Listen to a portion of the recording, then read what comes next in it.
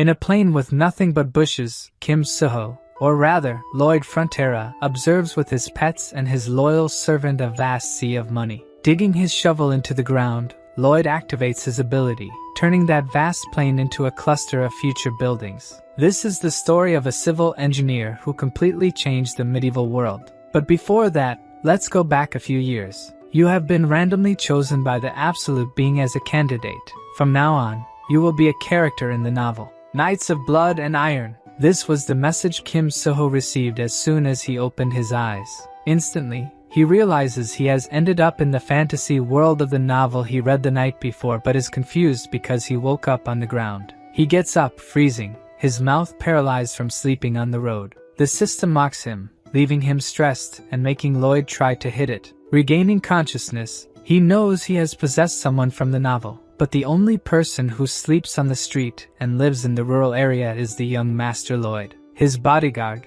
who was searching everywhere, finally finds him. He is none other than the protagonist of the novel, Javier Azrahan. The protagonist recognizes him immediately, as he looks exactly like the illustrations in the novel. In the novel, Javier's reputation as a swordsman spread throughout the continent, but initially, he is just an anonymous knight who works in the countryside. When the protagonist finds out he is the vagabond Lloyd, he becomes extremely irritated. Seeing this, Javier says he never called him a vagabond, but is glad he has self-awareness. Back at his family's mansion, Javier is warming the fireplace, asking if Lloyd really can't remember what happened. Apparently, he drank until he was completely drunk, destroyed the bar, managed to get back home on pure instinct, but ended up fainting on the way. The protagonist, freezing, observes the ground. Although it's warm, the environment is still very cold, as expected in a fantasy medieval world. Before leaving, Javier says he will report the bar incident to Lloyd's father and is questioned by the protagonist about his family's debts. He knows the whole story from the novel, having read it in one night in his apartment. He also knows Lloyd's family's fate. The Baron and Baroness were killed by scammers, and vagabond Lloyd died vomiting blood. The protagonist is furious at how Lloyd has been living until now. It's even worse than his past life in Korea. The next day, his mother asks if he really destroyed things at the bar last night, and asks him to apologize to the owner this time. The protagonist thinks the body owner should apologize since he didn't do anything,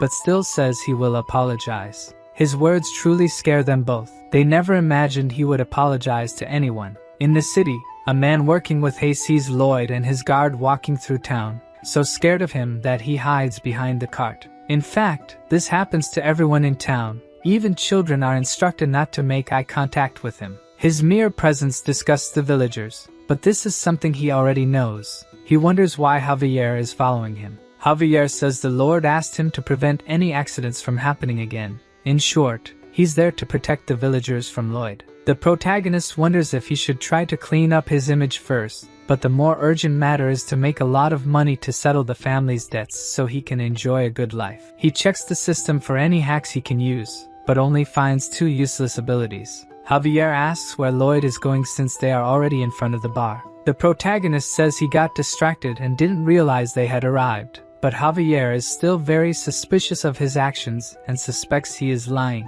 As the protagonist enters the bar, Javier thinks he's different from the night before, as if he's become someone else. Inside the bar, we see that Lloyd indeed caused a mess the night before. He apologizes, but it only puts the bar owner on high alert. Seeing that the bar owner is scared because he's speaking formally, he tries to be a bit more arrogant, but it seems his apology didn't work very well. Outside, Javier says it's normal for the bar owner not to accept his apologies, since he destroyed all his furniture and decorations that took so long to acquire. He says the bar owner will only be satisfied after receiving compensation, but the protagonist has several family debts to settle. Javier continues, saying the bar owner's mother's condition has worsened due to the winter cold, but this gives the protagonist a brilliant idea. As if a light bulb had finally lit up in his head, he remembers that there's no concept of heated stone slab floors here. If he could make one in this world, it would definitely sell well.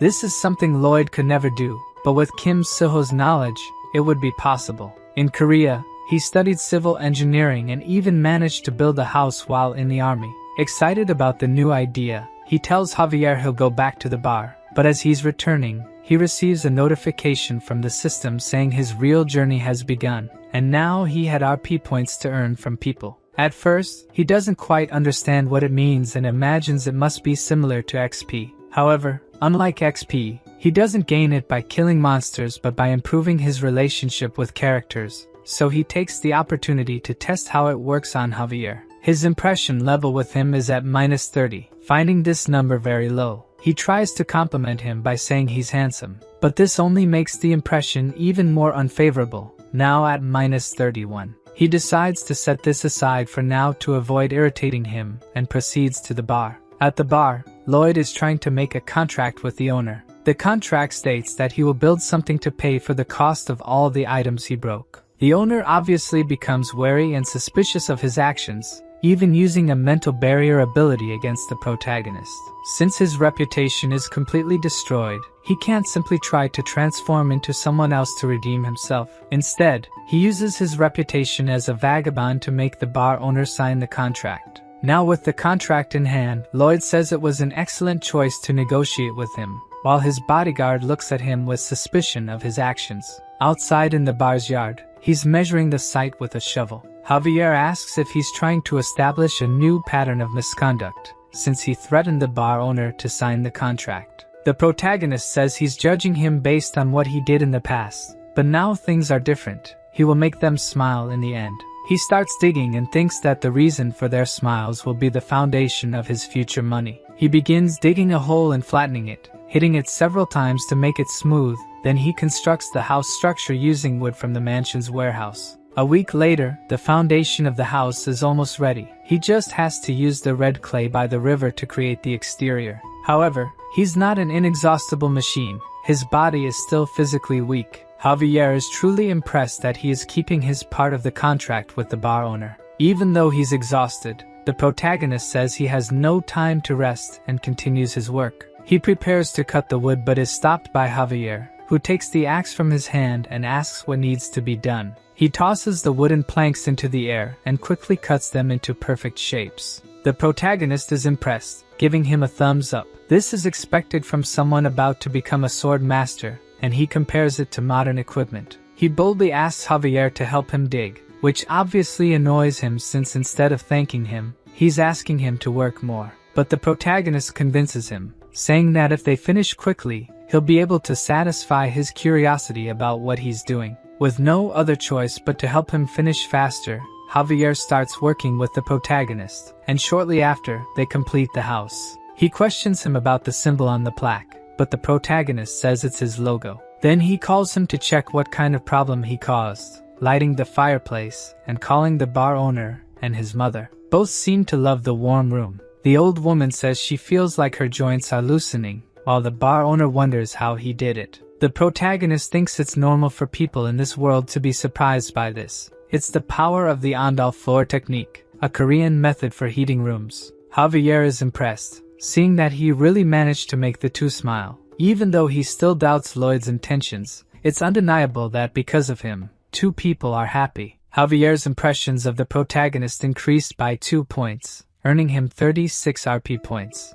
The protagonist even jokes a bit with his bodyguard, saying he was probably thinking, how could trash like this think of that? Even though he spent a bit to build this house, it doesn't matter, as this model house will be the showcase of his new money source. A few days later, people were lining up to experience the sauna. Those coming out all sweaty only made those who hadn't entered yet more curious about it. The protagonist takes this opportunity to try to sell his idea. He created 2 different plans, Type A, which is a separate construction, and Type B, which remodels the existing house floor, also offering a 10% discount if they buy both constructions. While the protagonist is using his cunning to sell the contracts, his father appears, asking what he's doing. The protagonist becomes apprehensive when he sees him, and already in the mansion, they are having dinner facing each other at the table. It's not like he's avoiding him, but it would be problematic if he forbade him from working on the constructions. His father decides to listen to what he has to say and asks what he is plotting this time. He tries to act as Lloyd would and says that the only thing he did was build a heated room for the bar owner, although his father already knows about the contract he made with him and warns that lying and deceiving the population will not be tolerated. The protagonist says that's not what he's doing and asks to leave, but his father asks if he's worried about the family's situation. He continues to say not to worry, that he will overcome this situation immediately, and asks him not to stray from the right path. The protagonist remembers that in his past life, he also heard these words from his father. At the time, he thought everything was fine, but it was all a lie. As he leaves, he tells his father not to give up and to keep going strong. Those were the words he should have said to his father back then. While walking through the corridors thinking about the request he received, 2 loan sharks pass by him without even greeting him. In the Baron's room, they say he has 5 days until the deadline, and if he continues not paying, they won't stand still. The protagonist, who was eavesdropping behind the door, thinks this is the perfect time to appear. He remembers receiving some RP when Javier's impression increased and found out he could use them to level up his skills.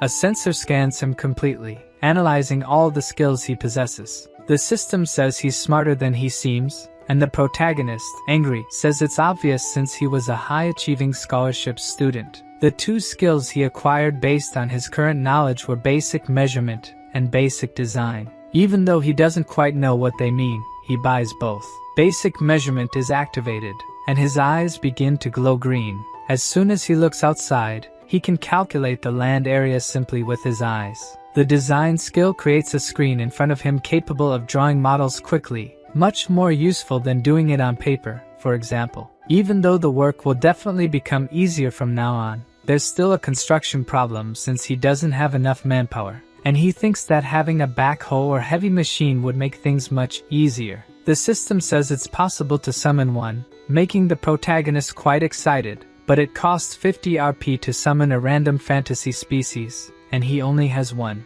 Still, that's great since if fantasy species are as he imagines, they will probably be more useful than heavy machines. Back to the loan sharks. They are threatening the Baron that if he doesn't have enough money to pay, they might end up taking his wife and maid to be sold. However, at that moment, the protagonist arrives, asking if they have no manners just because they are loan sharks. They ask why a child is interfering in adult conversations, but before they ask him to leave, the protagonist asks for their invitation letter. In the kingdom's noble law, in Article 3, Section 6, it says that all nobles have the right to protect their rights and interests, and entering a noble's mansion without an invitation is equivalent to invasion. The loan sharks say they've never heard of this law, but he tells them to check it together and calls Javier. As soon as he enters the room, the protagonist orders to cut off the invader's arms. The loan sharks ask if he's crazy and if he plans to resolve this in court. Then he says that's why he told them to check together. He wants to see which side the court will take. Seeing Javier unsheath his sword, the 2 loan sharks get scared and flee, saying they will regret this. His father questions him scared, saying this won't help calm the situation, until Lloyd throws a bag of money on his table. He says that's the initial payment he received and that it's a considerable amount for this month. His father thinks he's extorting money from people, but Javier tells him not to worry since he's monitoring the young master to keep his promise. Seeing that Javier trusts his son, he allows himself to trust him this time. In the corridors, Javier asks how he knows about the law, as he always thought he was an ignorant person, but the protagonist, angry, replies that he found it around. In fact, he found it in the novel. After the couple's death, the loan sharks wanted to dig and take the bodies to sell. At that moment, Javier talks about the law and cuts off the heads of the 2, knowing the novel's content is beneficial, but in any case, one message catches his attention now. He gains 60 RP as his father's trust increased. He goes to a secluded area away from people and activates the random spin. Several gears start floating in the air, forming a magic circle, but it's smaller than he imagined. From this circle, a small mouse comes out, falling to the ground. Seeing that tiny mouse, the protagonist thinks his summoning was a failure, making the poor mouse cry. It manages to communicate, saying that it's not a failure and can do many things.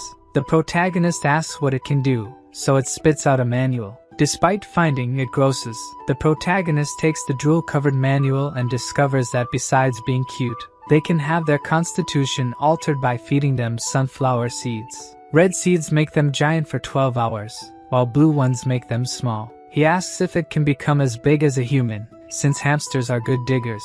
If it were human-sized, it would be really useful. When he feeds it, the hamster starts glowing and growing. It grows so much and so quickly that it ends up colliding with the protagonist, throwing him a bit away. The hamster, which could fit in his palm before, must now be over 10 meters tall. Besides, it has the digging ability, able to quickly dig through the ground. It can also harden the ground by rolling over it, and can store plenty of things in its mouth. The protagonist is happy because the heavy machinery problem is solved, but he can't just show up with these giant creatures since people might get suspicious. So, he will carry a book with him all the time and claim to be a summoning genius. The next day, Lloyd is instructing the workers with his slogans. He makes everyone repeat with him, "Safety first."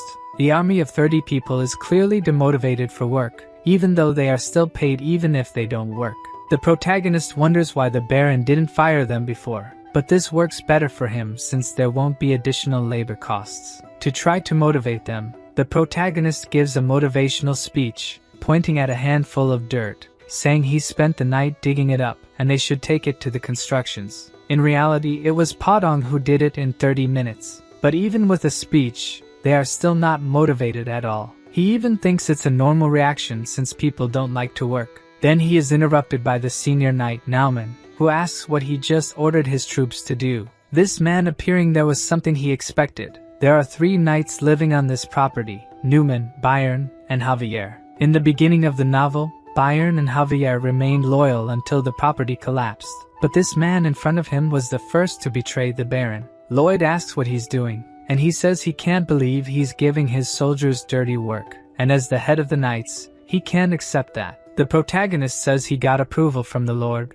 but he insists on talking about the past and that the protagonist must be using the soldiers for personal purposes. Lloyd asks if he wants a beating, and just with that, the guy gets quite stressed. He then makes the first move by throwing sand in his face. Everyone who sees that is shocked, while the guard asks if he really just tried to tarnish his reputation as a knight. The protagonist pretends he didn't hear what he said, then challenges him to a duel right away. Returning to the mansion, Javier asks if he has confidence in defeating Newman. His opponent has a man of heart, and is also known as a sword specialist, while the protagonist is just a wretch. How could he even think of winning against him? Javier gets irritated with Lloyd teasing him, almost cutting him with his sword. He tries to analyze his actions, but everything he is doing is very strange. After picking his nose, he asks Javier to teach him swordsmanship. Javier says he would never teach his swordsmanship to someone like him, as someone with bad character like him could use it against people around him.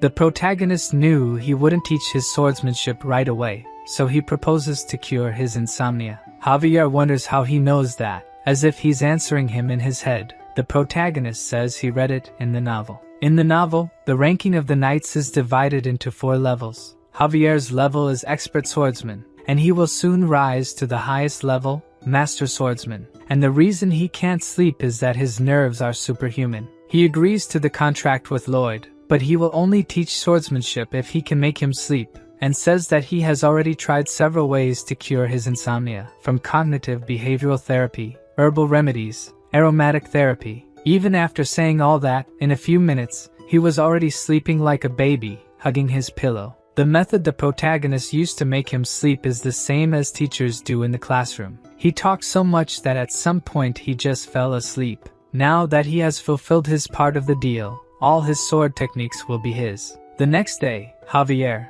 now refreshed from having a good night's sleep, tells the protagonist to start training with 50 laps. And surprisingly, he starts running without complaining. He completes 1 lap and says he hates doing it, but by the 2nd lap, he totally changes and says he surely didn't expect him to do it without complaining. By the 3rd lap, he unmasks his plan, saying he would say something like, "You don't have talent for this," and ignore the training. While he's being totally annoying to Javier, he gains a skill that asks him to hit himself, but he tells the system to discard it. It would be a lie to say he's not tired, but this is nothing compared to his past life. He had no family and woke up alone every day. At work, he carried bricks up to the 4th floor of a building every day, and at night, he unloaded trucks. All this just to survive, hoping that one day it would get better. Compared to that pain and despair, this is nothing. Seeing that determination and sincerity, Javier decides to teach him his sword technique. In the mansion, Newman talks to the Baron. He is disappointed that his son dared to insult someone who has protected his family for so long.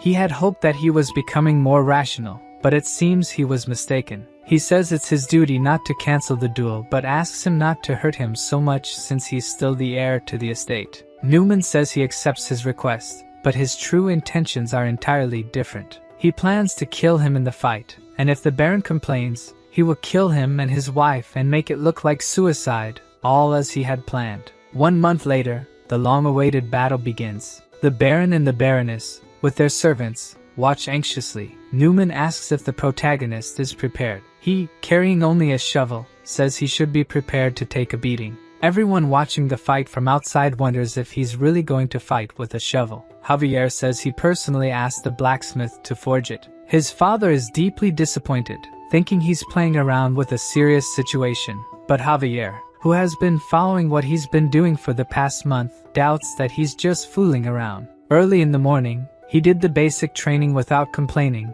Then he went to the construction area to teach the residents about Andal, and then practiced swordsmanship until falling asleep at night. Someone who dedicated himself so much for a month couldn't be just fooling around. Javier is sure he's taking the fight seriously. The Baron initiates the duel between them, and the protagonist starts the combat with a pretty mediocre stance. Newman, who was already pissed off with him, is the first to attack but has his first attack defended. Both his father and Javier are impressed that he managed to defend an attack, and it wasn't just luck, since he continues to defend all the subsequent attacks. Javier is impressed with the extraordinary efficiency of his movements. It's like a sword technique evolved over many years. In fact, it's called modern combat, bayonet charge, something every Korean man learns in the army. Even using the shovel as a weapon wasn't random, since in addition to being able to use the shovel to defend himself, he can also use it to attack. For this combat, the protagonist came 100% prepared, first preparing the shovel, second, the basic sword technique, and finally, a tool synchronization ability for excavation. He managed to buy this ability thanks to Javier and his parents. Then, Newman shows why he is a Baron's knight. He starts accelerating the state of his own mana using his mana heart. He truly prepares to attack this time, advancing almost instantly towards the protagonist. Even Javier says it's impossible for an ordinary person to block an attack from someone who has a mana heart. That's if he were an ordinary person, of course. Even though he attacked with all his strength, aiming to kill, the protagonist manages to block the sword. Newman is confused, feeling as if his body had sunk. This was the fourth ability he prepared, Azrahan's core technique, the technique that made Javier the strongest man in the novel. He realizes that his attack's mana was absorbed, immediately pulling out his sword, but the protagonist takes advantage of this opening to land a blow on his face. The impact is so great that he sees one of his teeth flying,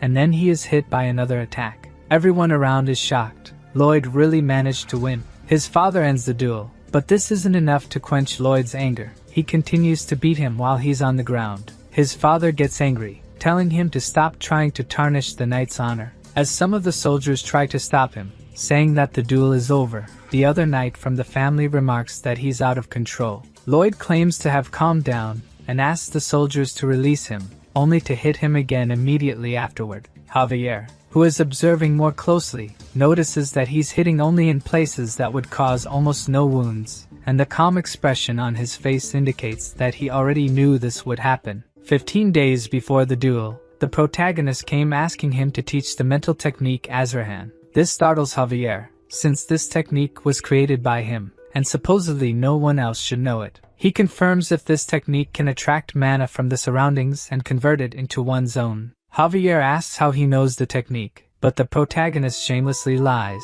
saying he talked about it in his sleep. Javier says he can't teach the technique because it's still incomplete, but the protagonist claims he can complete it. He explains that if he absorbs external mana and puts it in the mana heart, the mana heart will simply reject it and explode it out, as they don't mix. He should concentrate it separately, and then move it around the mana heart.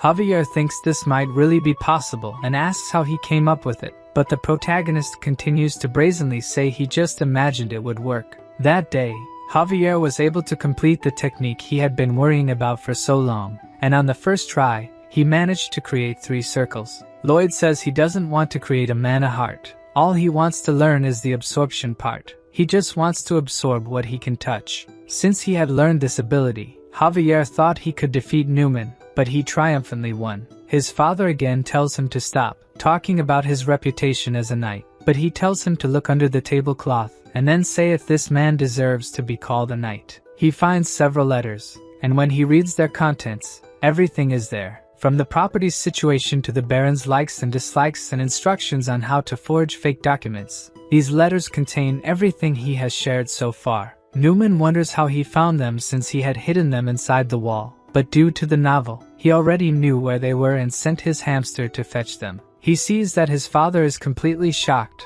In the novel, he was described as a kind man, but this protagonist doesn't know the words kind and friendly. He suggests a way to get rid of this man. He proposes throwing fierce rats on his head and then banishing him from the properties or reducing him to a normal knight and giving him a chance to think about his sins. People are confused about why he wants to throw rats at him, since a measly rat wouldn't be able to hurt Newman. Both his father and the people around think it's a sensible and generous suggestion, albeit understandably dangerous. His father agrees to the punishment and asks if Newman has any objections to it. He obviously doesn't, and thanks for their mercy. If you treat an evildoer well, will they really reflect on their sins and return the given mercy? Or will they become even more determined to manipulate and figure out how to take advantage of that kindness? The protagonist says it's great to see his final smile, gives a red sunflower seed for his pet to eat, and says there's no best method to ask for forgiveness.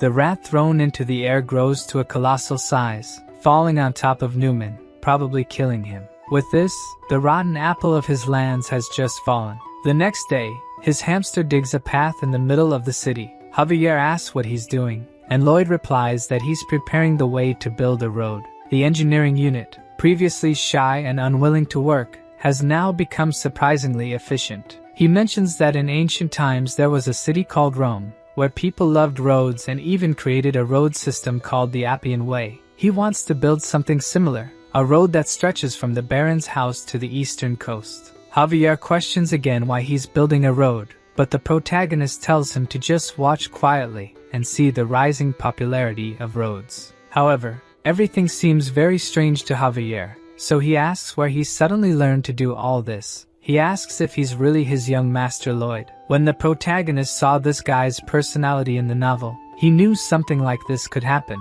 He's the kind of person who would notice the change and immediately draw his sword. He starts using his Lloyd persona, claiming he studied without anyone knowing, and when questioned, since he only lived on alcohol, he says that Javier didn't watch him all day and couldn't know if he was studying or not. He asks how he explains the summoning, as it would be difficult for mages even with 20 years of experience. So the protagonist retorts by asking how he manages to use mana so well at 20 years old, and says that if he's a genius, why couldn't he be one too? Unable to refute his words, Javier just stays silent, so the protagonist seizes the moment to flee and get out of there as fast as possible. He goes to Knight Bayer and asks him to take care of everything while he's away. Javier says he'll accompany him, as it's his duty to watch over the young master, but the protagonist questions why he's stating something so obvious. Javier asks where they are going, and he replies that they are going to a distant place to collect unpaid debts.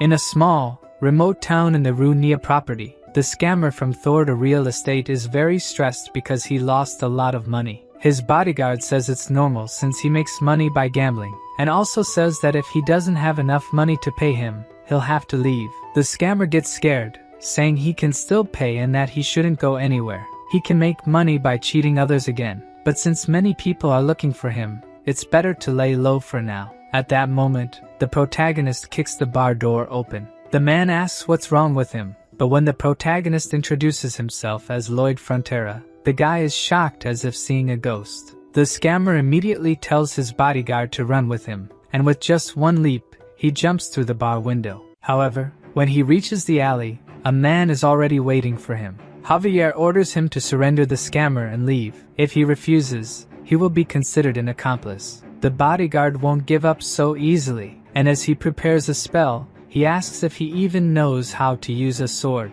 The protagonist, observing the fight through the broken window, says that when Javier lost the Baron, he sought revenge and then fought this bodyguard, the first evil black mage he encountered. He had to fight against gravity power. At least that's how it is in the novel. The black mage then uses his gravity magic, directing it towards Javier. He manages to defend using his sword, but the magic expands and creates a gravitational field around him. The black mage then activates the gravity, causing him to break the ground with his feet. When Javier fought this guy in the novel, he was just an expert swordsman, but now this Javier has 3 mana circles and easily manages to cut the gravity magic. Seeing that it will be impossible to confront him directly, the black mage flees, saying that wasn't part of the contract. Javier asks if he knows what happens if he strikes a noble, intending to cut his legs, so he will crawl to the tribunal.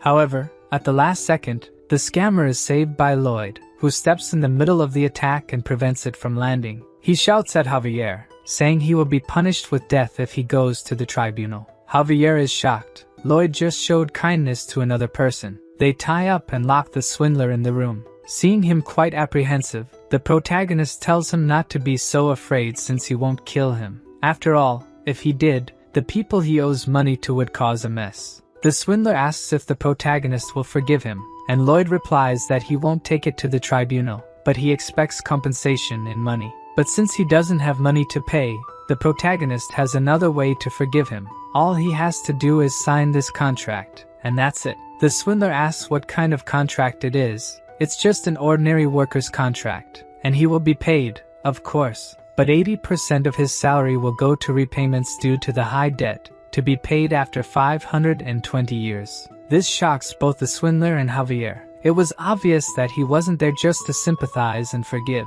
The protagonist thinks he'd never be crazy enough to kill a guy who owes him. He'll suck every drop of money he can for the rest of his life. The swindler asks how he can make such an unfair contract, but when the protagonist threatens to take it to the tribunal, he ends up signing the contract right away. Back in the cart on the way to town, we see the swindler still tied up.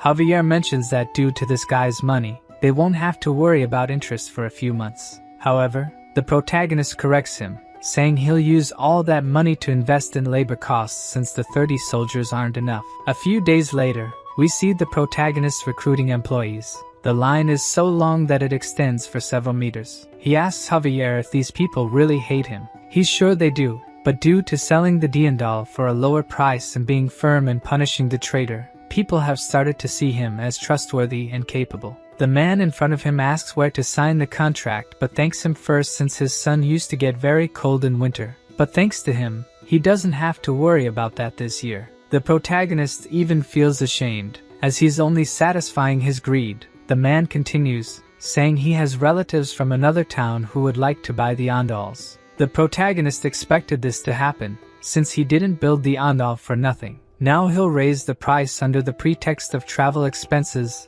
and make all the money from them. Up in the mountains, Lloyd tells Javier that one day this mountain will be entirely bare because the Andal consumes a lot of resources. The trees here won't last long. That's why he's canceling the construction of the Appian Way. At the end of the road, there's a reserve of bituminous coal. They'll extract and sell it for a high price. If the Andal gains a high level of approval, other countries won't be able to resist. Of course, the people in their town will get a discount, but just a little. Lloyd asks if he finds this unfair, but he says if he doesn't do it, he won't be able to pay off the family's debts. Javier agrees with this, but mining there is impossible as it already collapsed once. Still, he says he can do it because he knows modern-era excavation technology. He will use the shield method. Javier has no idea what this shield method means but says he'll continue to observe this completely different young master. However, even the protagonist who read the novel doesn't know everything. In this world, there are hidden dangers, and within the cave are thousands of creatures just waiting to emerge. Lloyd clasps his hands and performs magic, casting it upward and summoning a high-level apartment. A huge building appears from the sky, falling behind him. At least that's what he would like to do, but the only magic he uses is on his finger to design faster. Tired because this project is taking too long, he thinks he would like to summon 100 undead workers who don't need a salary. Due to the incident with Newman, he gains 639 reputation points due to favorable impressions from people. He upgraded his basic design skills and basic measurement skills to intermediate level, gaining new functions. Arriving at the mine entrance, he reflects on how he's supposed to dig there. He activates his intermediate measurement skill and can scan up to 5 meters. With this ability, he can find the safest path, but the problem is how to unearth the entrance quickly. Humans will take too long and get tired easily, and Padong is sick of the road project. He sees no other choice but to randomly draw a new species. He activates the mini portal again, which makes quite a noise, and a mini snake comes out of it. Seeing this cute snake, it seems apparently useless on the outside, but he remembers that was the case with Padong too, and asks if it grows big with sunflower seeds. He asks her to demonstrate her skills, and weeks later, he sees that she is much more useful than he imagined. She can eat the earth in front of the shield equipment, then she digests the food, and at that moment, Javier prepares for the attacks. She excretes steel, and Javier is in charge of cutting them, which are then used to build the terrain's support structure. Javier questions why he's cutting the poop of a giant snake, but the protagonist doesn't care and orders everyone to move forward, pushing the iron shield. Even though he installed oxygen tubes, he still feels a bit dizzy, but if it weren't for them, he would have probably passed out inside. Seeing that he's starting to get tired, Javier tells him that he also needs to rest with the other workers, but the protagonist says he's the site manager and needs to oversee the operation and act responsibly. In Korea, the people in charge of the work were the kind of people who didn't even show up on site.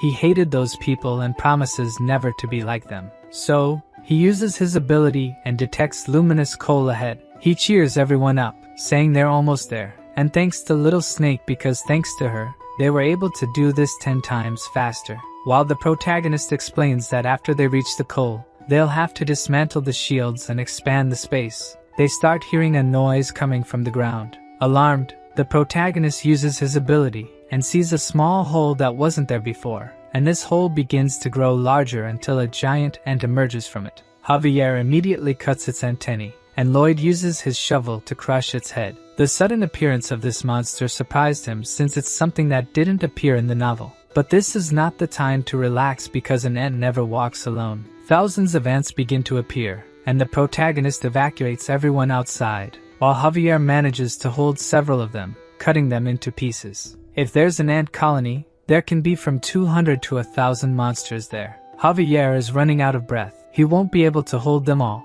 and the path they made is so well structured that it won't collapse unless they use dynamite. The situation seems very complicated, so Javier slaps Lloyd's face to snap him out of it and not panic, who is thinking incessantly for a solution, comes up with another brilliant idea. He tells Javier that they will attack head-on and enter the ant tunnel, even though he thinks it's absurd. There must be some reason behind it, so they proceed. At the mansion, the Baron receives the news that monsters have invaded the mine and that his son and Javier stayed behind. He quickly puts on his armor set and tells them to go immediately to the mine. Meanwhile, Javier continues fighting the ants and asks how much more they have to face. The two are completely surrounded by the ants. The protagonist knows that Javier is reaching his limit. He uses his ability to locate methane gas somewhere underground, knowing that if they can find it, they can create a large-scale explosion to deal with the ants. He manages to locate it and starts digging to unearth the methane gas, with Javier protecting him. Things seem to be going well, but they both hear a very loud scream. The Ant Queen has decided to show up, and just by seeing her size, Javier says he can't face her. However, in this situation, he has no choice but to push beyond his limits, managing to defend against and counterattack the Queen's assault. While Javier fights her, the protagonist continues digging until he finally uncovers the gas. He tells Javier to get out of there as fast as possible and run to the entrance, while he grabs a still-burning torch. They run through the tunnel filled with dead ant bodies, and when they finally put enough distance, he throws the flaming torch towards the gas outlet. The Ant Queen tries to attack them but is hit by the massive explosion caused by the gas. Not only her, but all the ants in the cave are caught in the blast. Outside, people hear the noise and a great tremor from deep inside the cave. The Baron worries about his son and tries to enter the cave but is stopped by his bodyguard. Inside, the two survive the explosion, but Javier and the snake have fainted. To make matters worse, the entrance is blocked. Realizing they will soon run out of oxygen, the protagonist uses his ability to see through the wall. He sees no other option but to start digging. Javier, who managed to keep some consciousness, sees him working to get them out, and as a result, he builds a stronger bond with him. Seeing that he has nothing more to lose, he asks the system to enhance his abilities. The system reanalyzes the abilities he possesses, combining all these skills to create the core technique Azrahan. When the ability is created, he feels immense power coursing through his body. Even though he doesn't have a mana core, he can feel the mana circulating around his core. His mana increase went up to 120%, and now he has plenty of RP to spend, so he keeps increasing it until his technique reaches level 10. When it reaches level 10, it evolves, and he starts feeling 2 mana circles circulating around his heart. Now his mana increase is at 200%, and he also gains 2 new abilities, one that prevents fatigue for 10 minutes, and another that triples his mana for 20 minutes. He activates his fatigue-preventing ability and begins digging tirelessly towards the exit. After digging deep into the excavation, he finally sees a hole indicating the way out, but he is still 5 meters away. He doesn't give up and keeps digging until he reaches 3 meters away,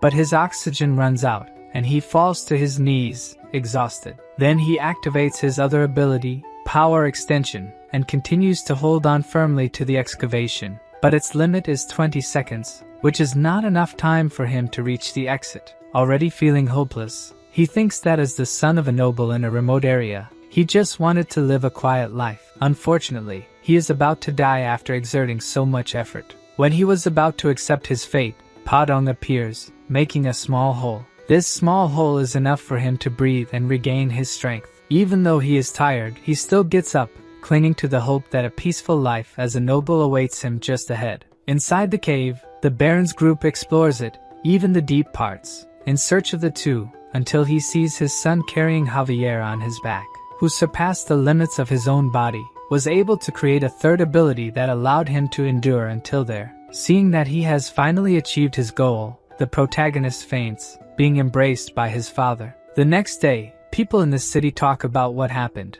Those who thought Lloyd was just a spoiled brat are impressed by his determination and courage to stay there, fighting against the ants and rescuing all the workers. Back in his room, Lloyd sleeps under Javier's watchful eye. As soon as he opens his eyes, the system's message saying that people are impressed with his courage and heroism appears in front of him. He quickly becomes a hero and gains 500 RP for it, which makes him very happy, of course. The next day, the workers are even more motivated in mining, and when they see Lloyd arriving, everyone starts greeting him and thanking him for saving them. They now see him as the person who saved their lives and think he's different from other nobles. 2 weeks have passed since the incident, and even though nothing has happened, the protagonist still decides to prioritize safety and conduct sweeps around the mine. Javier asks why he's personally doing these dangerous things when he could just send one of the workers.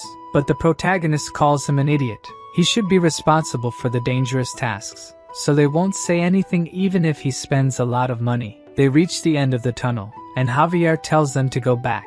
But the protagonist seems to have seen something with his ability. He starts digging to investigate, as there might be ant eggs that haven't hatched yet. But what he finds is something unexpected. An orc trapped along with several other animals, probably stored to be eaten later. Javier says he looks dangerous and intends to take care of him right away, but he's stopped by the protagonist. Lloyd asks if he's dead, but Javier says ants have a habit of only paralyzing what they're going to eat. The MC gives a wicked smile and says this is an incredible reward. Back at the mansion, the orc is already awake. His name is Hirosh, and he says he will never forget him as his savior. Hirosh, the son of the orc tribe leader, says he will do anything for Lloyd for being his savior. In fact, that was the exact reason he helped the Green One. Our prota asks for 120 orc workers to help at the mine, but his request is denied by the orc. As orcs are warriors, only other warriors can give them orders, and since young Lloyd is not a warrior, he couldn't give orders to the orcs even if they provided workers. In the orc tribe, it's necessary to bring the head of a monster ant when one becomes an adult. Hirosh made a mistake in the tunnel and ended up being paralyzed, but of course, our MC wouldn't let this opportunity pass so easily. Before anything else, he congratulates him for becoming an adult orc. Hirosh, crestfallen, says he couldn't catch a monster ant, so the protagonist says they caught the ant queen together, showing her head pinned to the wall. The Hulk says he doesn't remember catching such a big ant, but the liar says it was a truly surprising sight because when he entered the ant tunnel, the queen was trembling with fear. While Javier listens to his disgusting lie, the orc believes that they are both excellent warriors and that they together caught the queen. Lloyd mentions the 120 workers again, but this time the orc says he will recruit them. A week later, in the Steel Sand Tribe village, the protagonist, who had made a long trip there, finds out that the orc leader refuses his request.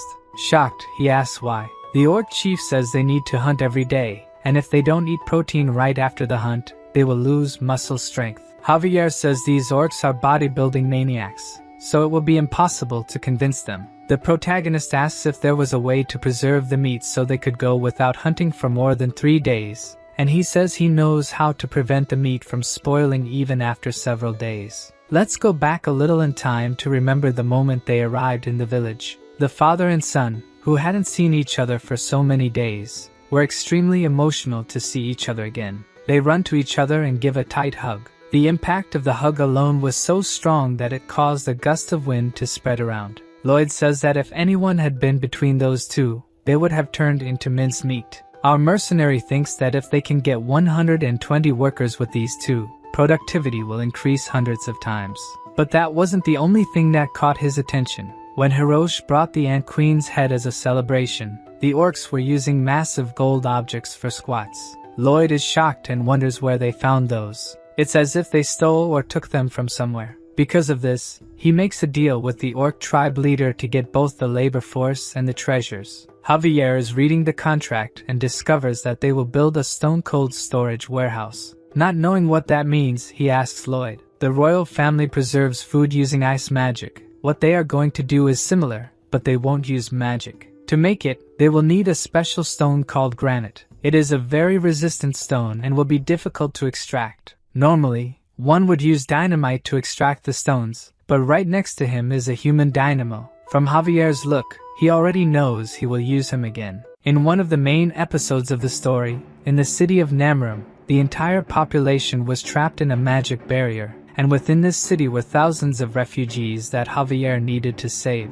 At this moment, Javier was a sword master with 4 cores spinning around his mana heart. At this moment of despair, he unintentionally created a skill. The explosion from the collision was so strong that, aside from destroying the magic barrier, it became one of his main techniques. Lloyd explains this technique that he could use. Javier again asks how he knows about this, but the protagonist says he just thought of it at some point.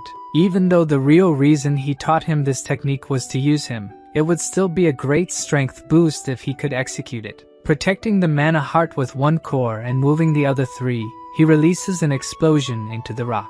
It was so strong that it tore through all his clothes and even ruffled his hair. Angry, Javier asks if he knew that would happen, but Lloyd says he had no idea and apologizes. Anyway, the idea worked. Now it's his turn to work. Javier speaks of his knight's honor, and that now he's being used for construction, but the MC realizes that this is just his way of showing gratitude. After this, the construction proceeded rapidly. The granite Javier cut was carried by Padang. The orcs who were addicted to training started working on their own. Because of this help, they will be able to finish 5 times faster, and the last thing they will need is the ice and thermal insulation. Lloyd asks Javier where the people with the insulating material are. He replies that it's been exactly 3 weeks, and the group should have arrived by now. There are 2 possibilities. Either the soldiers are lazy, or there was an accident. The protagonist says they must check immediately. Javier stops him and says that if this is a mission, he should do it alone since he doesn't know what kind of accident happened.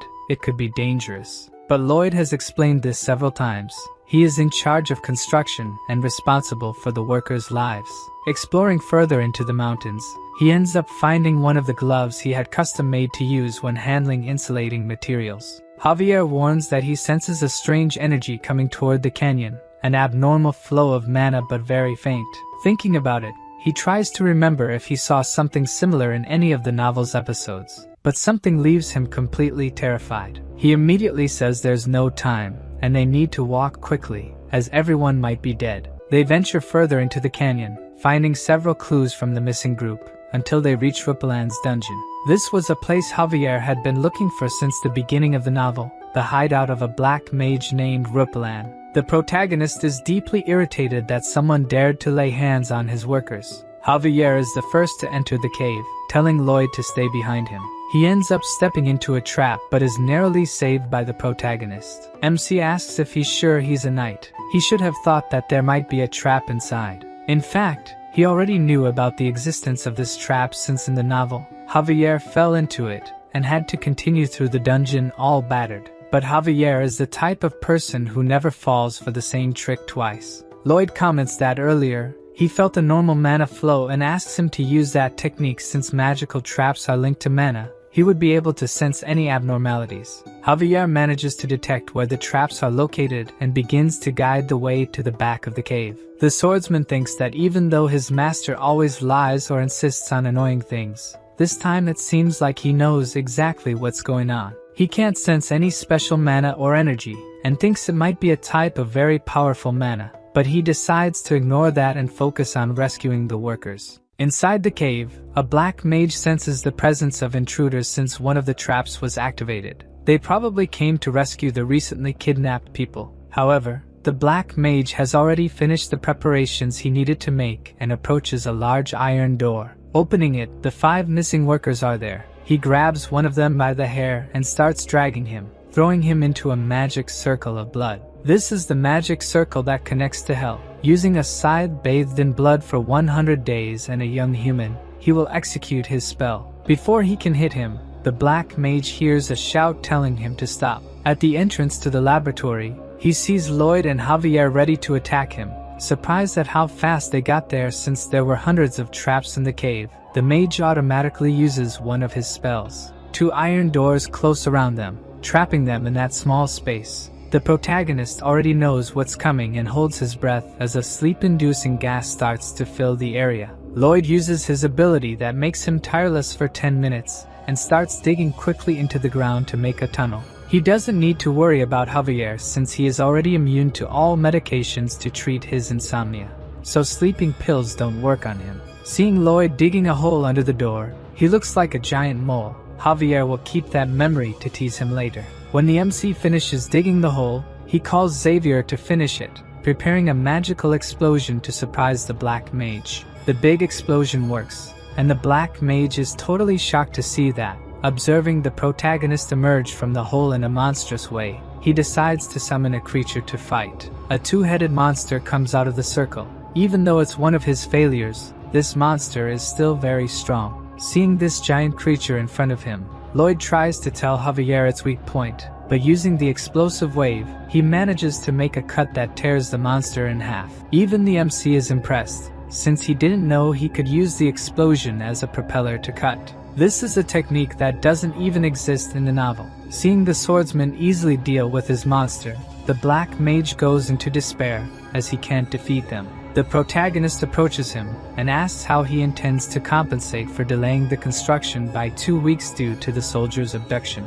The black mage kneels, begging for forgiveness. In his mind, all he thinks about is surviving, but the protagonist doesn't care about the apology and asks about the compensation. With no alternatives, the black mage offers all his magical items. Lloyd is quite pleased that all the items will be his, while Javier rescues the soldiers. The MC asks what he was going to do with the kidnapped soldiers. The black mage was studying the resurrection of the dead, trying to bring back his deceased wife and son. He worked as a mage in the Lord's mansion, but one day the Lord tried to take them away from him, so the black mage planned to escape with his family. Lloyd interrupts his story right in the middle. He is not interested in hearing it at all. The protagonist asks if the black mage really thinks that bringing back his wife and daughter after killing hundreds of people will be good. Due to his selfish goal, he ruined several other happy families. He can only be judged as a serial killer after doing that. Lloyd says he will come back later to take the magical tools. While turning his back, he asks him never to hurt anyone again. The black mage is amazed by his kindness and thanks him several times for sparing his life. In the novel, Javier also forgives the black mage and forces him out of the laboratory.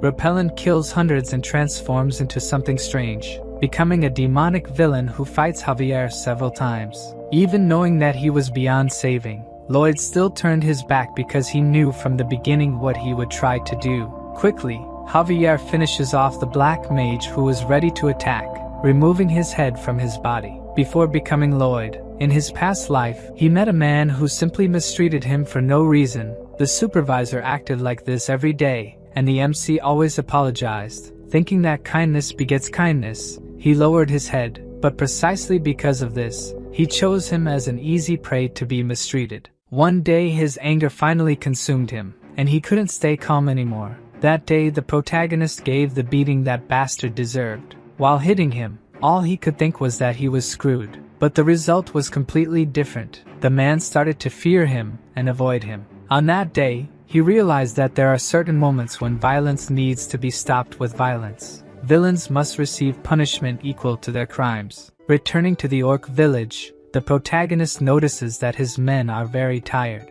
Seeing that he could faint at any moment, Lloyd instructs him to hand over his backpack. The worker hesitates to comply, but Lloyd explains that if he faints, someone will have to carry both him and his backpack.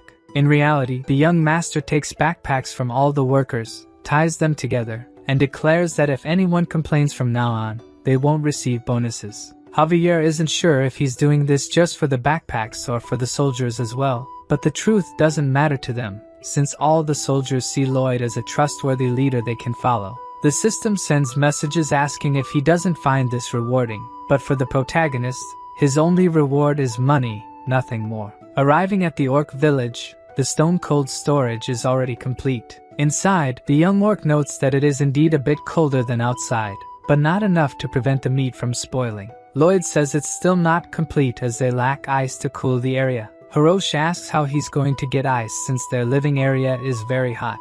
With a smile, Lloyd says he'll get it one way or another, which makes the orc doubt him, thinking he brought a swindler to the village. However, the young Hulk decides to trust him, since his savior shouldn't be a bad person. When the orc leaves, Javier asks how he's going to make ice, but that's something even the protagonist doesn't know. Javier questions him signing the contract without a plan, but Lloyd explains that to be successful, you have to make the impossible happen. At night, the protagonist sits on rocks pondering how to make ice. First, he made molds and asked his pets to fill them with water, but he doesn't know how to turn it into ice. In this world, there are ice mages, but he doesn't know exactly how their magic works.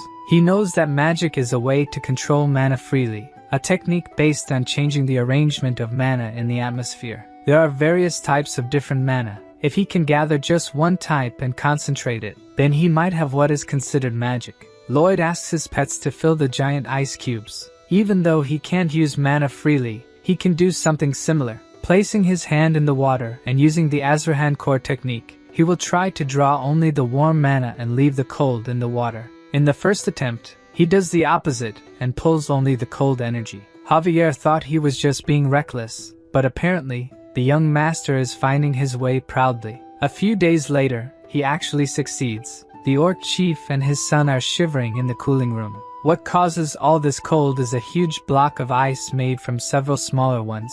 Both of them are truly happy. Now they don't need to hunt every day or waste protein. Lloyd looks at Javier with a look that says, "This is the mind of an entrepreneur," and the swordsman agrees that he was indeed right. The orc lord says he is deeply indebted to Lloyd, who has now gained the 120 workers, mentions that he was merely following the contract. However, the chief states they don't take things for granted just because of a contract. Therefore, he and the entire Steel Sand tribe now declare Lloyd Frontera's family as blood brothers, and to celebrate, all the orcs strike the Arnold pose. All friends of the Frontera family will also be their friends, and all enemies will be considered enemies of the entire tribe. The protagonist, pleased, reciprocates by flexing his few muscles. After a week, when they arrived in the city, people's reaction was exactly what they expected. It's obvious they were scared to see 120 muscular orcs entering the city. Lloyd wonders if he should have made a formal announcement to calm the people. It seems even that wouldn't have worked since even his parents, who knew the orcs were coming, were scared. Besides the points the protagonist gained from the orc village, the story of how he saved the workers from the dark mage also spread, leaving him with a total of 911 points. The Baron said he would look for wealthy merchants to buy the orcs' equipment. Now all that's left is to figure out how to use the dark mage's tools. While looking through a book, Lloyd finds something so surprising that he immediately rushes to the mine. There, he searches for the defaulter everywhere and tells him he has great news. The clause in the contract stating he would work for 520 years was a joke, since it makes no sense for someone to live that long. But now he won't have to worry about it, as he found a spell that can turn someone's body into a ghost and control it. This means he will be able to work for the next 520 years. The protagonist asks why he's the only happy one there and tells him to smile. The defaulter forces a smile, while shedding tears of despair. His actions were so cruel that the system says the king of hell is enchanted by his personality. Returning to the mansion, there are things he needs to discuss personally with the Baron. He looks for him everywhere, but a maid says the Baron received a visit from loan sharks. At that moment, Lloyd's expression changes completely. He definitely has something planned for them. In the meeting room, the loan sharks are trying to convince the Baron to hand over the mine in exchange for paying only 10% of the initial debt. While he is silent, thinking about it, the protagonist knocks on the door asking to come in. This time, Lloyd arrives quite friendly to talk to them. They immediately show they have the contract, and that he won't be able to expel them from the house again. However, he continues with his act and humbly asks to make a suggestion. They refuse, but Lloyd keeps talking, leaving them quite irritated. Lloyd goes on and says that if he doesn't make suggestions, it will leave him a little irritated. At that moment, behind him, the young orc appears in fury, asking who made his brother irritated. The two loan sharks are terrified of the orc, but Lloyd tells him not to worry, as they will accept his suggestion. After the meeting, the two loan sharks run out of the mansion. Lloyd tells his father that he would like to make the debt disappear, but since that would be a crime, they must be content with this outcome. He also mentions that the extraction of bituminous coal is going very well. However, now they have another terrible problem to deal with. Orcs eat 10 times more than a normal person,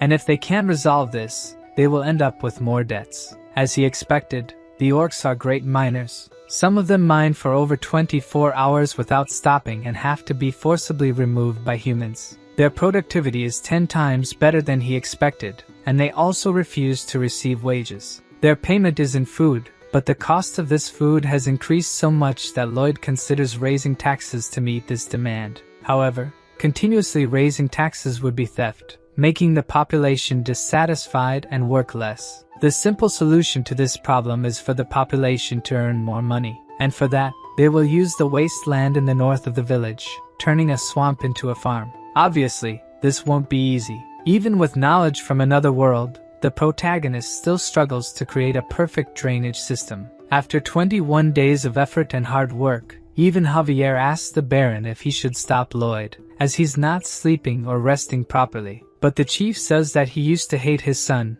as he was worthless. But now seeing all his effort to achieve something, the only thing he can do is respect and not get in his way. When night fell, Lloyd finally managed to create a perfect drainage system. Now, tax money will flow like water. He lies on the ground extremely tired, but compared to the overtime and sleepless nights he used to endure, he can handle it. At this moment, a notification from the system appears in front of him, adding a new option to the design ability, allowing simulations using data obtained through measurement. Lloyd does a quick test, activating his ability on a distant mountain, and when he modifies the structure in an abnormal way, it breaks. He's angry that the system only mentioned this now, after a month of working like crazy. Arriving at the swamp, he starts the first phase of the wetland recovery project. The first step is to have his pets drink all the water from the land.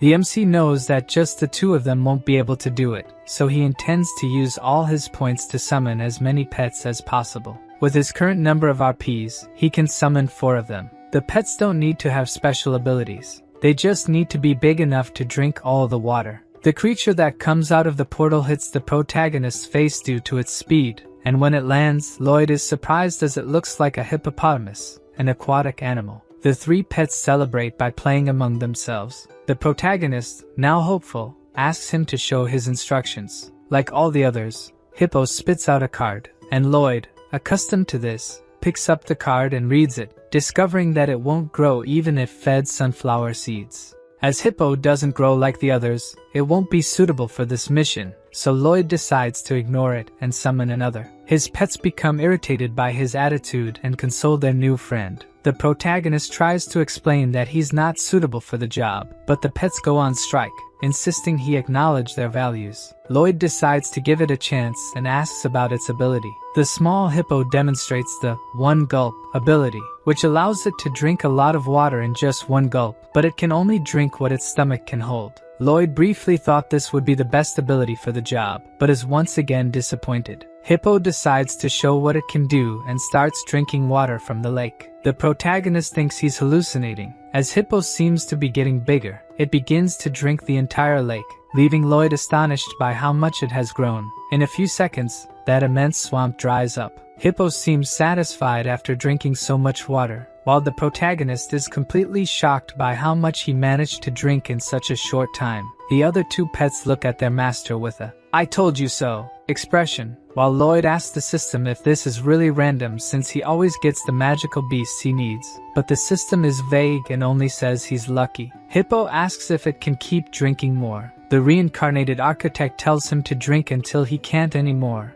since the construction of the Matrix terrain will start tomorrow. The next day, the workers are amazed at Hippo's size. He's part of the first process, drinking the maximum amount of water and spitting it into the river, repeating this process several times until everything is dry. Then the workers remove the roots of the herbs and the rest of the plants in the soil. Using mana explosion, holes are made, and bamboo is placed while Padong compacts the soil to remove water from the deepest part of the ground. Hippo uses the bamboo as straws. Only after all this, using his simulation ability, they build a dam. With all these processes completed, they have just finished the first sector. Lloyd shouts that after they finish, they'll have a big celebration, cheering up all the workers. After a few days, even Javier is impressed that they turned that abandoned land into cultivated land, but he also wonders when a swordsman started working in construction so naturally. Lloyd arrives shouting his name. He asks Javier to spread seeds along the way to combat some insects. The great swordsman has been reduced to a farmer. Next time, he'll be sure to refuse these requests from the young master. At that moment, the Baron and Baroness arrive, seeing that wonderful scene, and everyone must be thinking the same thing they are. What they're witnessing is a miracle. The people of the village start to show respect for the protagonist, earning him even more RPs. Javier is also happy taking care of his plants, watering them as if they were his daughters. Lloyd says the only thing left to finish everything is the water wheel, a device to prevent the swamp from flooding again. They start to hear horse hooves approaching. An entire cavalry is heading towards them. Lloyd asks who those men are. Javier says that's Viscount Racona, who owns the northern part of the swamp.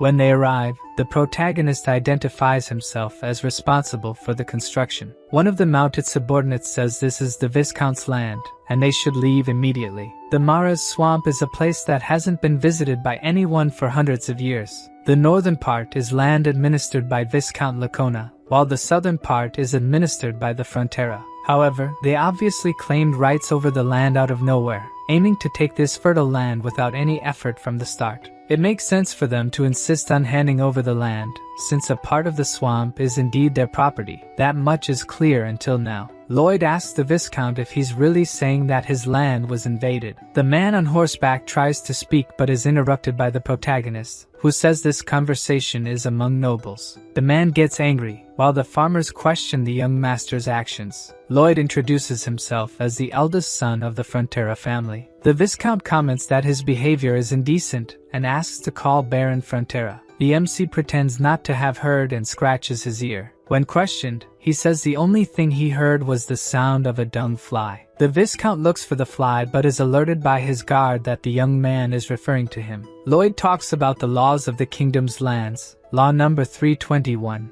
a special law about cultivating wasteland. If wasteland is abandoned for a long time, it's possible to establish ownership of the land. If left unattended for 100 years without residence or cultivation, it's considered land without an owner. To be recognized as property, the land must meet one of 4 requirements, and one of them is to have a harvest of at least one specific planting. At that moment, Javier remembers his conversation with Lloyd some time ago, where he mentioned that the seeds are to rid the land of pests. The protagonist congratulates the Viscount on witnessing the first harvest in the history of the Mara's swamp. Realizing that he had already prepared himself, the Viscount feels deceived. Lloyd kindly gives the cabbage as a gift to him and orders the cavalry to leave his territory, or else they would be considered trespassers. Seeing them all leave disappointed, Javier asks if he received a prophecy that these people were coming. In reality, this isn't the first time the protagonist has dealt with people trying to take advantage of others' efforts. All the farmers are also satisfied and celebrate that the young master managed to protect their lands. However, he continues to maintain his mercenary pose, only thinking about money, and tells everyone to get back to work. Late at night, the protagonist sits watching the crops being hit by a huge storm. With summer ending,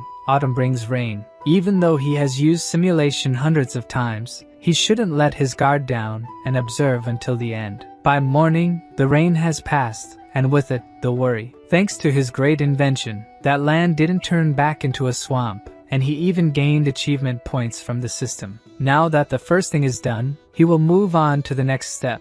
Meanwhile, in Viscount Lacona's territory, he might be indignant with the situation. If they continue planting for 2 years, the land will officially be theirs. The swamp is the land where golden eggs will hatch. Even his stomach is hurting from having to give up his precious land. He can't let this fertile land slip from his hands and asks his executive to call the dye workshop supervisor. A few days later, Lloyd wakes up from his bed with a severe headache. Perhaps the long days without sleep have finally caught up.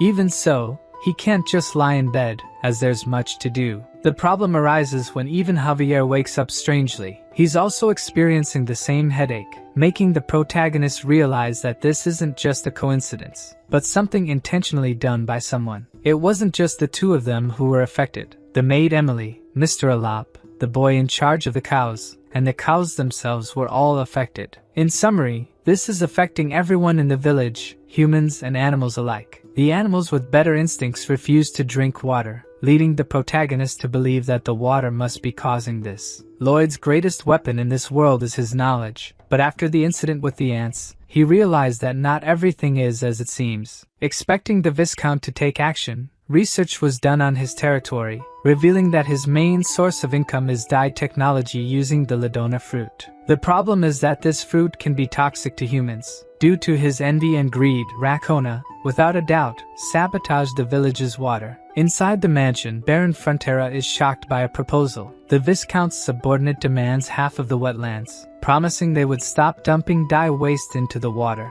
The protagonist's father calls it blackmail, but that's exactly what he planned to do. Even if taken to court, it will take at least 2 years for a verdict, and with all the legal fees and the cost of new clean water, it will be very expensive for him. At that moment, Lloyd enters the room, telling his father that their parasitic neighbors are tampering with the water. The door slams in the subordinate's face, who complains to the protagonist for insulting his master. With a look of anger, the protagonist remarks that he didn't know trash parasites could understand humans. Humiliated again, the knight cannot contain his anger, drawing his sword and challenging him to a duel. Shortly after, we see the same scene again, with Lloyd beating someone who has already surrendered. After the person cries and begs for mercy, Lloyd pretends to be satisfied, only to beat him again shortly afterward. The Baron warns his son that the duel is over, but his expressions show he's quite pleased with what he's doing. After being beaten, the subordinate returns to his master, who calls him trash for being beaten by the incompetent son of the Baron. However, upon reflection, the subordinate did a good job because the Frontera can only take the case to court, and they can use this public beating to delay the process by 3 or 4 years. At least, that's what the protagonist thinks the Viscount is planning. However, as a Frontera, he will resolve this using his own methods, rallying the population to defend their lands from greed. First, to solve the water problem, they build a reservoir using hippo to bring water from a local river before it becomes polluted, filling the reservoir. Javier says it's a good solution, but they'll have to do it every day without rest. Lloyd says it's only a temporary solution. The real plan is to build a water supply system. To do this, infrastructure will have to be built to bring water from Lake Kapua in the eastern mountains, which will be a massive undertaking in terms of work and costs. However, the protagonist knows exactly how they will recover what was spent, multiplied by 100. Months later, the Viscount is extremely anxious about something. The manager informs him that the eldest son of Baron Frontera is requesting an audience to help solve recent problems. Inside the room, Lloyd sarcastically remarks that he's doing very well and is there to help with his problems. The Viscount tries to play dumb, saying he has no problems, but Lloyd insists he could save his dye workshop from bankruptcy. At that moment, the Viscount understands that the crisis he's facing is the fault of young Frontera. But before he says anything, Lloyd explains that due to the waste he dumped in the river, they had to bring water from Lake Kapua. Workers had to dig a long path of land, laying pipes for the water to pass through. In the middle of the route, they came across a huge valley, and their only alternative was to build a Roman-style aqueduct. For this, Javier had to blast a lot of limestone, as it's a material used in construction. Some limestone rocks ended up accidentally in the river. Anxiously, the Viscount asks, "What the hell does this have to do with your paint workshop?" Lloyd explains that the water flowing to the workshop is full of limestone, which caused their clothes to be dyed brown. Racona says she will take them to court, and the protagonist says it will take at least 2 years, asking if anyone will remember their products during that time. Afraid of going bankrupt, the Viscount is totally shocked. Lloyd, having already satisfied him by dispelling his doubts, bids farewell. But as he's leaving, he's threatened by the Viscount, who says he'll make his life hell. Outside, Javier questions Lloyd's intentions. All he did was provoke him, but that man is truly dangerous due to his connections in the capital. The MC asks him to wait and see who has more to lose. A month later, the Viscount kneels to beg for help to save his paint workshop. With a tone of superiority, Lloyd asks if 2 of his prosperous connections said he couldn't win this case. Deeply regretful, the Viscount apologizes, but the protagonist isn't interested in pride or apologies. All he wants is for the Viscount to sign a contract. If he signs it, water will be supplied to his workshop in a week. Seeing the exorbitant amount he'll have to pay, he asks why someone would put a price on water. The protagonist finds it strange, as he was the one who taught him that water isn't free. Startled, the Viscount sees no alternative but to sign. Even his father is scared to receive such a large sum of money every month. With a cynical expression, he says the Viscount is a very generous man. Javier thinks that the Viscount started the battle. But now, the protagonist seems like the devil himself. That contract doesn't have a specific end date, which means he'll take everything from the Viscount until he dies. In fact, knowing Lloyd's personality, he'll be draining his money for generations. Like a demon king, Lloyd wouldn't let this slide with just a pat on the back. If he could exchange blood vessels for money, he'd rip them all out. The Count also has great news to share. He found a buyer for the Orc tribe's treasures. When the protagonist asks who bought them, he finds it really odd, as someone like him would easily be able to buy new pieces. His father doesn't know the details exactly, but it seems like he wants to build a statue in the sea. At that moment, we see Count Cremo looking out his window. On the horizon, something starts rising from the sea. A great monster emerges from the depths of the oceans. The Count looks at it angrily. The creature comes entirely out of the sea, ready to attack everything in its path. The next day, we return to the Frontera territory. Javier reported to the Baron that they would be leaving in a week, and, to minimize expenses, the young master requested about 10 men to accompany him. Taking care of a plant, he said that if that's what his son wants to do, then he should fulfill his request. Javier asked him not to worry since he would be monitoring him closely. The Baron mentioned that when the night of Viscount Lacona came to blackmail him, he was terrified and actually considered giving up the lands. However, after seeing his son and the efforts of the people, he found courage. The Baron said he had always been an indecisive and incompetent lord, but Javier disagreed, saying he was the opposite, a welcoming and kind person, more so than any other noble. Despite appreciating his subordinate's words, he still couldn't say he was a good lord because of it. A leader should have firm principles and be willing to act, just like Lloyd. Javier knew that the only principle that guy had was money, but he was starting to doubt if that was so bad. The Baron stated that Javier's mission was no longer to monitor but to protect him since he was the heir to this land. Javier accepted his request, but even though Lloyd had miraculously revived the family's fortunes, he would never be able to like him. In the past, the Baron rescued him and asked what he would like to be when he grew up. Young Javier said he wanted to become a knight so he could protect him. Since he survived the winter alone, the Baron was sure he would become a great knight. On that day,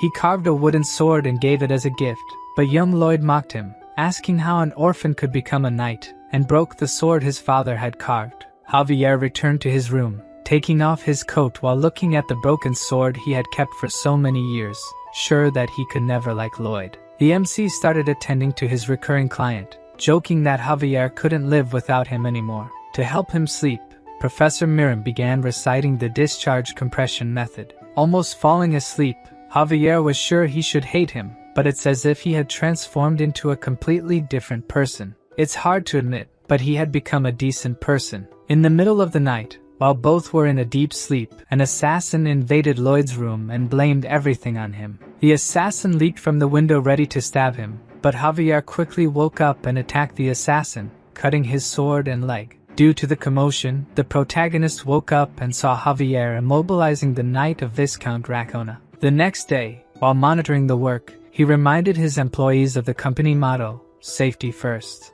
Javier arrived, saying he handed the assassin over to the Viscount. He probably tried to target him because he was fired, as Racona is paying a lot for the water. The protagonist said it made sense since he was a well-paid knight, but all he did was get beaten up by his brother. Realizing that his master already expected something like this to happen, Javier asked why he didn't take any precautionary measures. Lloyd was confused by his question, wondering why he should take precautions when Javier is his bodyguard. Thanks to him, the protagonist could move so freely. When you think about it, it should have been impossible for a 5-year-old boy who lost his village in a monster attack to survive the winter.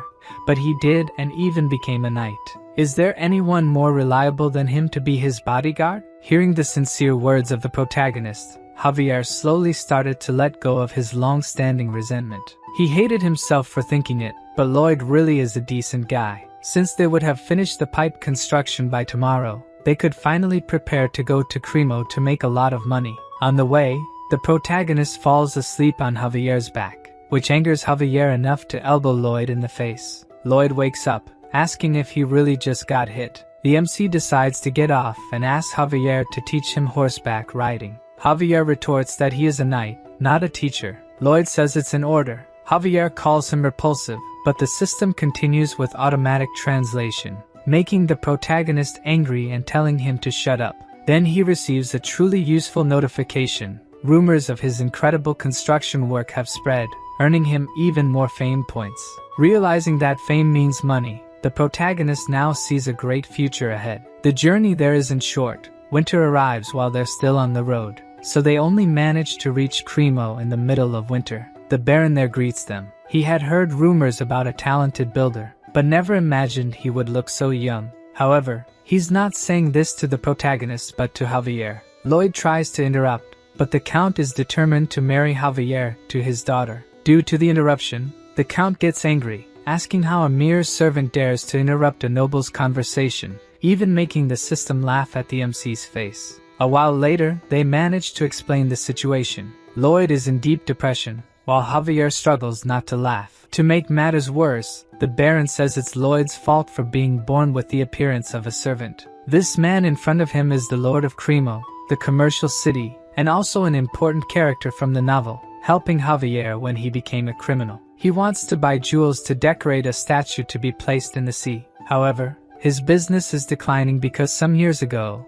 a monster appeared on the coast, the Giga Titan. Although it never attacked, it remains a source of fear. In fact, he had read about it in the novel. As people in this era lack ways to attack in the water, Cremo continued to decline until it entered a crisis. He thought Javier could help, but the work ended before a solution was found. The Count researched how to scare off this creature and found out it fears mermaids, as they are its natural predators. So, he wanted to build a large mermaid statue far out at sea but gave up on the idea because raising the seabed to build a statue obstructs boat passage. The protagonist sees this as an opportunity and says he will build the support for that statue. By combining a friction pile and a crate, it will be possible to raise a column to place the statue. With Javier, he goes by boat to where he wants to place the structure and dips his head into the cold water, activating his ability. The ocean floor is flat, making construction easier. However, he can't bear to stay submerged for long as the water starts freezing his face. Javier seems happy watching Lloyd shiver from the cold and apologizes, saying it's the first time seeing someone suffer that makes him so happy. Also, Javier is curious about how Lloyd will build something from the ocean floor to the surface. To do this, he'll need to use magic. Lloyd says the only magic he'll need is cement magic, but the question is how he creates cement in this world. Back on the deck, Javier sarcastically tells him not to look where he's going and fall, to which Lloyd responds that his sarcasm is reaching master swordsman level, calling him a master of irony. Looking back, a young blonde lady asks if he's Master Lloyd, and seeing the love letter in his hand, the protagonist blushes. Lloyd, however, is disappointed when the letter is delivered to Javier. He kind of expected it, but seeing the swordsman tuck away the love letter, as if nothing happened, fills Lloyd with rage, asking how he could look at the love letter and act like it was nothing. At that moment, Javier becomes startled, realizing that the protagonist has never received a love letter. He doesn't know what to say to console him, and wishes for him to stay strong. Consumed by hatred and envy, the MC tries to tell himself that he isn't feeling this way while working on the pillar project. The Count appears, saying he managed to gather most of the materials Javier had requested, except for volcanic ash.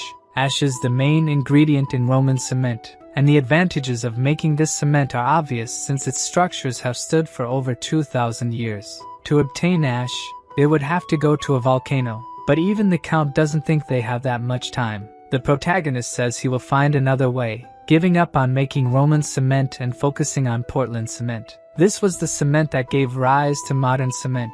The MC knows roughly how to make it but not the specifics, so using his brain, he will experiment with all possible combinations and figure out how to make it. However, even after 129 samples, he still hasn't made a strong enough cement. Seeing his master exerting so much effort, his pets become sad, trying their best to get him out of the house a little. He shouts that he's busy but remembers a little dog he had in his past life. At that time, it was his only family. After its death, he regretted not playing more with it. Lloyd then hugs his pets and says they are more important than the research. While walking through the streets at night, Lloyd apologizes to them. Until now, he has only been giving orders as if they were machines, but if something happened to them, he would regret it deeply. Seeing his sincere feelings, the pet's relationship with the protagonist changes, and now they start to consider him part of the pack. Even the system congratulates him on one of their evolutions. The pets themselves ask for his sister Cobra to evolve. She starts to glow and float,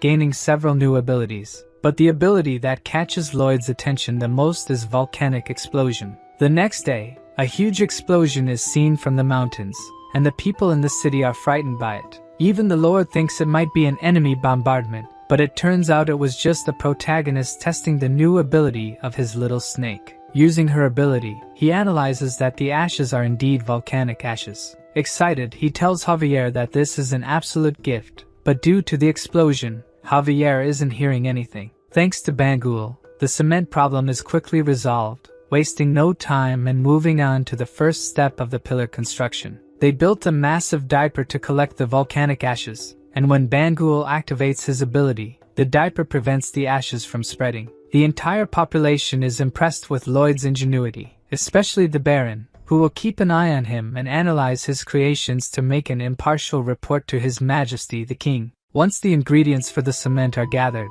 it's time for the second step. A large coffin to pour the cement into is made and placed in the sea, using Hippo to quickly remove all the water from the coffin. The third step is to cover the bottom of the coffin with wooden stakes to anchor it, obviously done by Javier since he is the strongest. He quickly finishes using all the stakes and asks when more will be brought, leaving the protagonist impressed that he hasn't complained so far. Reminded of his duty, Javier drops the hammer and walks away, but as usual, Lloyd uses emotional blackmail to make him come back to work. When the protagonist finishes the morning training, he uses Bangle's steel manure launcher to build the tower structure, finally pouring the long-awaited cement. Once the cement dries, they dismantle the wooden coffin, completing the first large artificial maritime platform. Lloyd explains to the Lord that they made it 50 centimeters higher than sea level to give the impression that the mermaid is floating. The Baron is still hesitant, and doesn't believe this foundation can support the weight of the statue.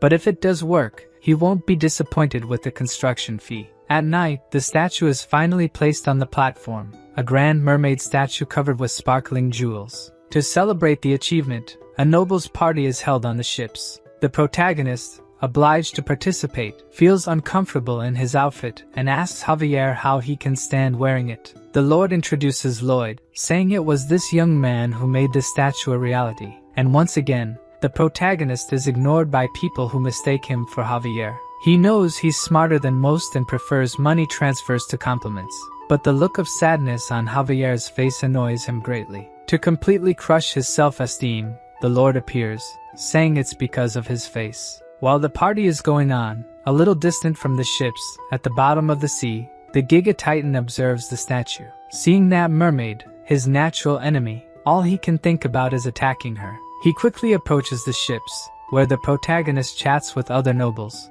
and Javier captivates all the women present with just his presence. He goes to the edge of the ship and drinks his wine peacefully, but he feels a slight tremor in his glass, causing him to look towards the sea. At that moment, the protagonist approaches, asking what he's doing. Javier thinks something is coming towards them, something fast and about the size of 2 ships, making the protagonist realize exactly what it is. He approaches the Lord and speaks quietly so only he can hear, that the Giga Titan is approaching and they must evacuate everyone. The Count calls his knight and asks if he feels anything strange in the sea, but he says no. Since he has reached the level of Sword Master, the Count trusts his senses, but the protagonist knows that Javier's senses are even sharper since he is the main character. The Lord continues, saying that the Giga Titan has never attacked them in all these years, but Lloyd says that now he has a reason to attack and looks at the large mermaid statue. At that moment, the Lord realizes what is about to happen and orders the anchors to be raised and the boat to be moved away from the statue immediately. Realizing that this will take too long, the protagonist asks Javier to take care of the anchors. Without hesitation, he jumps into the cold water while the protagonist throws Padong at the statue. Under the sea, Javier prepares an attack on the chains, using his mana to heat the blade. He cuts them easily, while Padong breaks the ropes that are attached to the statue. When Javier finishes cutting all the chains, he realizes that the Giga Titan is speeding up. Even though the ships are already loose, it is too late. The Giga Titan appears, knocking everything in its path. The protagonist and the others on the boat are thrown into the sea, while Padong dodges the monster's attack. Javier uses a mana explosion to quickly get out of the water, saving Lloyd from falling into the sea, while the statue is hurled into the city, destroying everything and almost hitting some people. The people thrown into the sea are in despair. The protagonist knows there won't be time to save everyone, but has a brilliant idea. He uses Hippo to drink the seawater and pull people along. Meanwhile, the Giga Titan emerges from the sea and heads to land to destroy the entire city. Javier tells his master that they should try to stop it, but the protagonist is already fleeing to the other side. Lloyd says that trying to stop something that big is foolishness. He will only die trying to do that. Many things are happening at the same time. The Lord orders his subordinates to rescue the men at sea by throwing ladders from the ships that have not yet sunk. Meanwhile, in the city, the gigantic Titan continues to destroy everything. Javier asks if Lloyd is really going to ignore the people who are in danger, but his only concern is to get the money. Lloyd says they didn't come there to fight a giant thing but to keep the peace. At that moment, Javier is disappointed with his master. He thought Lloyd was someone who always fought to protect others, but now he sees who he truly is. As a gentleman, he would never abandon people in distress. Lloyd tries to warn him that if he tries to fight that thing, he will die, but Javier doesn't listen to his orders and heads towards the monster. Using his blade board and mana blast, he quickly approaches the coast. The soldiers shoot cannonballs at the gigantic Titan, but they are only reflected by his armor. The soldiers are scared as not even a scratch is made. The monster prepares an attack by opening its armor, and the wind power that comes out is so strong that it destroys the attack towers. The monster's real concern is not the soldiers but the supposed mermaid that it believes is still alive. Only its advance towards the statue destroys a large part of the city, causing fear and panic among the population. A man who fell on the ground is almost trampled by the gigantic Titan, but Javier appears to save him. He attacks the monster directly, hitting one of its joints, but even using the mana blast, his attack is reflected, only making the Titan angrier. Javier dodges its attack, but the monster takes advantage of him being in the air and fires a burst. Even trying to protect himself, he is hit directly. With just one attack, Javier is already quite injured. He knows it will be impossible to defeat this creature, but he is willing to sacrifice himself so that as many people as possible are saved. While Javier fights to save the population, the protagonist tries to escape on a table. It's not like he's an overpowered character or anything. Even if he spent all his RP, the only skills he has are related to construction. It's not that he's not sad about people being hurt and the city being destroyed,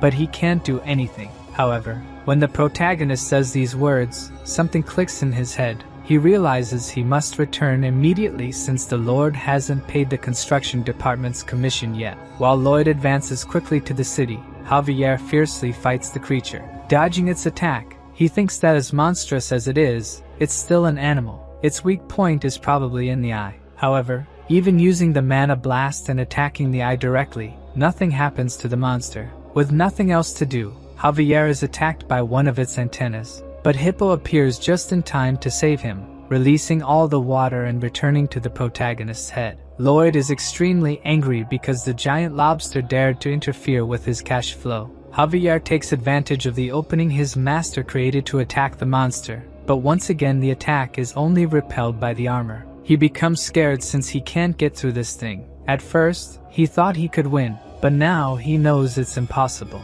However, even though the situation is unfavorable, he remains calm since his master has returned. There is a possibility of victory. 2 minutes earlier, the protagonist was using the Padang to move through the city, observing from afar as he tries to find a weak spot using his ability to understand what it's made of. Its armor is 1 meter thick, a mix of dentina and quintina, molecularly a triple honeycomb structure tightly intertwined. When Javier attacks, all the impact energy is transferred to his horn, releasing it into the air. Inside the creature, there is a sac for its hydraulic claw. If they can destroy the beak and hit that sac with the blessed mana, the creature will surely be killed. Javier asks what he should do, while Lloyd gestures to cut the horn with his hand, but the swordsman doesn't understand anything and asks if he's gone crazy. The protagonist then decides to shout, explaining that he should cut the horn, while Javier elegantly dodges the attack from the giant lobster, knowing that cutting the horn won't cause lethal damage, but his master wouldn't ask for it without a plan behind it. Lloyd warns that even though it's hollow inside, it won't be easily cut and that mana circles aren't just about hitting. Javier doesn't exactly know what he means by that, but instead of just hitting, he uses the mana circle like an electric saw to cut. The protagonist is happy knowing that his theory really worked. This time Javier's attack really seems to damage the monster, and when he is about to be attacked, the MC uses the Padang to defend him. Javier finally manages to cut the horn, making the creature scream in pain, but the only thing that falls to the ground is his sword, leaving the protagonist totally shocked. Even knowing he would be crushed by the Giga Titan, Javier stayed underneath it to attack. He was willing to sacrifice himself to defeat it. However, at the last second, Padang rescued him. The hamster scolded Javier, who, even though he didn't understand exactly what he was saying, understood that he was probably being reprimanded for being reckless. After thoroughly analyzing the Giga Titan, the only remaining option to defeat it was the combination of Plan A plus D. To do this, he first called Padang and told him to take him to the location he mentioned earlier. Lloyd warned that the creature now saw Javier as a threat, so he asked Javier to lure the monster into the forest. The protagonist had bought enough time. They should have finished by now, so the only thing left to do was to trust the Count. 15 minutes earlier, the Lord was in shock watching his city being destroyed by the monster. His knight apologized for not detecting it earlier, but the Count said the fault was actually his. It was a mistake to think they could drive out the beast with just a statue. At that moment, the protagonist stated that the statue did drive it away. That monster only came to destroy it, and recommended taking advantage of this obsession. He would buy as much time as possible for the Count to prepare something. Javier continued dodging the beast's attacks, but even he was reaching his limit, yet he kept luring the creature relentlessly into the forest. The Giga Titan remained an unstoppable force that destroyed everything in its path, and Javier couldn't run anymore, getting closer to being caught by the creature. Before he was caught, the protagonist shouted, asking for applause for the bronze statue. When Javier looked, Lloyd was bringing the statue, now fully patched up.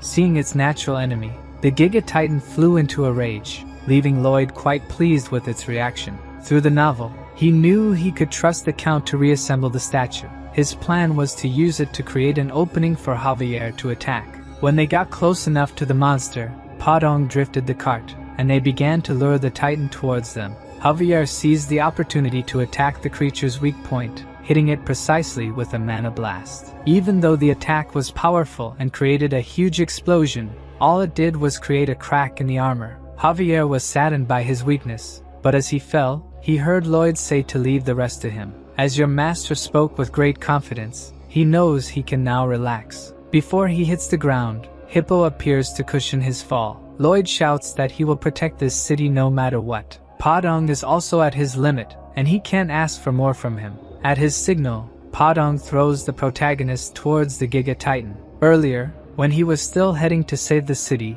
he thought of some plans to attack it, deciding he should use the mana blast. The problem is, for that, he would need to have a triple circle heart, and currently, he only has 2. Using the system, he starts to evolve his technique, but unfortunately, he doesn't have enough points to evolve to the final level. Even though he had decided to stay out of the fight, he wonders what the hell he's doing hanging there, while deciding whether he should try to punch it using mana. The notification that he gained 5 approval points from Javier appears, and with that, he has what he needs to create the 3rd mana circle. Now confident, he prepares the attack using 1 circle to protect the heart and the other 2 to collide, but the monster ends up breaking a mountain with its paw, and one of the stones coincidentally hits the protagonist's head. Due to the impact, he loses his senses, not knowing what to do anymore. He uses the 3 circles to collide, creating a triple circle mana blast that is so powerful it explodes the entire creature. From the city, people see that huge smoke.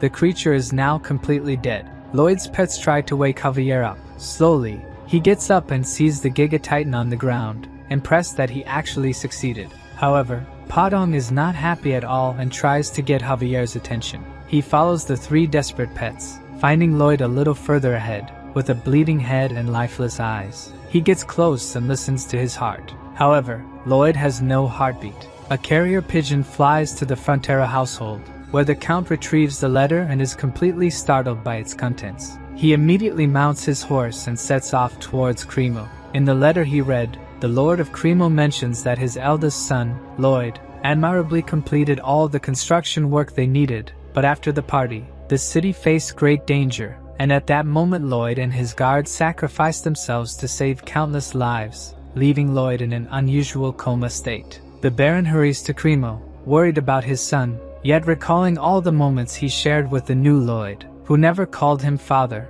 only Baron. For a moment, Frontera doubts if that young man is truly his son, but before he can dwell on it, a monster appears on the road. The knight dismounts and instructs the Count to continue while he faces the creature. He defends against the beast's first attack, apologizes to the Count, and promises to meet again in Cremo. The knight and the monster attack simultaneously, but the wolf is too strong, breaking the sword in half and biting the swordsman's shoulder. Undeterred, the knight continues to fight, even as he's overpowered. Just when he thinks he'll die, the Baron and Baroness appear, aiding him in defeating the wolf. The knight feels ashamed for not handling the creature alone, but the Baron reminds him that he's a vassal, and it's his duty to protect his people. Suddenly, the Baroness notices something alarming, a pack of wolves approaching. The knight, despite his injuries, stands his ground against the wolves, while the Baron and Baroness lose hope.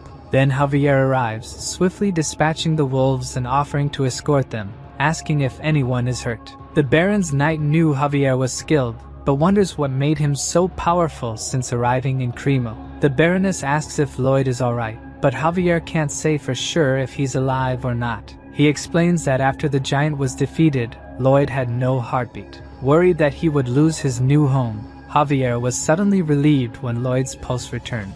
Although he's sure Lloyd's heart has stopped, he still has a pulse and is breathing. Touching Lloyd's chest, Javier feels the triple circle heart spinning at an incredible speed due to the magnetic fields they're generating. He can't determine the condition of his heart, only that these fields are keeping him alive. Returning to the present, people are trying to rebuild the city. Javier explains that the young master is at the Count's mansion, under a doctor's care, but his condition hasn't improved. The Count reflects on their battle against such a monstrous creature, but Javier insists he was just a sword Lloyd was using. It was his own strength that defeated the monster. Hearing this, Not even the protagonist's parents believe he has this power until they hear that other nobles are heading to the Count's mansion to pay respects to Lloyd, acknowledging that without him, everyone would have frozen to death. Lloyd didn't just save the people from the sea, he also helped a soldier trapped in rubble, preventing a massive fire from destroying the city. Indeed, the entire city recognizes that they were saved thanks to Lloyd Frontera, and everyone outside the Baron's house pays homage to him. A man tries to start an argument, blaming Lloyd for the incident because of a statue he made, but he's beaten by the crowd, who are quite agitated. In the room, the protagonist finally wakes up, his head hurting, and some system notifications are in front of him. He remembers using the triple mana blast like an idiot, and wonders if he's really alive. The system confirms he is, prompting the protagonist to ask how, since his heart should have exploded. At that moment, Javier enters the room and is shocked by the scene. Lloyd is happy to see him, immediately asking how much they will be paid for the construction. For a moment, Javier is disappointed that these were his first words, but he's happy soon after because Lloyd seems healthy. The Baron and Baroness rush into the room, embracing their son who has just awakened. Whether he is the true Lloyd or not doesn't matter now, they are just grateful he's alive. In the royal capital of Magenta, a servant reports to the king about the letter from the Count of Cremo. The king is intrigued that such a man exists in his kingdom, and instructs his subordinate to send a message to Baron Frontera to bring his son and guard. The Royal Highness, Alicia, declares that she will meet this man and evaluate him herself. Returning to Cremo, the system states that your great courage, wisdom, and self-sacrifice are spreading throughout the kingdom. Thanks to having taken your social position, he gained 1,500 RP. Additionally, he also obtained a mana heart, which explains why he has so much energy even though he's been in a coma for a month. Now that he has become the owner of a mana heart, digging will be much easier. The system questions if that's the only way he can think of using it, but the protagonist wonders if he's underestimating the world's builders. Since his mana heart emerged abnormally, it has unique properties.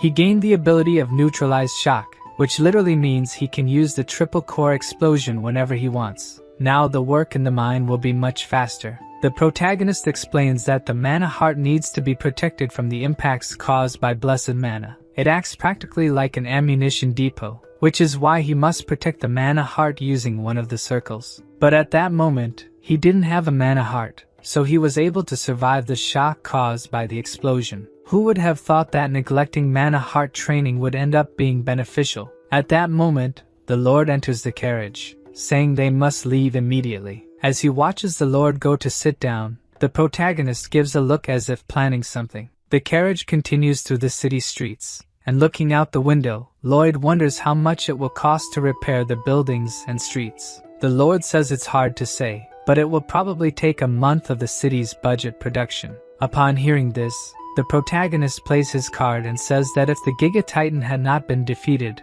it would probably take half a year of production to repair everything. Realizing what's happening, the Lord immediately asks what he means by that. Lloyd says that what he's gaining compared to what they'll save in construction is a small portion. He continues using his manipulation game and mentions that he heard from some attendants that the Lord would financially compensate anyone who worked for the city's public interest. Realizing he has no choice, the Lord increases the amount he will receive by 1.5 times. The atmosphere in the carriage remains heavy. The protagonist says he wasn't asking for money, but he finally realizes that for the Lord, the lives of his civilians are worth 1.5 times the commission of his construction. Due to emotional blackmail, the Baron doubles the commission. Lloyd remains silent with a cold expression on his face, causing the Baron to increase the proposal to triple. At that moment, we see in the window's reflection the monstrous expression the protagonist is making. The Baron realizes he has just been extorted,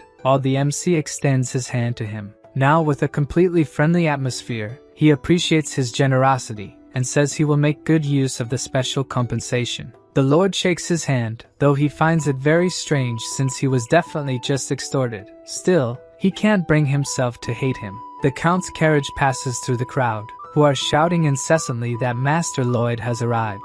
For someone who is a complete nobody in Korea, this is a lot of pressure. The Lord says they have prepared a podium for him, using a voice amplification sphere. The protagonist thinks of giving a generic speech since he won't make money from it. So on stage, seeing the crowd shout his name, the only thing he can think of is making money from each of those people. Instead of giving a speech, he asks if the citizens have heard of Andal coding. Realizing they haven't, he begins to explain how Andal will change their lives. All the time they spend by the fireplace will be replaced with peaceful family time, greatly improving their quality of life. Anyone interested should visit Baron Frontier's mansion, located in the Frontier Barony. Instead of a speech about saving the city, he just sold his product.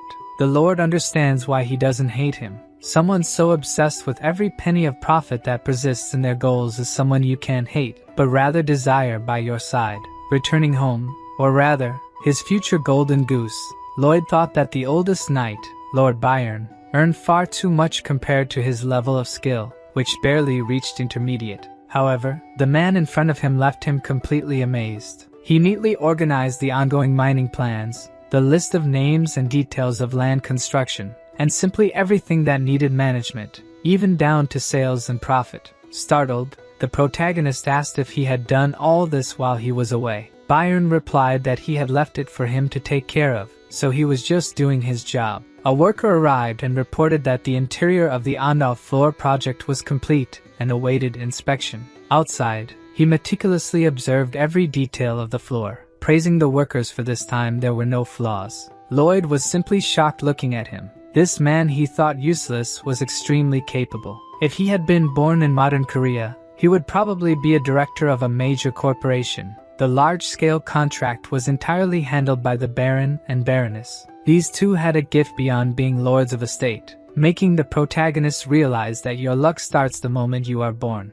Javier asked if they really needed such a large warehouse for coal, but the protagonist said yes, as it would continue to come in all the time. With what he earned from construction alone, he managed to pay off more than half of his debt, and thanks to foolish neighbors, he would continue to pay without problems, leaving him truly glad that his retirement of fun and joy was almost here. Seeing the disdainful expression on his master's face, the only thing Javier thought about was punching him several times. But before he could do that, they both heard a trumpet, and the worst part was that neither of them knew what it meant. When they looked, a man on horseback holding the royal flag approached. The protagonist was angry at this ridiculous display and wanted to get straight to the point, feeling a terrible foreboding that this meant trouble. The man began to read the king's letter. Due to what he had done in the city of Cremo, his efforts to protect the nobles and civilians had been noted, and the king wished to meet with the two heroes who defeated the Giga Titan. His father was extremely happy, but Lloyd realized how problematic this situation was. If there was one thing he had learned in the army, it was never to stand out too much. Once, a superior found out he was a civil engineer and asked him to build a sauna. He studied like mad to create one, but that was also his worst mistake because it turned out too perfect, and then the superiors started making many requests of him. Upon hearing that they had to visit the Majesty, he knew he shouldn't have built that platform in the ocean. Inside the royal carriage, he felt completely hopeless. Javier said he looked like he was going to be executed, which was unexpected since his master would probably have said something like, "How much can I extract from Majesty?" This made him see a bit of color in the world again since he had read the novel and knew some things that would happen. If he could use all that to his advantage, he would surely get the most money possible from the Majesty. Arriving at the palace, Lloyd and Javier knelt before her. When they looked up, Lloyd almost had a heart attack because of her beauty. When the protagonist introduced himself, Majesty was surprised that he was Lloyd Frontera since he and his side had a much more noble aura. She also sensed a different mana flow coming from Javier, and he seemed worthy of being her fighting partner, as expected of one of the kingdom's two martial masters. She immediately discerned that Javier was special. It seemed awkward flattery wouldn't work on her. The queen appreciates the courage and altruism he demonstrated. However, she doesn't judge a man based on what others say, but rather on what she sees. As the protagonist already expected, she wants to test his abilities. The opportunity Lloyd was hoping for has arisen. If he does well, he'll secure a contract with the Majesty.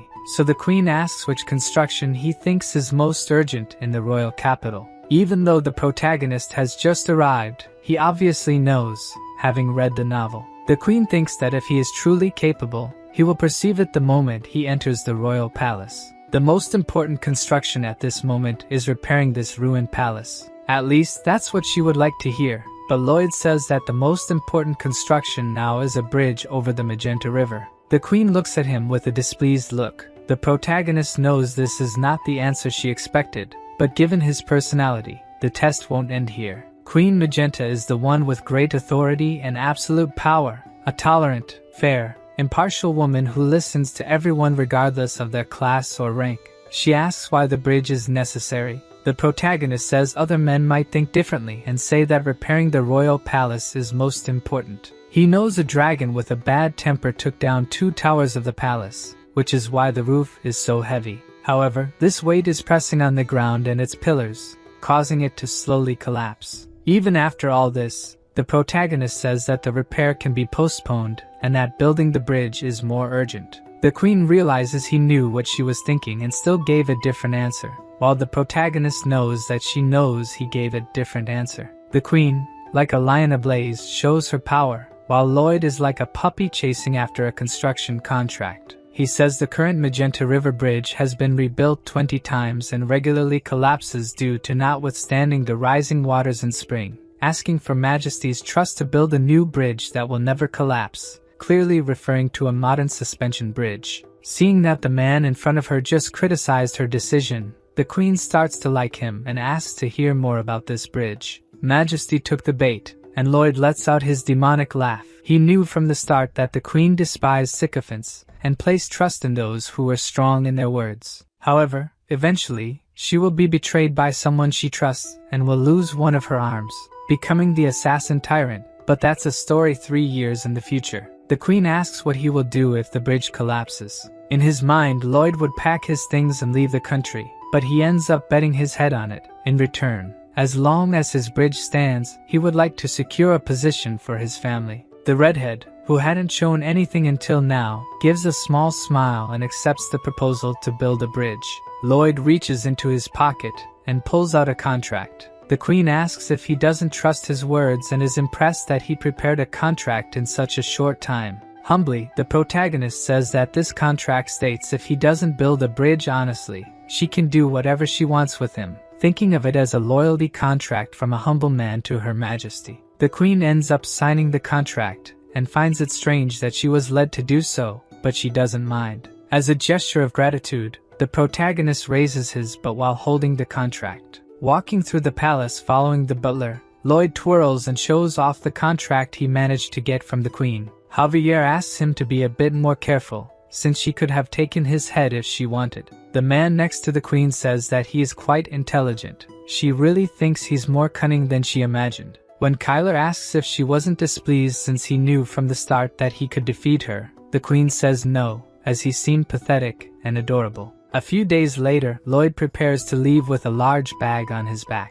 Javier asks if it's okay to go alone, but the protagonist says it's even better without him, since his presence alone attracts all the women in the region. Before heading to the royal city, his mother asked him to deliver a bag full of blankets and clothes to his younger brother, Julian. As he goes to him, the protagonist tries to remember what happens in the novel. At this point in the story, the Baron had already lost everything, and his younger brother was probably expelled from school and died wandering a back alley at night. Lloyd feels incredible for saving lives and sets out to find his brother, without even knowing what he looks like. Arriving at the Royal Academy, Lloyd looks at his brother with curiosity.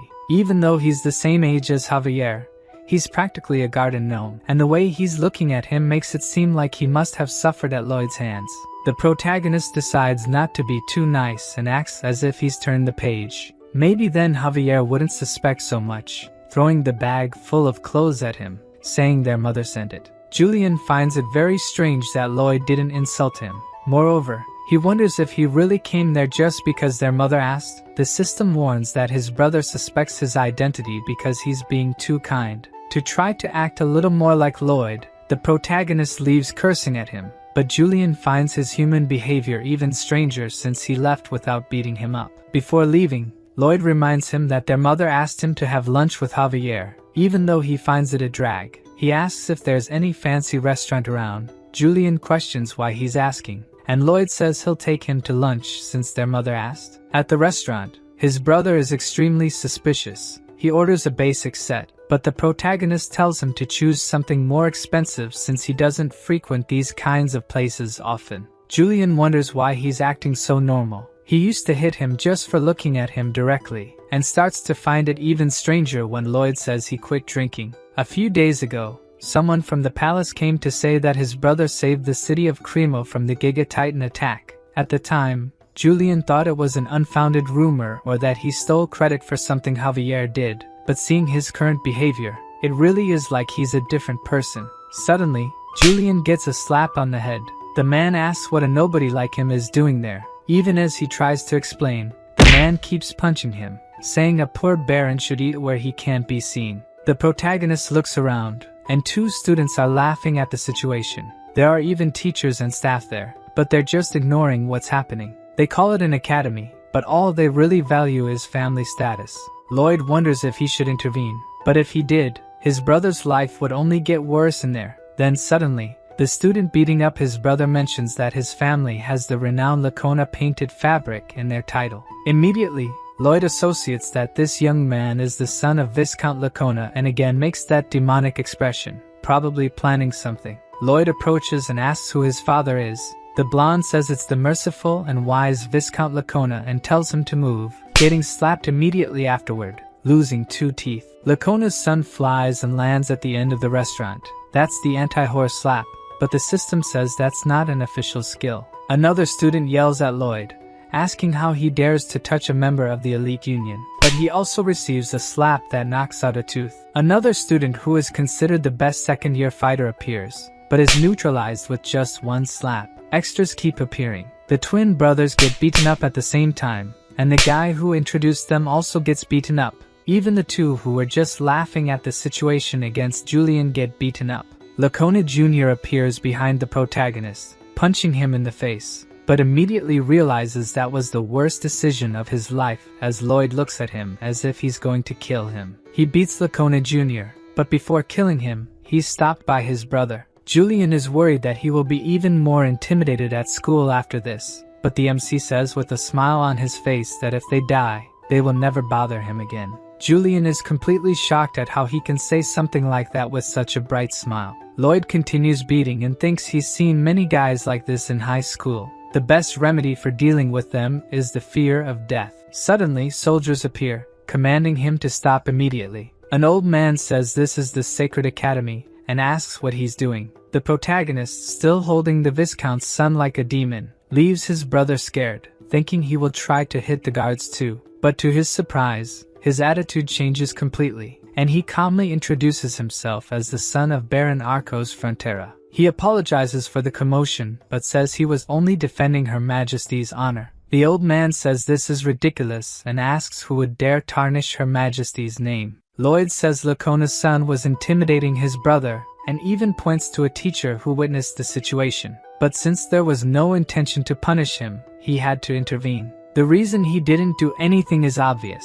The staff of this academy has been bought by the nobility. There's no way the administration of the academy doesn't know what's going on, but they will just ignore these cases. The old man asks what all this has to do with Her Majesty. The protagonist says that insulting his brother is the same as insulting him and even insulting the queen since he is a royal guest. As soon as the old men see the royal symbol, they all immediately kneel before His Highness. Lloyd says they must have understood the situation and is leaving. However, the old man plans to punish Julian since the royal invitation is temporary. But when he looks at Lloyd's face, he again has that demonic expression, leaving the director totally scared. In the corridors, Julian asks where they are going. Lloyd replies that they are going to the administration office to ask for a leave for him. Obviously, he hates this situation and asks how much more he intends to ruin his life. But Lloyd responds that this place will soon not be good for studying, and he should take the opportunity to rest his mind and keep his body in shape. At the palace, Javier explains to Julian that if Lloyd has a plan for him, then he should trust it. He also explains that the plan to defeat the Giga Titan was entirely made by the young master. Furthermore, he managed to open water channels, develop quarries, and become friends with wild orcs. The brother he knew became another person. Lloyd listens to the whole conversation behind the door and is happy that Javier trusts him so much. Soon after, his illusions are shattered as they begin hurling insults at him. Julian asks if he really thinks someone can change so suddenly. Javier is sure they can't and has convinced himself that Lloyd is an imposter disguising as the young master. The protagonist is worried because he could be discovered at any second. Julian asks if they could have used black magic to do this. Javier responds that it's a possibility. He has even seen the theory in a book. Because of this, he investigated if there was any abnormal mana flow in Lloyd's body. The protagonist wonders when he did that, leaving him extremely worried about being discovered. Fortunately for him, Javier doesn't feel anything unusual in his body. Javier tells him to forget about it, saying it's just an exaggerated theory. The MC knows that Javier is probably sensing his presence behind the door. It's a way of saying he suspects his identity. Julian mentions it's the first time he's heard about the family debt. He thought only he was having difficulty with studies, but Lloyd managed to get their family out of that situation, so he deserves some credit at least. The protagonist, having just earned RP points from his brother, thinks that now Julian will be his golden goose. He enters the room calling Julian to join him. As he mentioned earlier, they will train his body with manual labor. Lloyd explains the first step in making bridge suspension cables. First, spread the clay and beat it until it becomes a 90 centimeters pizza. Then fill it with dirt and rocks and give it to the snake to eat. It will excrete the molten metal, and Padong will unite and wrap it. Then everything will be ready to make the cables. The MC hands him the shovel and says the tutorial is over. This task is crucial in construction, and if it's done wrong, the rest will be a mess. Julian asks why he's giving such an important task to him, but the reason is obvious. He's a frontera, so he should be intelligent and responsible. Outside the palace, Lloyd knows that the modern bridge is a great idea, but even with all his knowledge, it would be impossible to make it perfectly. This means he'll need to borrow knowledge from this world. Before he can ask for anything, the master craftsman denies his request. Lloyd already knew this old man was stubborn and would only work on projects that caught his attention, so he had prepared to visit him, innocently showing the project of building a new bridge. As soon as the dwarf sees his project, he immediately tells him to wait. If he builds something like that without the exact rigidity, it will break. The MC says when the bridge collapses, everyone on it will die, and as he's decapitated, he'll scream that the culprit was the great Cortigus, who didn't help make the trusses. The dwarf asks if he's trying to threaten him, but Lloyd says it's just an appeal to the conscience of a great master. He ends up relenting and asks to see the drawings. Upon closer observation, he is fully aware that he is the only person in the kingdom capable of doing this. The protagonist continues with a killer look and says that's why he asked for his help. The dwarf says this has caught his attention and decides to help with the project. With Julian working on the cables and the royal workshop working on the trusses, the only thing left to work on is the suspension of the towers. Lloyd and Javier use a mana explosion on the ground but are suddenly stopped by nobles who accuse him of stealing the Majesty's treasure. The protagonist is obviously confused, but it seems this was planned for a long time, as they personally went to ask for a trial from the Queen. In the meeting room, the Queen orders each side to state their arguments, and the first to speak is the guild. Victor says that the Magina Bridge was built by the guild's previous leader and has stood for over 30 years. He explains that in its structure, wedge-shaped columns were made to slow down the strong water current, making it practically impossible to fall. Lloyd knows that it will eventually fall, as this is information from the novel, but he cannot reveal future events to others. Boldly, he asks the guild leader how much they were paid to say that. His scandalized reaction makes the protagonist absolutely certain that he is being paid, and he recalls that in Korea, when a politician and a businessman meet, either the politician takes money from the businessman, or the businessman bribes the politician. In this case, it's the latter option. They strip away all negotiating rights and monopolize the budget. His accusation without proof ends up irritating the Queen considerably. She says that accusing someone without proof in her presence is unacceptable, and immediately sends Lloyd to royal trial. He is tied up, and his head is placed at the Reaper's aim. The Queen says he insulted her and her vassals with lies and must restore his honor. Seeing that scene, Javier prepares to enter combat as needed. The Queen asks for their final words, and Lloyd says they must exterminate the entire bloodline of the guilty party. Javier becomes even more worried about the situation. The Queen asks her two vassals if they agree, and they fully respond that it is the right thing to do. In that situation, Javier is ready to attack, But before he does anything, the queen says they must prove the innocence of her vassals and immediately orders 4 mages to circulate the guild leader. As if he knew this would happen, Lloyd has a smile on his face. The Majesty orders the confession spell to make them tell the truth. David becomes completely desperate, asking her to wait a bit. Seeing the 2 hit by the spell, Lloyd starts laughing like a psychopath, and the next day, the 2 men are crucified in the public square. The protagonist made only those 2 pay for the crimes since their families did nothing wrong, thinking of himself as a good and altruistic man for doing so. As a reward for telling the truth, the queen hands over all the kingdom's workers for the bridge construction. The archmages use gravitational magic to lighten the weight of the stone blocks, making the construction extremely fast. Bangul is tasked with taking the suspension rope to the other side, using her volcanic explosion to quickly cross the river while Padong tries to hold it. Seeing this incredible construction method, Julian says his brother is amazing. Javier also thinks he is and says that even though it's his first time doing hard work, he managed to do it every day. Before, Julian couldn't learn his sword art because he had a fragile body. But looking at his body state now, that shouldn't be a problem anymore. After some time, the bridge construction is finally complete. The queen says this bridge will be called Lojavi, a blend of Lloyd and Javier's names. She also grants him the title of Master Builder, leaving the dwarf irritated as he built the entire platform. Lloyd thinks that only the commission money will be enough to clear his debts, but now he has another major obstacle. The queen is probably thinking of how to use him to her advantage. If he fails now,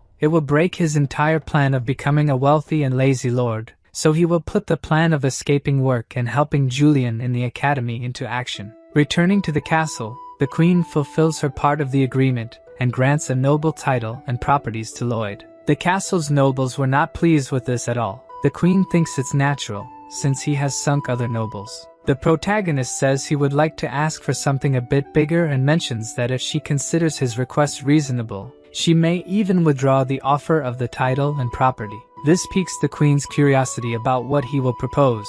Nevertheless, regardless of what the scoundrel asks for, her desire to keep him by her side will not change. The protagonist expresses a wish for a thorough cleaning of the Royal Academy, which is currently rife with corruption, inequality, and despicable behavior. Instead of studying, the students only use their status to harm those of lower rank. The teachers and supervisors are aware of this but choose to ignore it, furthering the social barrier within the institution. Both the headmistress and the nobles present are incredulous at what he has just said. Javier presents the results of a 4-month investigation conducted by Lloyd, which identifies all the corrupt nobles and workers in the academy. Upon hearing this, the nobles claim he is spreading lies and that such things couldn't happen in the Royal Academy. However, this turns out to be signing their own death warrants, as the queen orders the use of truth-telling spells on them, adding more nobles to the public lynching. Inside the academy, the queen is cleaning house with her soldiers, intending to rid her land of all the filthy rats.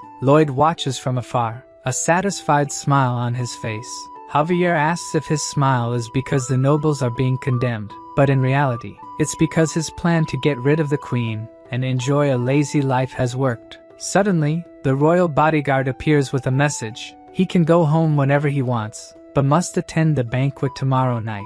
Furthermore, the queen found his plan to dodge work excellent and respects his desire to live as a slacker. Lloyd is a bit shocked to discover he has been in her palm all along. When he sees the swordsman leaving, he asks Javier if he couldn't sense him approaching. The obvious answer is no, since this man is a master swordsman. So let's go back to Lloyd's room. Julian asks if he hit Diego knowing this would happen. Basically, yes, as he already planned to investigate the academy after its construction and trusted the queen's confidence in him for it to work. Julian tells him he no longer needs to pretend to call him a little shit and now sees him as a brother he can be proud of. Lloyd is impressed by his words, but then says it was so bad it made him want to vomit. At night, the celebratory banquet finally begins. The protagonist tries to hide from the queen, but she finds him and insists he come closer. She remarks that hiding like this makes him look like a mole cricket, with Javier fully agreeing and stating he definitely looks like one. Lloyd is annoyed that Javier seems relieved, while the queen again orders him to come closer. The protagonist apologizes and approaches a bit, but the queen insists he come even closer, making Lloyd increasingly uncomfortable. She leans in and whispers that if he changes his mind, he can come see her anytime. This excites our mercenary. As much as lazing about is good, he now has a nest to return to whenever he needs money. As he eats, happy with the new development, he remembers that in 3 years, the queen will become a villain, causing his nest and properties to vanish. It's at this moment that Lloyd hears Kyle say the banquet will continue until sunrise, reminding the protagonist exactly what that phrase means. It's the secret code used by those planning to assassinate the Majesty. The problem is, this was supposed to happen in 3 years. And also, why is the secret code to assassinate the queen coming from the royal guard? A while later, she finds herself in her quarters. The queen looks tired and wonders if she drank too much,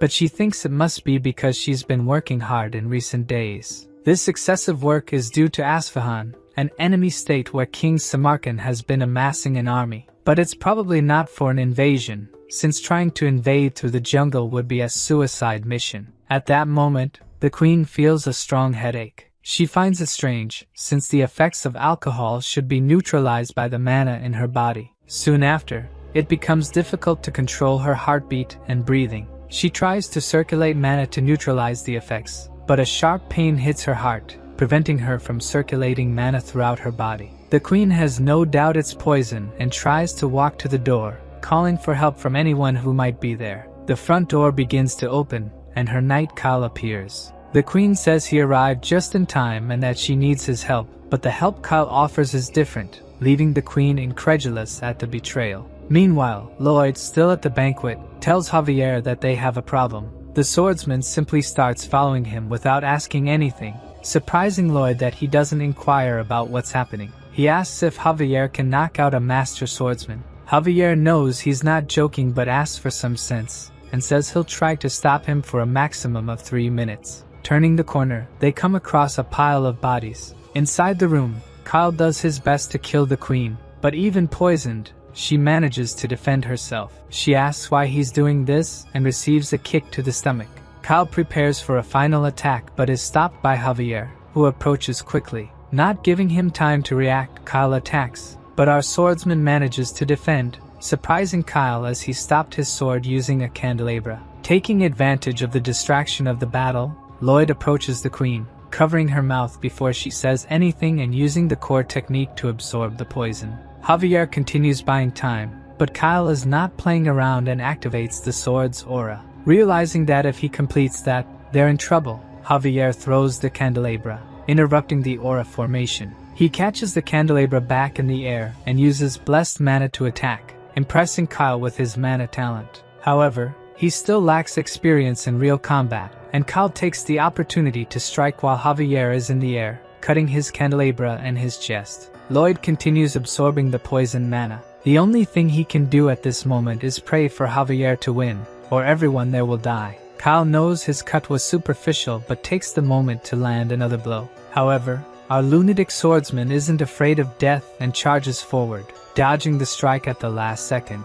Javier shouts the name Padon, who tosses a sword towards him. With the blade in hand, he's perfectly ready to face a master swordsman. Javier uses blessed mana again, directing the explosion at Kyle. Kyler manages to defend but is thrown back by the impact, stunned and scared, wondering how Javier can wield the power of a cannon. Before he can think, another mana blast heads his way, but this time he manages to dodge. Javier decides to attack from all sides, dividing the blessed mana into multiple explosions, making a master swordsman run in fear. Meanwhile, Lloyd continues the process of absorbing the poison. The queen wonders how this is possible. He's only absorbing the mana contaminated by the poison. But before she can ask where he learned this ability, our protagonist tells her to shut up, angering Her Majesty as he just reprimanded her. But seeing Lloyd spit blood, she wonders if he's trying to sacrifice himself to save her. In the banquet hall, a huge explosion is seen as Kyle is thrown back,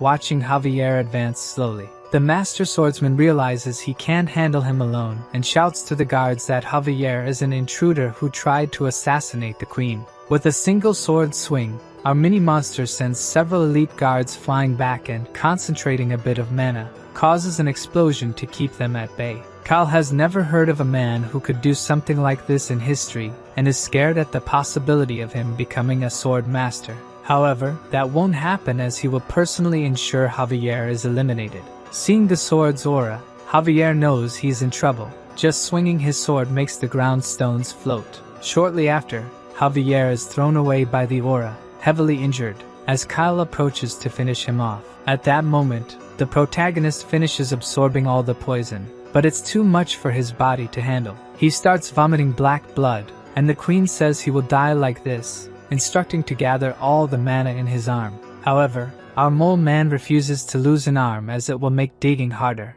Lloyd grabs a butter knife and activates Mana Blast using all his mana, expelling the poison all at once. The explosion is so massive that it destroys part of the castle, leaving Kyle questioning where all this power came from. But before he can dwell on it too much, Javier rises, ready for the second round. He made a vow to Lloyd, and he needs to keep that vow alive. Before reaching the royal capital, Javier admits he was hopeless from start to finish. He was supposed to be Lloyd's guard, but he abandoned his duty and ran to the gigantic titan. Because of this and his lack of strength, he no longer feels capable of fulfilling his duties as a knight. Lloyd tells him not to worry too much, as he'll deduct 6 months from his salary, leaving Javier impressed with his lack of shame. Perhaps this shamelessness of his master is rubbing off on the swordsman, as he tries to negotiate the salary deduction down to 3 months. He promises to become a sword master in a year, but the protagonist remarks that these are quite ambitious words for someone who couldn't keep the promise of losing 10 pounds.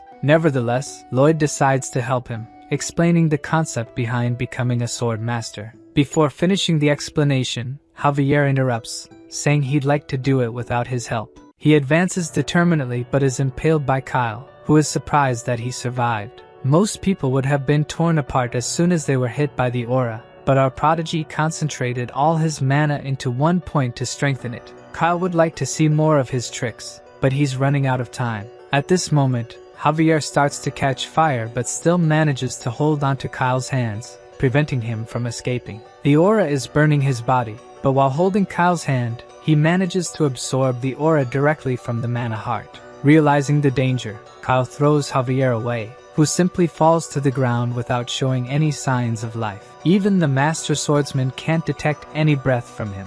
As Kyle has already wasted too much time, he moves to take the queen's head but is stopped by Javier, who rises unexpectedly. Javier says he now understands mana and activates the aura, creating a new sword blade. Kyle is at a loss for words. In all his life, he has never seen such a cursed brat. Javier further increases the aura of the sword, making it giant and attacking immediately. The swordsman tries to defend, but the power of his aura is completely overwhelmed, and his arm is severed. He screams in pain as the other guards approach. Javier orders everyone to retreat, warning that they cannot face the sword master. In the room, the queen is worried about Lloyd, who shows no sign of life. The protagonist slowly wakes up and discovers that he is now immune to poison and can absorb mana from the environment. He is quite happy since these seem to be great, but due to his creepy face, the queen reflexively punches him. He is confused about being hit out of nowhere, and even the queen cannot explain why she did it. She just says that when she saw his face, she felt like hitting him. Putting that aside, she asks if he is okay and can stand up, but that massive surge of mana left the protagonist incapacitated. As the only option, he uses his new ability to absorb the mana from the environment, even drawing mana from the queen who is nearby. She is frightened by this ridiculous absorption power, and tries to get the MC's attention, but he does not seem to hear anything. The queen simply accepts it, saying he can take all the mana he needs and go help his knight. After a few minutes, he finally manages to restore all his energy. Lloyd feels his body much lighter, probably now fully restored, but before celebrating, he remembers he needs to help Javier. When he turns towards the queen, he sees she is completely out of mana. Magenta says she will ask for details later. The priority now is to stop Kyle. The protagonist puts her on his back and heads towards Javier. The queen knows he is strong, yet it is not enough to face a sword master, or so she thought. As soon as they turn the corner, they see Javier facing the guards. At that moment, The protagonist notices the sword aura and Kyle on the ground, groaning in pain.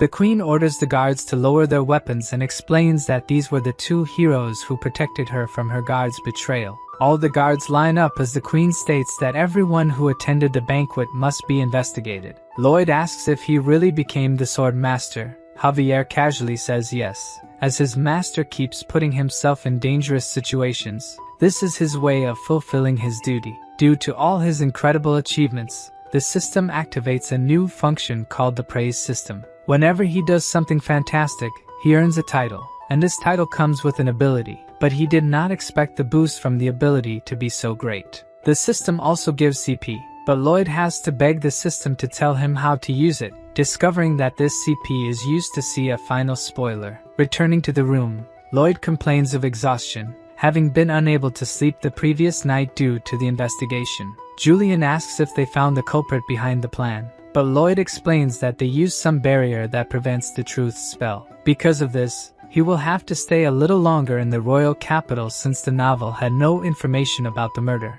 besides these events being supposed to happen in 3 years. Julian asks if Javier is still under investigation, discovering that the queen summoned him separately since he became a sword master. Julian didn't know Javier had evolved and is extremely surprised, but Lloyd explains that this is just common thinking, as he was the one who defeated Lord Kyle. At that moment, we see Her Majesty thanking our swordsman for his deeds, offering him a position as a royal knight, since a vacancy has opened up. Julian is worried that Javier might leave them, but Lloyd warns that he really doesn't know the swordsman from the Fronteras family. Javier explains that he is a knight of Baron Frontera and wishes to continue by Lloyd's side. The queen states that this is not a request but an order. Refusing an order from the queen is equivalent to treason. Our honorable knight only asks for permission to send a farewell letter to his baron, making the queen realize that he would rather die than serve her. Understanding that she won't be able to have Javier by her side, she allows him to remain a knight of the Fronteras. Javier thanks her for her mercy and heads towards the exit. He meets Julian, who asks if he will leave the family, but Javier asks him not to worry because he will continue to be their knight. The queen realizes she truly isn't lucky with people from the Fronteras property. Finally, night falls, and Lloyd is lying on the grass, checking the abilities that titles offer. Many of his great achievements have earned him titles, and his most recent one was gaining the queen's trust. All these titles grant CP, character points, but they are only counted in the system once a month on the full moon. Seeing the moon shining in the night sky, the CP is finally accumulated, and he decides to see a final spoiler. As he activates the ability, the space around him becomes dark, until suddenly the darkness is replaced by flames. Walking a bit, he realizes he's at the Fronteras property, but the beautiful place is completely destroyed, and people are dead. Lloyd starts running, asking what kind of ending this is, trying to get any information from the system, but what he finds further ahead leaves his mind completely disturbed. The protagonist sees Lloyd and Javier staring at two bodies on the ground, immediately recognizing them as the Baron and Baroness. Illusion Lloyd is desperate, apologizing for not being able to protect anyone, making the protagonist even angrier with this ending. Suddenly, he hears a noise coming from behind, and when he turns, he is faced with a swarm of insects. Javier walks up to him and prepares to attack the swarm of locusts with his sword aura. He lands 3 strikes, making the protagonist think he's really gotten rid of them, but the swarm is much larger than he imagined. At that moment, Lloyd wakes up on the lawn, utterly speechless. He asks if what he saw was real, and realizing that it's all really going to happen, he heads straight for the queen. In the spoiler, he said that if he had arrived a little earlier, he could have avoided this. But Lloyd doesn't know how early he needs to arrive, so he decides to go as fast as possible. He goes to the queen's office and tells her that all regions will be reduced to dust. This is the work of the enemy nation. They are trying to set up a domino effect with monsters, driving the monsters out of the jungle and making them migrate to the west region. In the book, this was supposed to happen in 3.5 years, but now is not the time to think about the future. The queen was already aware of Asfahan's movements and thinks this is really possible, but the bigger question is how the protagonist knows about their movements. At that moment, Lloyd thinks he screwed up but manages to quickly come up with a lie. He says that due to his blood bond with the orcs, he got information about Asfahan, about the assassination attempt. He simply saw Kyle acting suspiciously and decided to investigate. Regarding the mana he absorbed, destroying the surroundings, he simply says he learned from his knight Javier, who is a genius, and as he is also somewhat clever, he has decent control of this ability. The queen realizes that everything he said makes sense, but it still seems like he just made it up. At that moment, his title activates, giving him the ability to make the queen believe 100% in the protagonist. Lloyd thanks her for her generosity and says that as soon as he can stop the attack,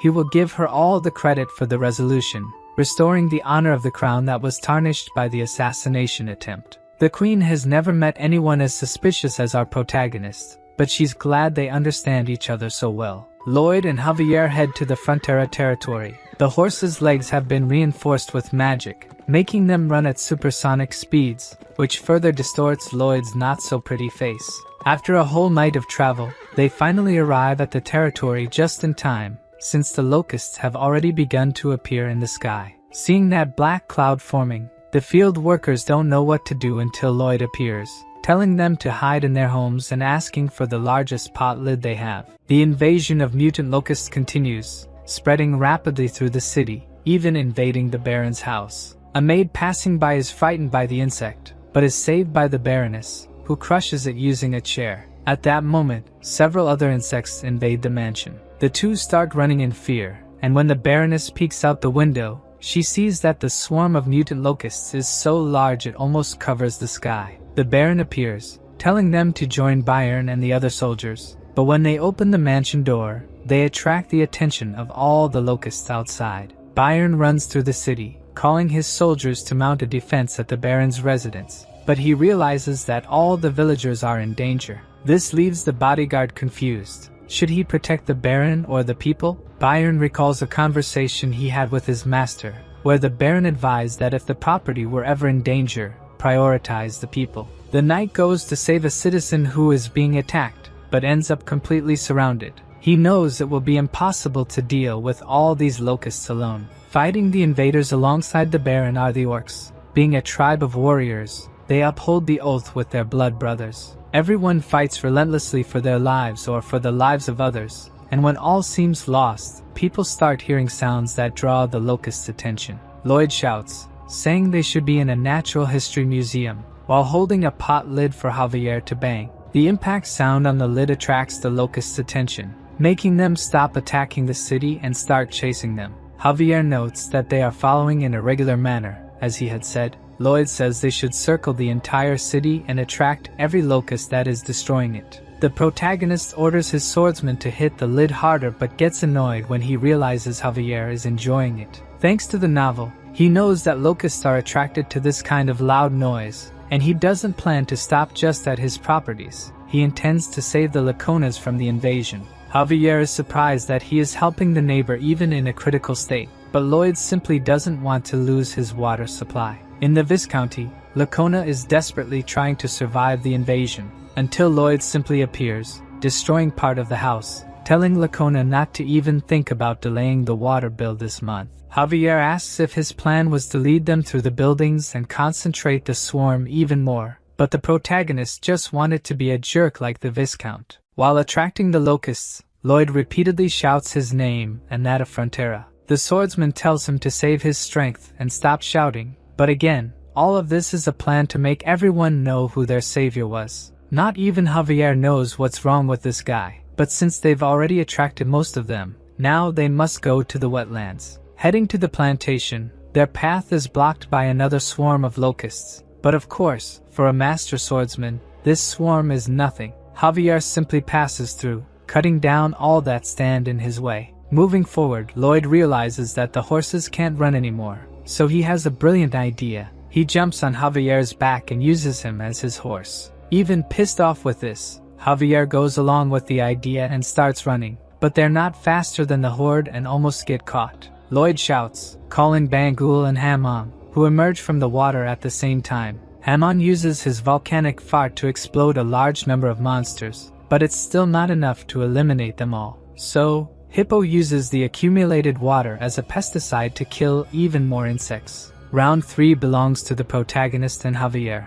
who who used mana explosion and aura at the same time to eliminate the rest of the locusts. Javier says they managed to take care of the majority, but there are still at least 1,000 left. Lloyd tells him not to worry, as the cavalry is arriving. 300 orc warriors approach with 500 soldiers of the white cavalry. The rest they can leave to them since they'll have something else to worry about. The monster domino effect never ends with just one wave. Meanwhile, the soldiers of the white cavalry do their job. The mages enchant the knight's swords with a fire spell, making it easier to subdue the insects. The orcs don't even need magic.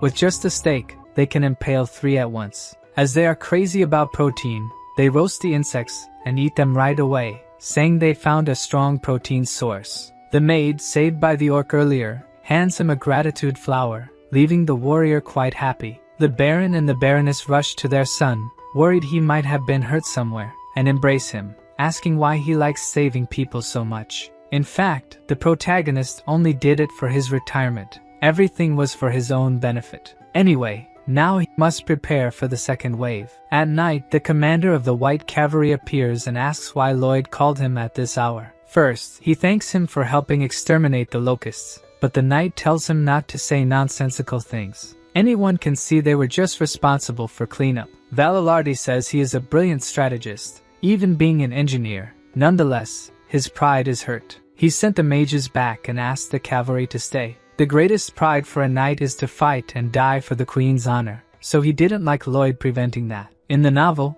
this knight fought against Javier, defending the honor of the queen who had become evil. At that moment, Javier wasn't yet a master swordsman, so he barely managed to win. However, what increased respect for this character the most was that, on his deathbed, the only thing he wished for was for someone to stop the queen's evil actions. With unwavering loyalty and a natural warrior, this knight is needed in times of crisis like this. Lloyd knows he won't get far if he keeps going in circles, so he proposes a duel. If he wins, the white cavalry will have to obey him. If he loses, they can return to the queen right away. Valalardi says he can never fight a civilian without the queen's orders, but the protagonist reminds him that he is the one commanding them now, and that's an order. The knight asks if he has a weapon. Of course, Lloyd shows his shovel, but this time the knight doesn't underestimate him. He knows that shovel protected Frontera's property. Even reaching the 3rd mana circle, Lloyd's chances of winning this duel are 0,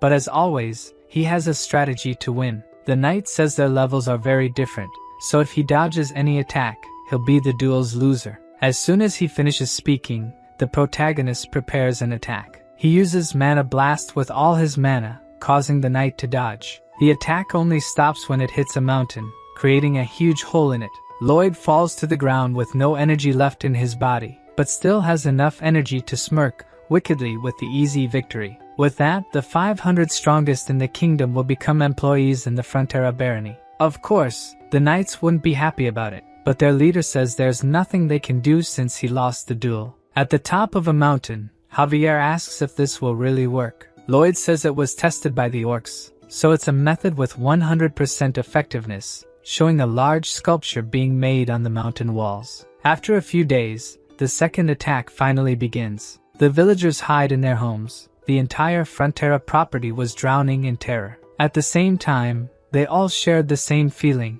that young Master Lloyd would protect them. The leader of the white cavalry observes smoke approaching. He finds it hard to believe, but what Lloyd said is indeed true. A huge herd of mastodons is quickly approaching. A few days ago, the leader of the knights asked for evidence for Lloyd's certainty, but Lloyd simply dodged the question, saying it was obvious which animal would attack in the second wave. Regardless, he was right. Without a doubt, it's time to fight. The cavalry's plan is to slow down the herd, then encircle them and attack from the outside in. They will likely have some casualties on their side, but if they use this method, victory is guaranteed. One of the soldiers says that after the battle, he will propose to his beloved, but the leader of the knights thinks that maybe what returns to his beloved won't be a ring, but rather news of his death. As they advance, he says there's nothing to fear, as that is the fate of a knight. But before the confrontation begins, they are stopped by Bayern. The knight asks what he's doing on the battlefield without armor, but Bayern simply says that his master said he wouldn't need any. In fact, he is there only to decipher Lloyd's message, who is on top of a mountain observing the mastodon's arrival. Suddenly, Lloyd begins to signal using 2 flags. Byron translates that he's sending the soldiers of the White Cavalry to the southeast border of the village. This leaves the commander confused, since he's practically asking to clear a path for the mastodons. If they go to this location, they won't be able to stop the mastodons' advance. But Lloyd signals that if he keeps arguing, he'll report him to Her Majesty. The knight asks how he's saying all this just by waving flags, and he'd also like to understand what he's planning, since it goes completely against all common sense. Lloyd warns that the mastodons have arrived, and with that, the first phase of the plan begins. As the herd encounters the monster sculpture, they automatically stop running and start dropping to the ground. This extreme fear reaction is because that creature is their natural enemy. The second phase of the plan is to have the troops march forward, making a lot of noise, movement, and kicking up as much dust as possible. The mastodons, already scared by the appearance of a natural enemy, think another one is approaching and start fleeing, successfully completing the plan to move the herd. They start heading towards the hole that the protagonist had the knights dig.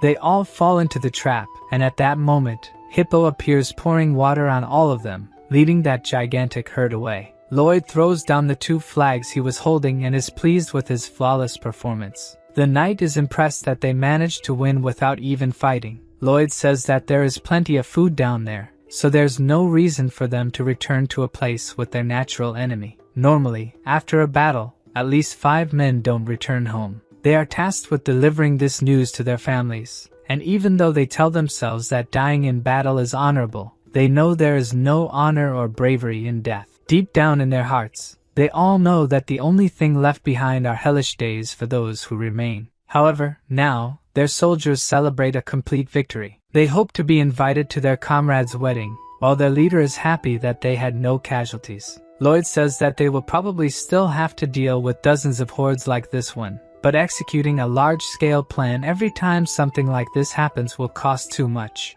Lloyd would like his swordsman to try to guess what he's thinking now. Javier has spent a lot of time with him, so he will probably try to end the invasion using the least amount of resources possible. The captain of the White Cavalry appears, saying that the knights will help with his plan. What he saw today was a true victory, making him understand that he has been an incompetent leader until now. As a sign of respect, he kneels and asks for permission to learn from his wisdom, joined by all the other knights. This is perfect for our protagonist, who was already thinking of pleading for them to stay a little longer. Everyone heads to the meeting room. Lloyd reminds them that his father was firmly against the construction of the canal in Lake Kapua, saying that a legendary beast lurks in its depths. This time, the plan is precisely to awaken this legendary beast. Obviously, the Baron and the Baroness are against this idea, but the commander and Javier are in favor. The Baron questions how a bodyguard can accept this, but the truth is he knows he won't win this argument even if he tries, so, by democratic process, the construction in Lake Kapua will begin.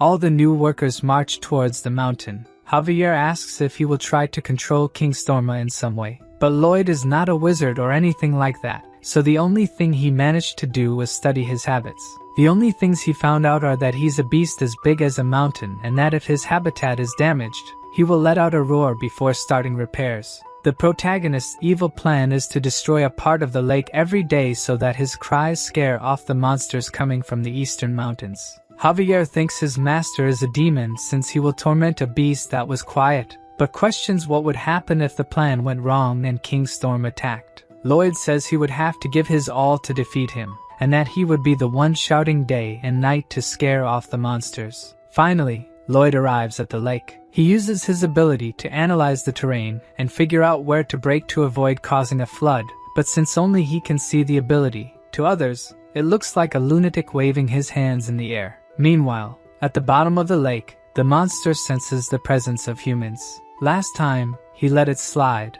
but if they interrupt his rest again, he will kill them all. A few days later, while Lloyd walks through the village, he ends up seeing a very intriguing scene. As soon as Byron realizes he's being watched, he stands up and asks if he can take care of the mastodon pups that have been separated from their mother. Lloyd finds this dangerous, as they tend to become fiercer as they grow, but Byron says that won't be the case since they are adorable. Realizing that the manager is a true animal lover, the protagonist simply gives up and tells him to do as he pleases. Anyway, the Lord will do a good job using them, and if successful, Perhaps these animals could become a great asset. Because of the domino effect, the orcs also have to return to their village. It's a shame to lose such an important ally, but Lloyd understands and sends 5 men along with the tribe. Finally, all the preparations are complete. Today is the day they will awaken an ancient beast. Lloyd gives a motivational speech to the White Knights, who this time are quite excited to work, even praying for the blessing of the Grand Shovel. Seeing all those knights marching with shovels in their hands, Javier truly laments for the White Knights. Through simulation, they modified the land so that when they broke the dam, it wouldn't cause a flood. Using Javier's destructive power, he destroys part of the mountain with his mana blast, causing a great tremor. Lloyd tells everyone to duck because the thing is coming. The lake, which was calm, starts bubbling, and King Storma finally emerges from the depths. Everyone is impressed by his colossal size, but what truly emerges from the lake is a giant beaver. Lloyd is clearly disappointed, as he expected a scary mythological creature. However, somehow, he manages to understand everything King Storma is shouting, probably because he's like his other summons. Anyway, that doesn't matter since he's a beaver. His attention is focused on repairing the dam, but what Lloyd didn't count on is that he can smell the metal and knows exactly where they are hiding. Storma realized they were purposefully damaging his dam, and is going to eliminate them right away. At that moment, the protagonist knows he screwed up. He didn't expect this creature to be so intelligent. The commander asks what they should do now, but Lloyd is totally desperate, not knowing what to do. King Storma puts his hand in the lake and raises a large amount of water, drowning all the workers who were trying to flee. Javier is the only one who manages to escape the flood and attack the creature using mana blast. But not even the power of Sword Master is enough to even harm this creature. Seeing that they have no choice but to kill him, Javier activates the sword's aura. But before he can do anything, he is stopped by Lloyd, who says he has come up with a plan. So, instead of attacking, Javier just keeps dodging his attacks like a fly. Taking advantage of the gap, Lloyd swims towards King Storma, but is almost detected by his keen senses. The swordsman keeps attacking to get his attention, but even using the sword's aura, none of his attacks are effective. The situation isn't good, since mediocre attacks won't be able to get this thing's attention. In desperation, Javier uses all his strength to shout in King Storma's language, managing to catch his attention, but he gets confused for being called mommy since he's a male. Javier starts shouting various things in his language, not knowing what he's saying, leaving King Storma sad because he's saying mean things. While the two are arguing in a completely strange language, Lloyd takes the opportunity to climb onto the beaver's head. Even trying to get him off, he can't because his arms are too short. The protagonist jumps and throws something into his mouth, making King Storma shrink. He gets confused as to why the world seems so big, and is captured by Lloyd shortly after. Of course, King Storma won't let himself be caught so easily, hitting Lloyd in the face with his tail and using the opportunity to escape. The protagonist uses his Pokemon to catch him, but Storma took boxing lessons and punches Padong. Our guinea pig won't let it go and punches back. The two start fighting until Hippo takes the opportunity to hit him from behind, but Storma manages to dodge the sneak attack and flee. Lloyd quickly appears in his path, ordering the snake to catch him. King Storma is a beast born for unknown reasons even to himself, spent 500 years simply breathing and sleeping, but for the first time in his life, he witnessed the light. In short, the squirrel fell in love. Obviously, Lloyd notices this and asks if he's now willing to talk. Storma tries to pose as a gentleman, and says he will talk to him since he is a knight. Going to the Frontera mansion, the beaver asks what his request is. Lloyd just wishes for him to scream once in the morning and once at night. The 500-year-old squirrel is not a fool and says that if he's going to propose a deal, he has to give something in return. But the protagonist doesn't exactly know what to offer and says that if he does this, everyone will be happy, especially Bangul. Storma is totally in love and accepts the request right away, making the protagonist scoundrel want to use his passion repeatedly for slave labor. Bangul, even being of the opposite sex, has zero interest in him, so King Storma will be an eternal bachelor. At that moment, Lloyd remembers that he is also single. In fact, both of them are eternal singles.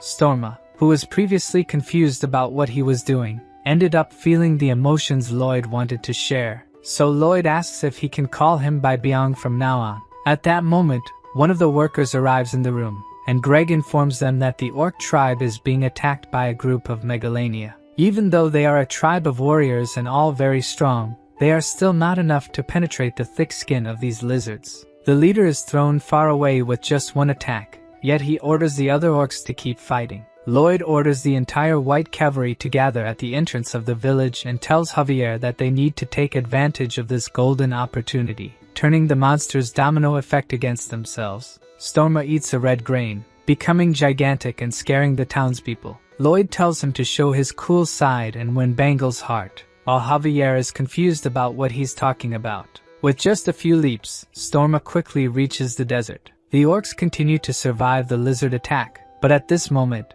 the giant beaver appears. Lloyd tells them to spread the word that if the monsters keep heading west, they will become the food. With just one slap, Storma throws several lizards at once, sending them flying kilometers away. He shrinks back down and looks at Bangle, waiting to see her reaction. Seeing that she is quite happy, Storma blushes and feels embarrassed. The leader of the White Cavalry says that even though they accompanied them, they didn't manage to do much, while the orc leader says they are no longer in a blood pact. Now that he has saved them twice, the Steel Sand tribe will swear loyalty to the Frontier Barony. Lloyd seizes the opportunity and tells them to start the third project, resurrecting the Steel Sand tribe. Some time ago, Asfahan burned the wheat field region for a certain strategic purpose, causing a massive domino effect of monsters to follow. Among these monsters were some from barbaric societies that possess intelligence. It was these exact ones who saw 3 apex predators being tossed around like paper.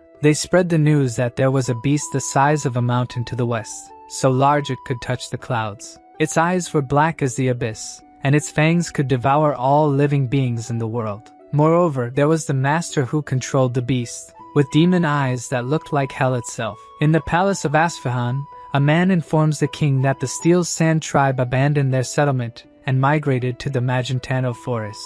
The Sultan says his plans worked and asks how Magentano reacted to this. The man replies that the tribe managed to reach the kingdom without any problem, leaving the king disappointed. Before leaving, the messenger reveals that there was another problem. The group of monsters the king expelled have returned and are now attacking the kingdom's border walls. The king gets nervous and asks the messenger if this is really happening. According to the servant, they are doing their best to repel the monsters, but the monsters seem to have gone mad with fear of something and won't stop attacking. He tells them to gather the soldiers and set more fires in the reed fields. It seems the domino strategy has backfired on them. It should be impossible to stop such a massive movement of monsters unless there is a true demon living in the West. At that moment, we see the protagonist instructing them to sign a document. The 2 loan sharks are confused about what kind of document it is, but Lloyd explains that, as it says, it is a receipt for the full payment of the debt.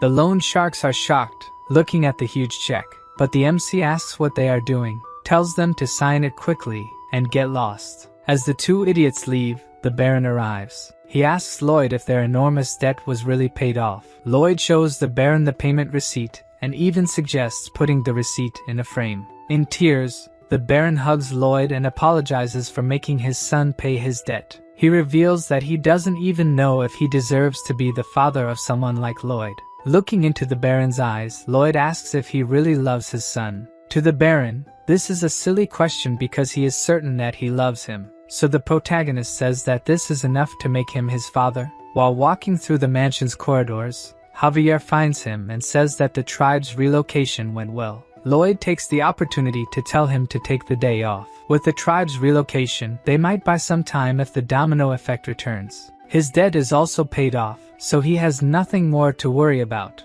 However, it is strange.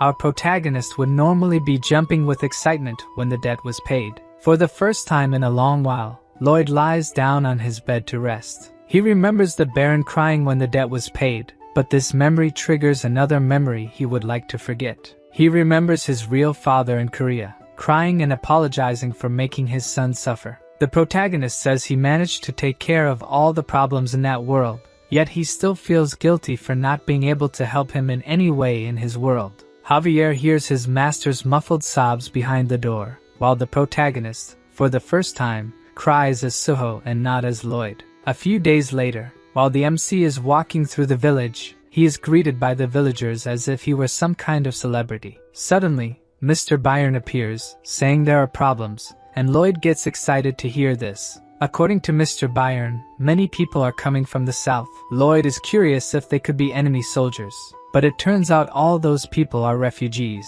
The MC goes to meet these people, and the refugee at the front of the group asks if Lloyd is the lord of those lands. The protagonist explains that he is the son of the lord and asks who they are. The refugee introduces himself as Nicholas, the chief of Sortie village, and says they are subjects of Baron Certino to the south. Until recently, his father was the chief, but he stayed behind, so the rest could escape. His father protected the barony with the lord until the end. It all happened very quickly. Lloyd interrupts Nicholas and asks what happened and if it has anything to do with monsters. Their lands were attacked by giant beetles, and their only option was to flee there. Javier comments that the domino effect affected a much larger area than they had calculated. The protagonist knows that all areas near the jungle were affected, but his was probably the only one still intact since, besides giant summons, they have a master swordsman and the white cavalry. To the north, the refugees would find only the sea, to the south they would reach another country, and to the west of Cremo,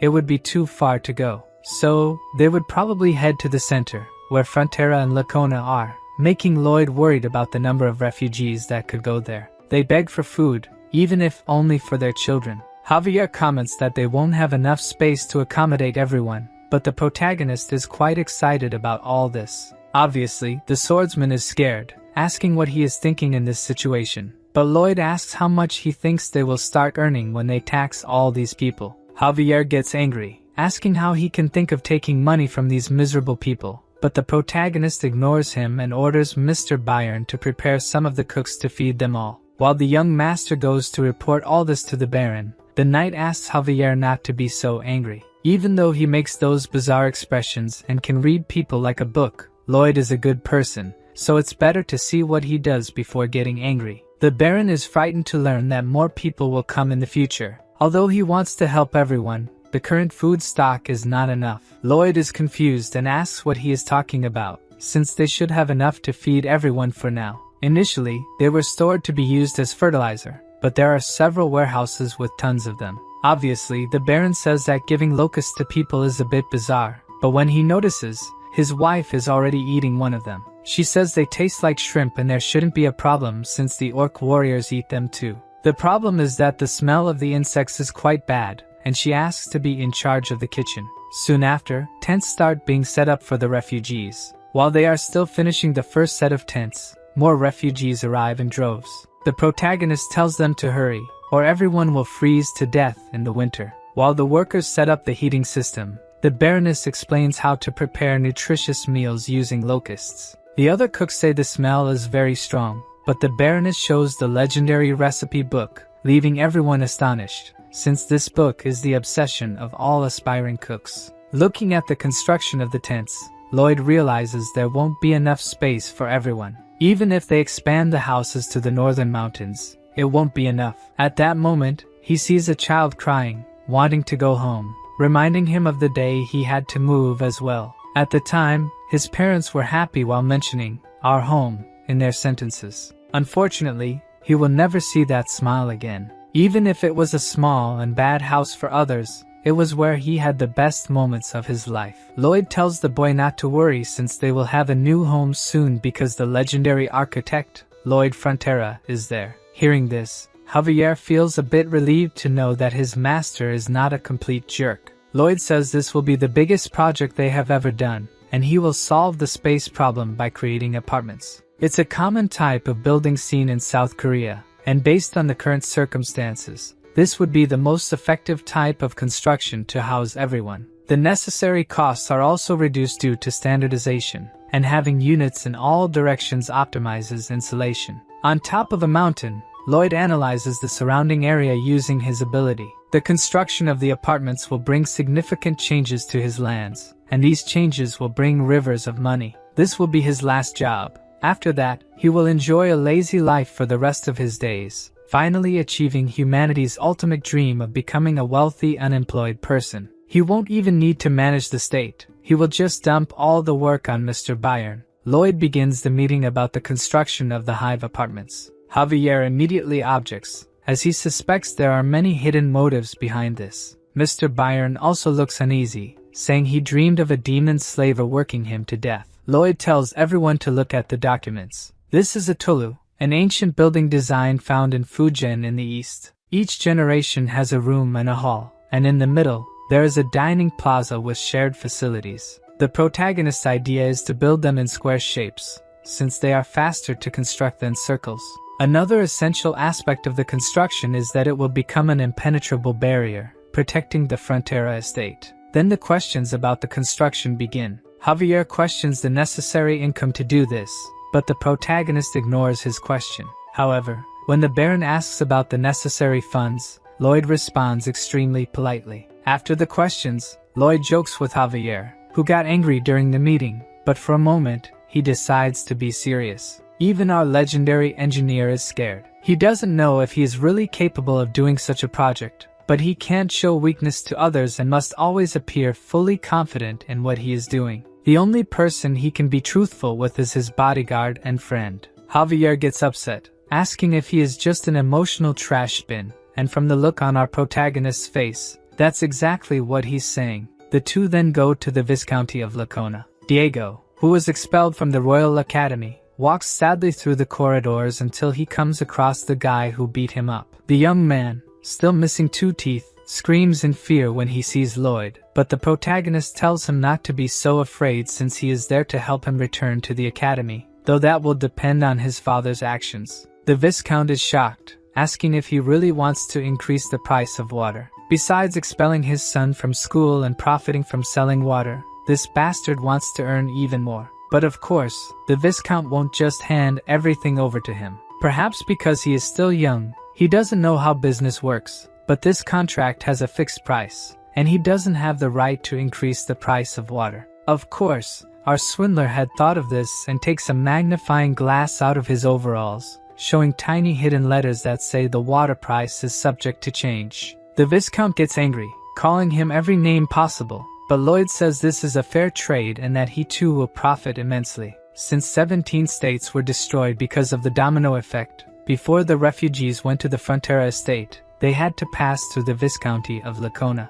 As a fair exchange, he won't tell the Queen that a Viscount ignored his needy population. Basically, he is threatening him, saying he will spare him, but of course, our good-hearted protagonist really cares about his neighbor and will send a letter to Her Majesty requesting his son's return to the academy. With this tempting offer, the Viscount asks how much he will have to give, but Lloyd says that speaking like that makes it sound like he's a gangster extorting someone, and he only hopes that he gives enough to ensure there are no cracks in their strong friendship. The poor Viscount just wanted him to give a number. Javier is really scared of his master's actions, thinking that he really is a disgusting person. The MC tells him not to feel pressured, as he will be grateful no matter the amount decided. The Viscount starts with 20%, but Lloyd's expression makes him change his mind instantly. Fearful, he raises the offer to 30%, but Lloyd's face only worsens. Completely desperate and unsure of what to do, the Viscount looks at Javier, who signals with his hand,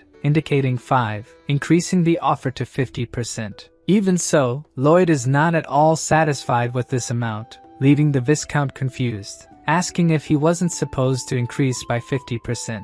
Javier shakes his head, indicating that he meant 5 times. This drives the Viscount crazy, as 5 times the initial value is utterly ridiculous. But the protagonist says he doesn't want 5 times, just 4 is enough, making the Viscount immediately agree to this amount. However, after analyzing the contract a bit more, he realizes he has just been thoroughly extorted. Outside, Javier feels bad, saying he feels like he has become a blackmailer. Lloyd tells him he shouldn't feel like a blackmailer, as he already is one. The swordsman says his duty is to protect him and that he won't help with his frauds, but the MC says if he doesn't obey, he'll stop singing him lullabies. Javier says he has become a master swordsman and can now control his senses perfectly, no longer needing his lullabies to sleep.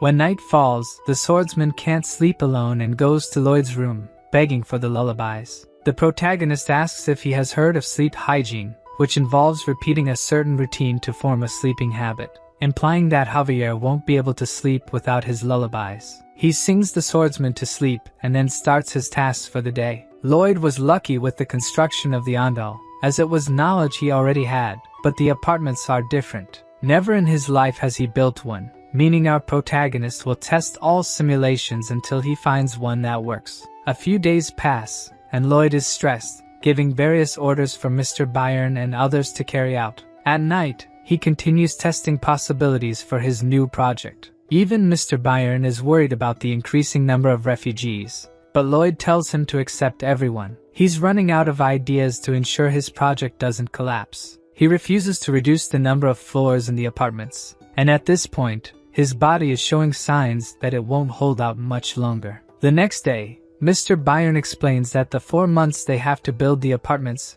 will not be enough. Although Lloyd insists it will work, it is clear he is exhausted. Suddenly, Lloyd's efforts take their toll, and he collapses on the sidewalk from overwork, leaving everyone around him worried. In the royal capital, the kingdom's knights prepare to shoot with crossbows. The target of all their shots is the queen, who is undergoing simple combat training. All shoot in her direction, creating a rain of arrows, but the queen, also a master swordswoman, manages to deflect them all. Despite this impressive feat, she doesn't seem satisfied with her progress, all because of that humiliating situation she went through. An old man appears, saying that the messenger from the Frontera barony seeks an audience. This messenger is Javier, who reads the letter sent by his master. The queen is obviously suspicious, as anything from that sly fox is dangerous. The letter states that, thanks to Her Majesty's wise judgment, they were able to save the territory. However, other territories were not as fortunate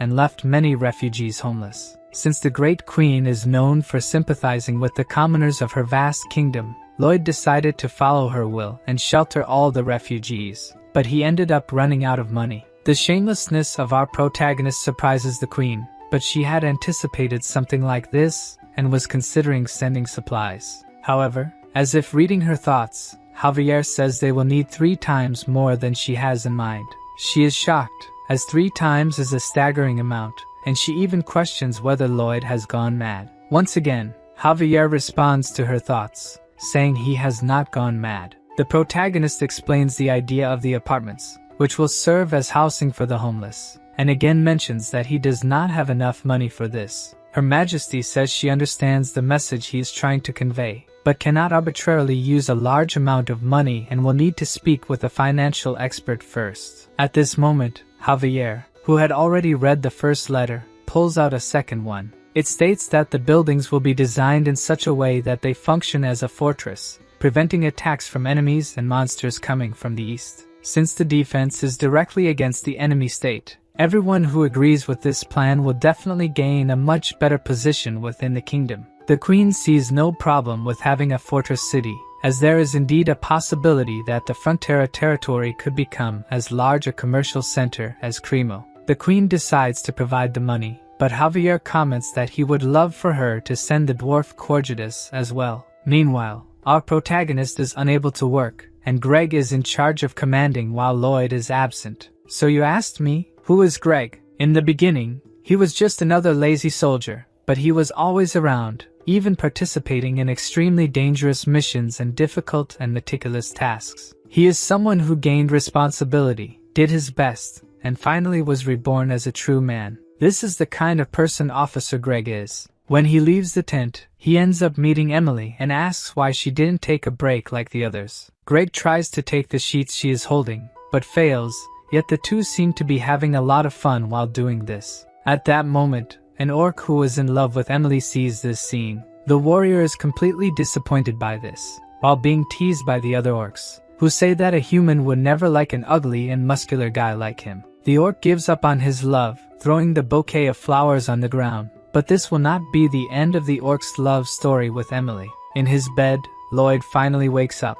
Due to days of relentless work, he is quite exhausted, and to make his situation worse, payday is approaching. Byron comments that they can delay the payment a bit, but something like that is inadmissible to our protagonist. All those people worked so hard waiting for payday. He could never do something as terrible as delaying it. Lloyd says he would rather die than commit such cruelty, leaving Byron very worried and looking for a doctor. At this moment, our great swordsman returns with the money, making Lloyd resurrect from death like a greedy phoenix. After several days of hard work, the Honey Pot Apartment Complex 101 is 70% complete. They managed to create a large plane to build the buildings. The protagonist uses his ability to create holograms of the apartments, running various tests to see if they are truly stable. The first test is a landslide, then he creates a typhoon, and for the final test, Lloyd summons a meteor, leaving the system confused and asking what he is really testing there. The truth is that Lloyd did this purely for fun, making Javier think that he has finally gone mad. Javier informs that Cortigos and 30 more dwarves have finally arrived. Even though he is very intelligent, an apartment is a complex and detailed structure, so it cannot be built randomly. Therefore, he plans to build a cement mixer to help maintain the quality of the cement and prevent the entry of unwanted elements into the mix. The dwarf complains that they have just arrived from their journey and are already receiving orders. But Lloyd makes that face and says that there's nothing better than showing a project first. With the dwarves in charge of the construction, he and Javier need to use mana explosion to soften the ground, leaving Padong in charge of turning the cement mixer. The orcs are also involved, twisting several metal bars with their bare hands. Lloyd pours the cement into the molds, explaining to Mr. Byron how to avoid leaving air pockets in any corners. Everyone does their job, and in a short time, the first apartment is almost complete. From this point, Lloyd asks Mr. Byron to take over the project. Now that everyone is accustomed to the work, Lloyd needs to worry about other problems. The heating system works via a steam boiler. All that hot steam rises through pipes connected to the radiators in each apartment. However, there is a problem. The higher it goes, the more heat loss occurs in the system, leaving the top floor without heating. The protagonist spent the entire night studying how to solve this problem, but the only idea he had was to use a material found only in this world. There is an episode where Javier faces a dragon. As the name suggests, this is a legendary creature, and just its breath is enough to take any knight off the map. However, Javier withstood the breath head-on, thanks to armor with absolute fire resistance. It was created using the sap of the Alencia tree, simply the best thermal insulator in the world. Therefore, the two are on a mission to find this tree. The problem is that the tree is exactly where the elves live. As soon as he finds this out, Javier tries to escape this suicidal mission. The elves hate humans and are not a race that can be negotiated with, but regardless of this, he is unfortunately the escort knight and will have to accompany him. Javier asks how he plans to convince them, since no one has managed to contact them for over 500 years. But Lloyd's real intentions are to steal and leave quickly. Upon arriving in the forest inhabited by the elves, the place is teeming with life. The protagonist warns that they must now remain silent to avoid drawing attention. Javier, unable to hold back, sneezes, but the problem is that he does so like a Hollywood heartthrob, prompting Lloyd to ask why he sneezes that way. Javier explains that because he has a handsome face, everything he does looks beautiful, but that's something Lloyd wouldn't understand, leaving the protagonist incredulous that he actually said such a thing. Lloyd questions how a sword master can hold back a sneeze, saying he is imperfect for not even being able to hold his own crap. But Javier is used to these jests, and retorts that Lloyd mentioned crap because he has nothing to say about his face. The protagonist gets so angry that he tries to hit him, but this only makes Javier happier. Lloyd gives up trying to strike him and continues on their way, but the earlier shouting has already caught the attention of all the elves in the forest. Javier says this is not good, but Lloyd had expected something like this might happen. Things just progressed faster. The elf women start shooting simultaneously, but the sword master easily deflects all the arrows. Lloyd takes advantage of the distraction and says he will get the sap from the tree, leaving his bodyguard to deal with all the elf women alone.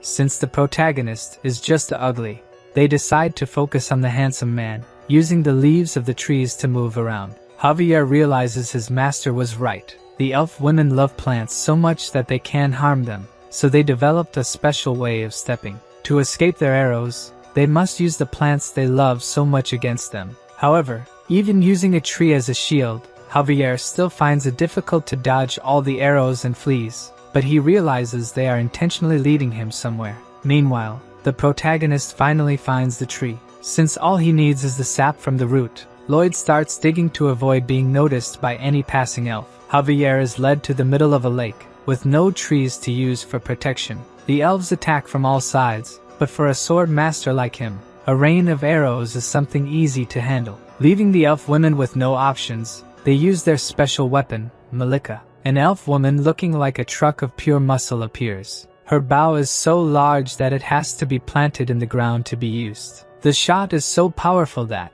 even using aura on his blade, Javier is still thrown far away. The swordsman uses all his strength to try to stop the gigantic arrow. Using sheer brute force, the elf was able to snatch Javier's aura sword. Since Lloyd warned that if a single elf were hurt, all the others would come after them, the swordsman cannot counterattack the elf. Their assassination skills are far superior to those of the orcs. Javier raises his aura-infused sword to defend against another shower of arrows, thinking it's time to go to his master. Even without knowing exactly how he will drive the elves away without injuring any of them, Malika has another giant arrow ready to hit Javier. The swordsman shreds all the normal arrows that were shot at him. At that moment, the brute elf launches her gigantic arrow, and Javier uses his power to deflect the flying arrow. The deflected giant arrow heads toward another one launched by the warrior elf, and the two collide. Meanwhile, Lloyd is in the hole he dug, collecting Elancia roots, until someone calls him a demon, and he turns to see who it was.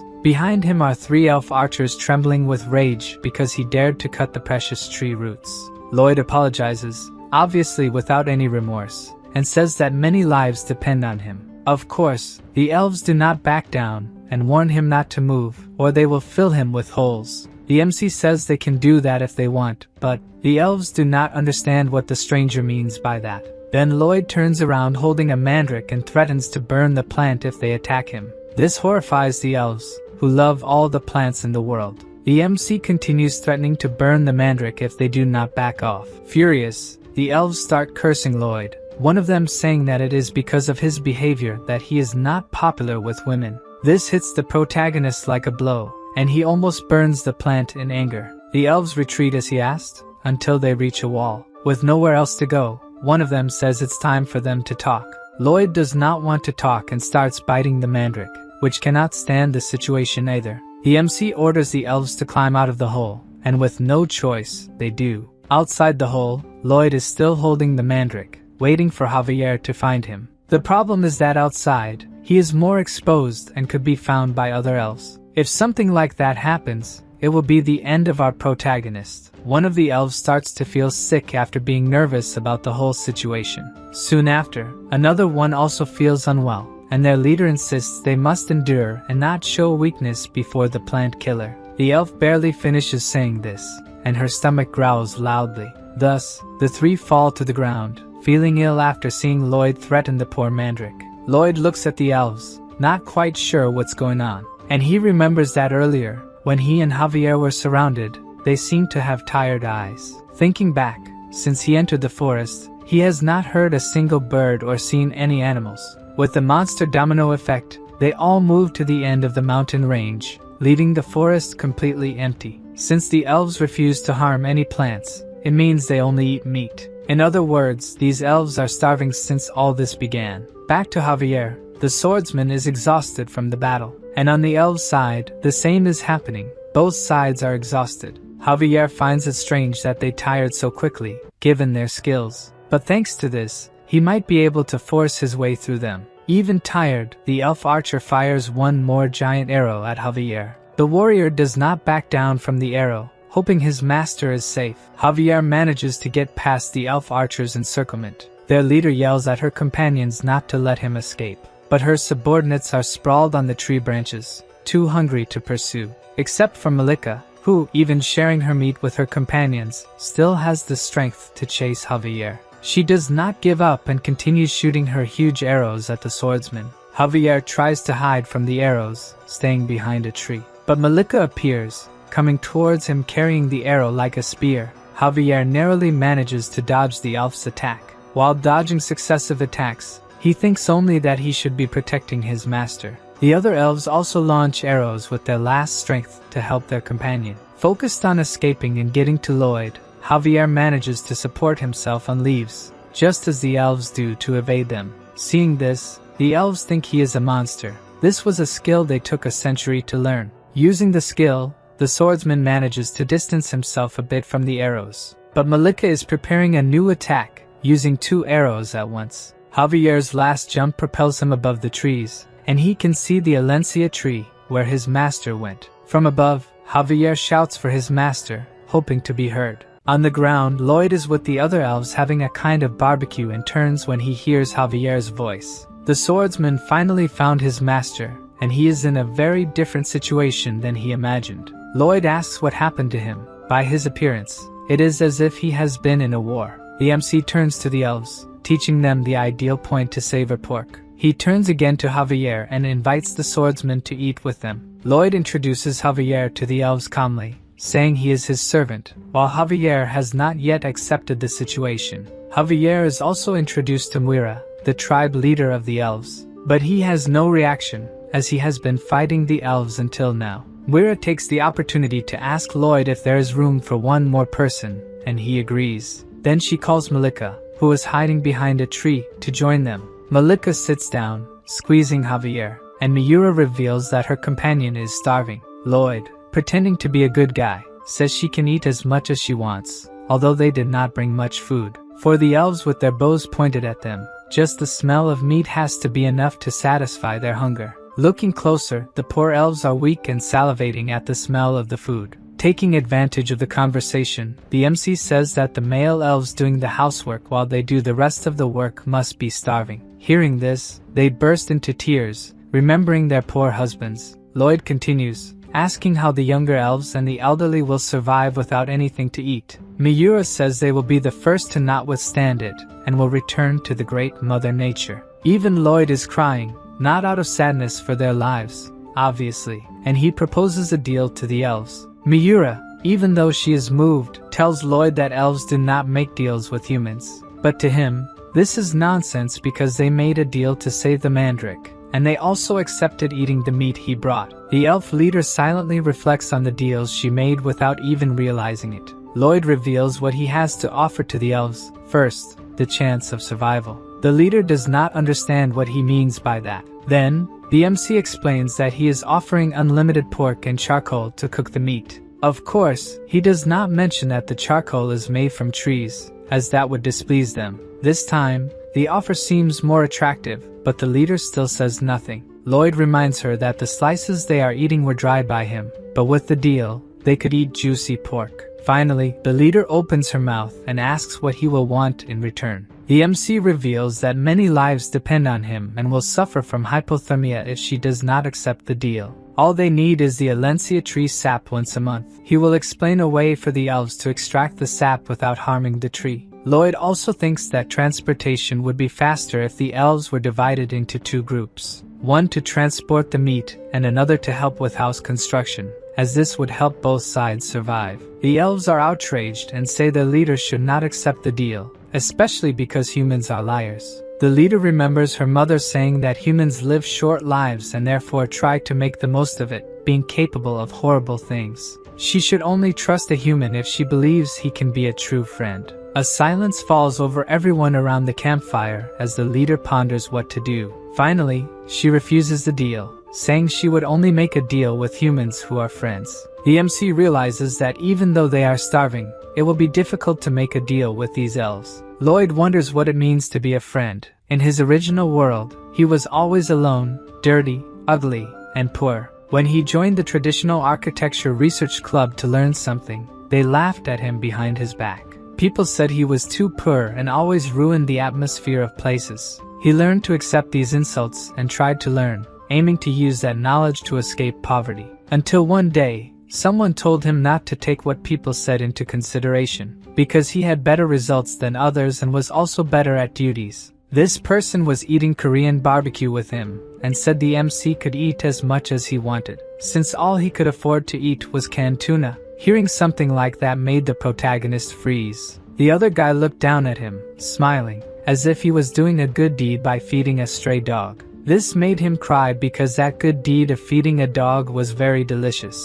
Lloyd did not mind that the guy thought he was superior and continued asking for more portions of meat. Thus, that guy became his best friend. Precisely because he has that kind of friend, he thinks nothing good comes from friendship. Lloyd takes out more meat from his backpack to offer to the elves. Their leader looks hypnotized by the meat, as if it had something special. After they savor a little more of this delicious feast, Miura accepts the deal with Lloyd in exchange for more meat, without even consulting the elders. After 500 years without contact with humans, the Everglow elves signed a contract with the Frontera barony. On the way back to the barony, Javier is annoyed, thinking that if everything was resolved just with stakes, he was not necessary on this trip. The people of the barony look at the passing elves, admiring Master Lloyd's ability to make deals with other races. The elf leader notices that everywhere there are things made of plants, which seems cruel to her. Lloyd, who is ahead of her, says that there are also tribes that abhor eating animals. There are many races and religions with different values. He says he believes in a world where people cooperate for mutual benefit, committing to some values. She understands what he means,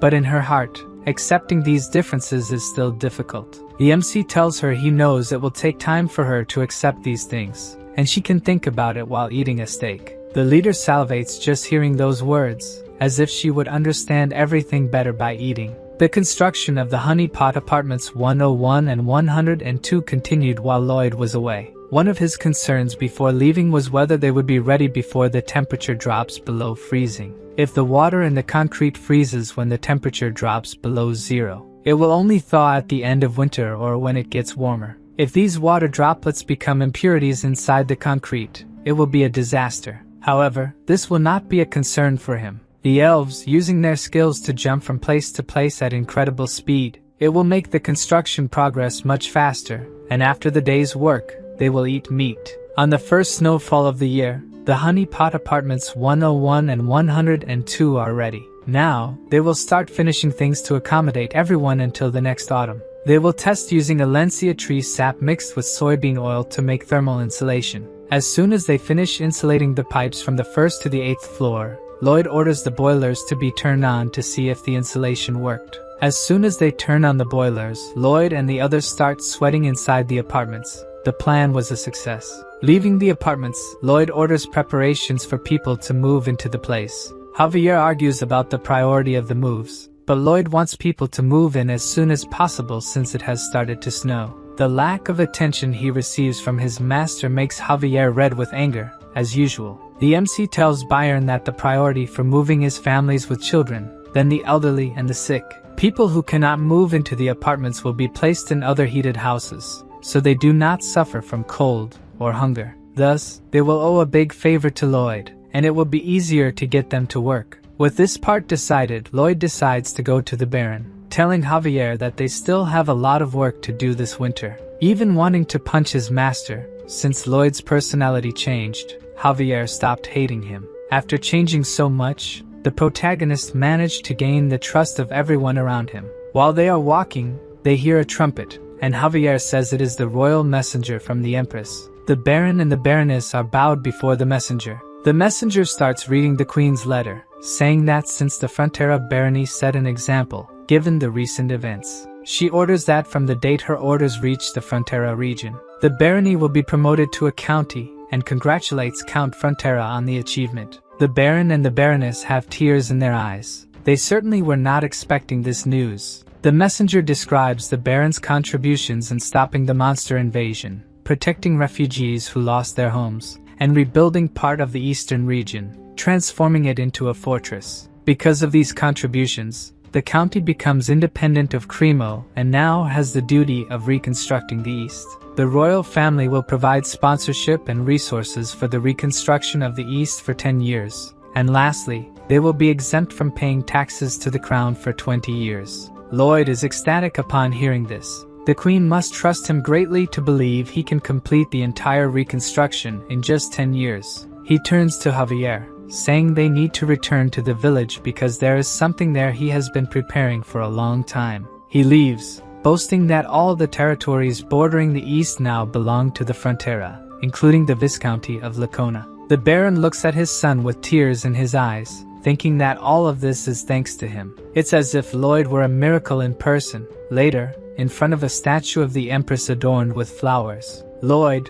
the Baron, Byron, and other villagers are dancing around it and shouting "Long live Her Majesty." Lloyd still urges everyone to shout louder so that Her Majesty can hear them. The messenger observes the entire scene as if he were watching a group of lunatics, and then tells the Empress that they did this all night long. The Empress is embarrassed to hear this and orders them to stop. Returning to the county, the Viscount of Lacona is riding desperately to find the Baron, who has now become a count. He arrives at the mansion and kneels before the Count after being summoned. The Count asks him not to be so formal, as he is getting used to the new title. To please him, the Viscount says that no one deserved it more than he did, but inside, he is cursing the Count, thinking he was the only one who shouldn't have received this title. At every banquet, the Viscount always made fun of the Count. As the Viscount thinks the only thing the Count is good at is being kind, he believes the Count will soon lose the title, so he just needs to endure the situation for now. The Count reveals that he received an imperial order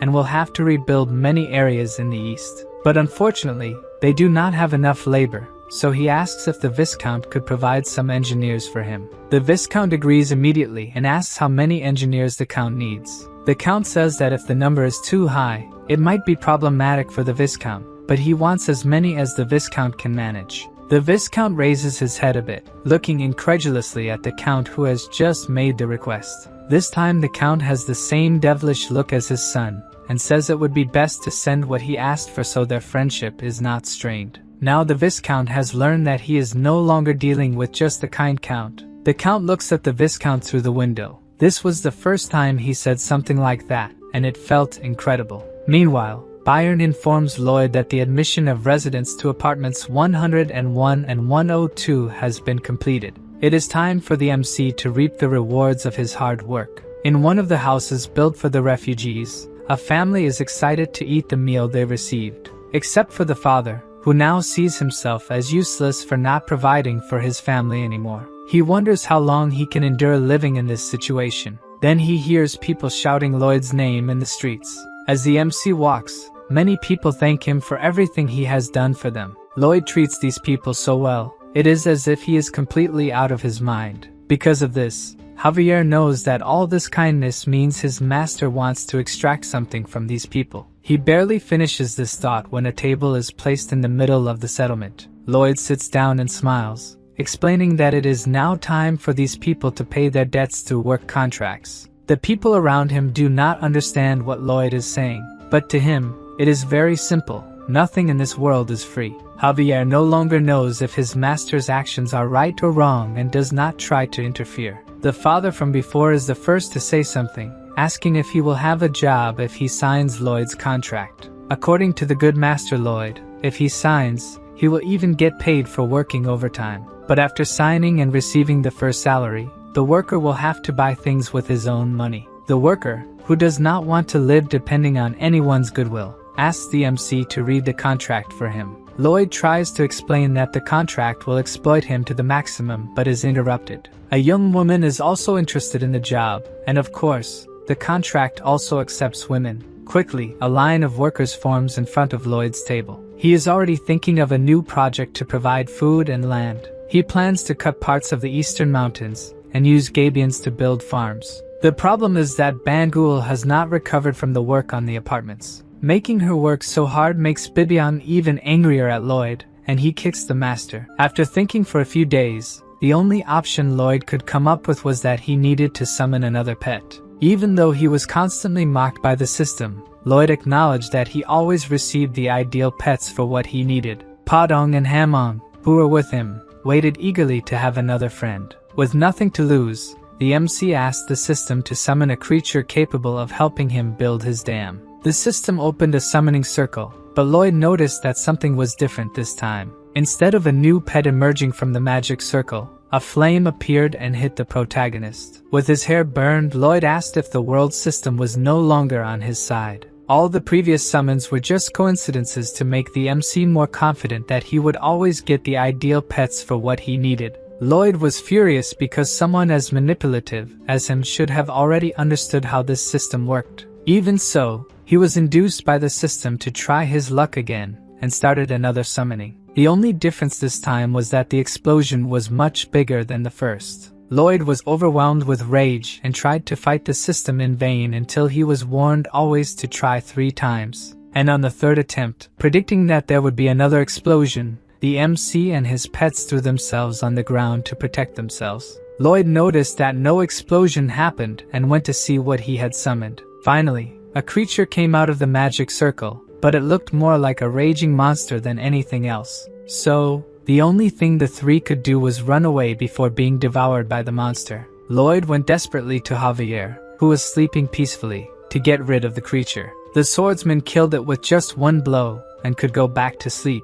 Meanwhile, the MC was even angrier at the system, saying he would never summon again. Then, the system showed that he had unlocked the bankruptcy skill for being deceived 3 times and could now choose a skill as compensation. A list with hundreds of skills opened for Lloyd to choose from, each more useless than the last. Until, looking more closely, one of them caught the protagonist's attention. With the ability to get spider webs, Lloyd would have a strong and elastic thread that would also take time to wear out from the sun. Decided, he selected in the system window that he wanted a creature with this ability. Another summoning circle appeared, emitting a very strong light. The light was so strong that it disturbed Javier, and it caught the attention of the workers, who saw something strange. Above, there was a small dot descending very quickly towards them. From the color and feathers it was shedding, the workers wondered if it was an angel falling. But in fact, the angel was Lloyd riding his new summon, Goming. The workers celebrated Master Lloyd's new summon. Lloyd continued his ride. He thought it would be a spider due to the type of ability, but it was more beneficial that a bird appeared. To the workers, it was as if Master Lloyd was blessing them from above. With Goming, he intended to promote himself as a prodigious summoner and increase his followers. Goming's main ability was to get spider webs, but it could also spread webs, create a nest, and bombard with poop. Additionally, it released spider webs behind its backpack. From Lloyd's tests, the webs were very resistant and could only stretch a little. He asked Goming to go to a nearby plane to make a net with the web-spreading ability. But Goming didn't like his master's idea and went elsewhere. The bird stopped abruptly in front of a snowy mound, causing his master, who didn't expect this, to fly face first into the ground. Lloyd got up, furious with Goming, asking what the bird was doing. Goming sat on the ground, chewing a branch, and told Lloyd he was lazy. Now, Master Lloyd would have to figure out a way to make his new pet work for him. The previous night, right after Lloyd had summoned Goming, he asked if his new summon could show how it produced the webs. But Goming just sat on the ground, with no desire to do it, and asking why someone like him had to work like a slave. From that moment on, Lloyd realized that his new pet was not like the previous ones. Padong went to Goming, trying to be friendly with the new little friend. And he said that Goming could build the infrastructure of society, improve people's quality of life, and find satisfaction after doing so. The new pet could be an existence capable of bringing happiness to the world. After this speech, Goming felt a bit more motivated and said he would try to do it. The next day, when he was supposed to be helping Lloyd, he got lazy again, leaned against a tree, and didn't want to do anything. Seeing that his colleague's determination didn't last even a day, Padong went to him again, encouraging Goming to work together. The bird decided there was no reason to keep working. He believed the world would continue to develop without his help and that Lloyd, the idiot who summoned him, would keep feeding him. Lloyd was so irritated by what Goming said that he considered cooking the bird. The little Padong did not give up trying to convince his colleague to work a bit, but the little one's words did nothing to encourage Goming. Instead, he threw the branch he was chewing in the direction of the guinea pig. Poor Padong didn't even have time to dodge and took the hit right in the forehead. Seeing that friendly conversation wasn't going to work with his colleague, Padong asked his master for a sunflower seed. After that, an explosion could be seen in the forest, and Goming was trying to flee in panic. But before he could do so, Padong, now giant, grabbed the bird by the leg. The bird, desperate, screamed for help as the guinea pig started punching him in the mouth. Even Lloyd couldn't believe the scene he was witnessing. His pets weren't supposed to do something like this. At that moment, Padong practically swallowed his colleague, who was giving his last screams of despair. Fortunately, the taste of the bird must not have been very good, and he was spat out by Padong. Wiping his lips, the guinea pig asked if his colleague wanted to do it again. Proving he was just lazy and not stupid, Goming was now determined to work. Satisfied with the decision, Padong gave an evil smile just like his master would. Not that Lloyd wasn't also pleased with his pet's persuasive power.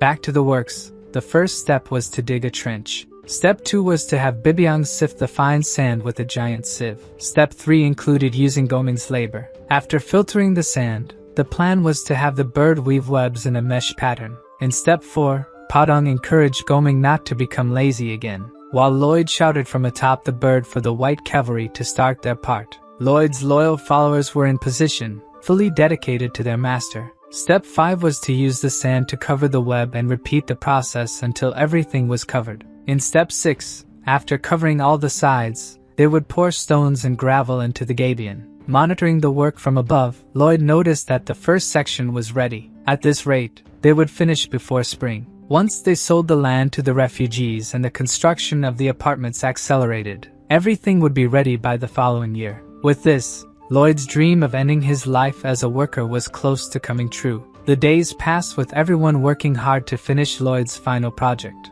Not long after, the construction of the county's terraformed farm was completed. And with that, Lloyd, lying in a flower field, earned the title of Leader of the Tired. To enjoy his new retired life, Lloyd spent the day playing chess. His opponent was none other than himself. Javier appeared, asking if he really found this fun, and Lloyd tried to hide that he was enjoying his new life. It was the first time Javier had seen Lloyd play since that day, and according to the master, there was nothing left to do. They had already improved the wizard's magic, and now their work was much more productive. Everything was going well. This phrase triggered some old memories of his original world. In them, his father said that he should always reconsider if everything was going well. Remembering his father's words left the MC petrified. Then, Lloyd decided he needed to do something before putting Javier to sleep. He needed to be sure that everything was indeed going well. Alone, he invoked the system that gave Lloyd the option to get a spoiler of the story's end.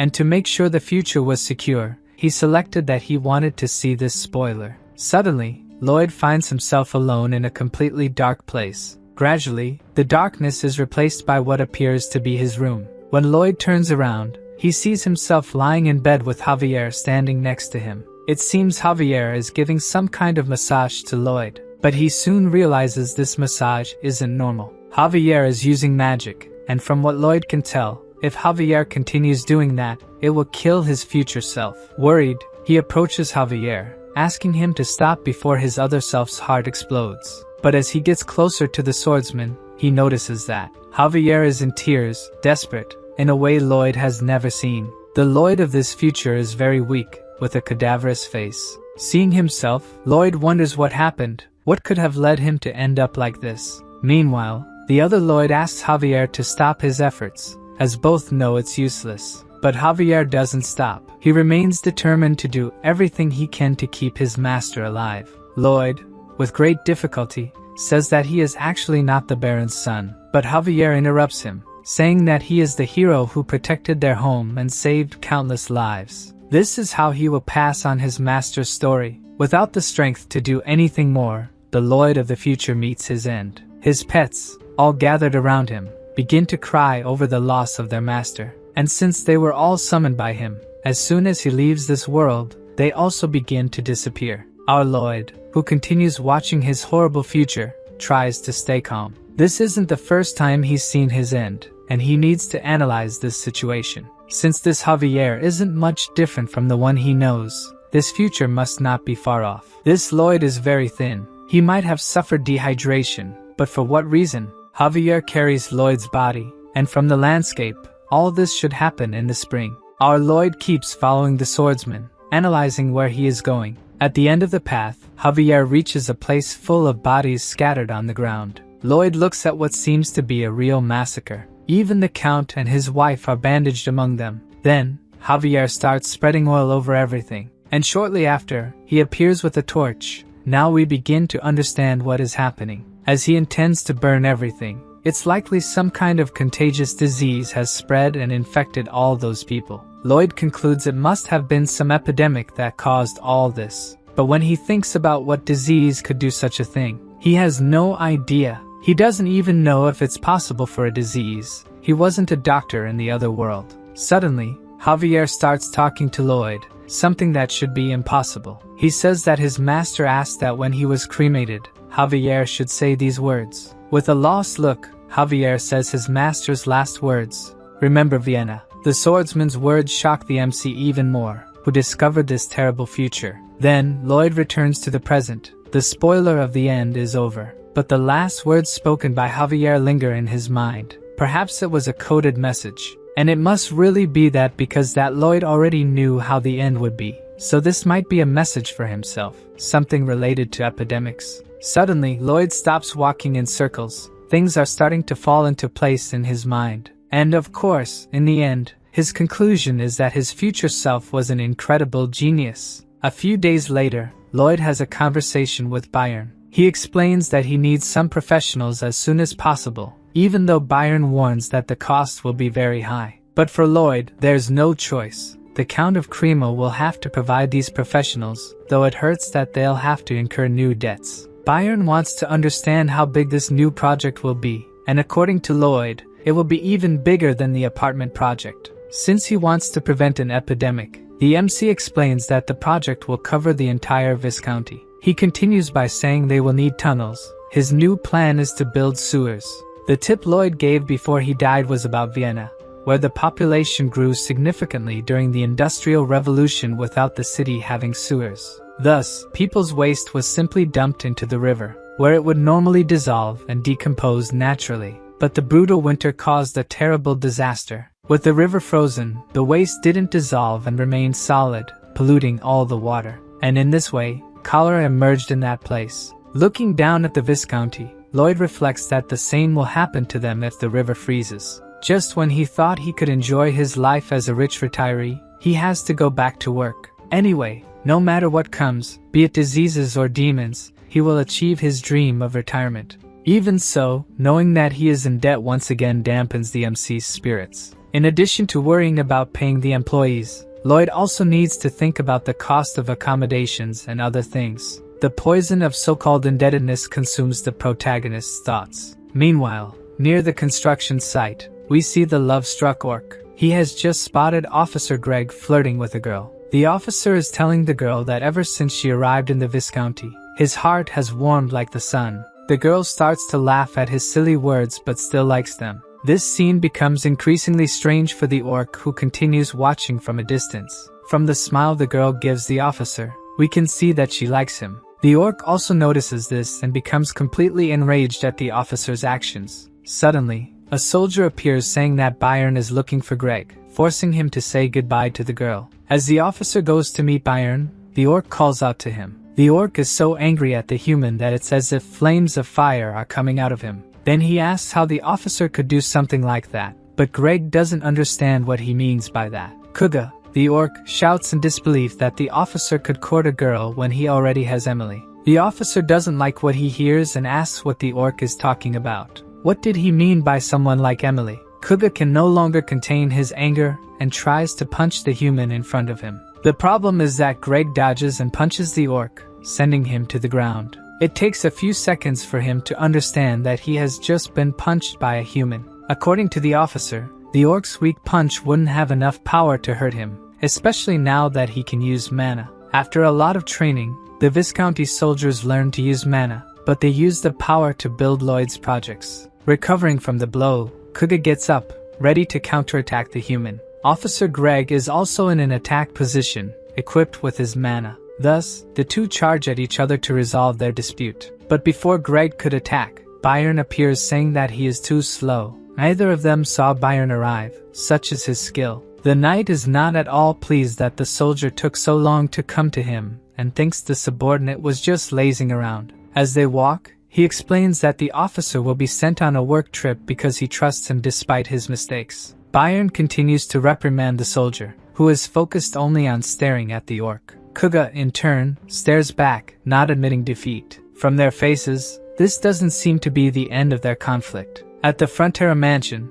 Byron and Greg are saddling the horses to go to Cremo in search of reinforcements for Lloyd's new project. Without knowing the importance of the project the MC wants to implement, Greg tells his boss that he doesn't think it's necessary. Tired of working, Lloyd receives a message from the system saying that his achievements and accolades are generating a combined effect. The MC looks at the message without knowing what this effect is. he was able to punish the traitor of the Viscounty and pay off the debts they had. He accepted the refugees and gave them a home, faced a great disaster, and emerged victorious. Thus, the citizens and refugees of the Viscounty would like to repay the favors Lloyd has done for them. Even with the system's explanation, the MC doesn't understand how they will repay him, and the protagonist starts hearing voices. He gets up and opens the window to see what the voices were talking about below. A crowd is gathered at the mansion's door, saying they would do anything for Master Lloyd. They would even work for free, do everything for their master. At first, he doesn't even know how to react to this crowd. Then,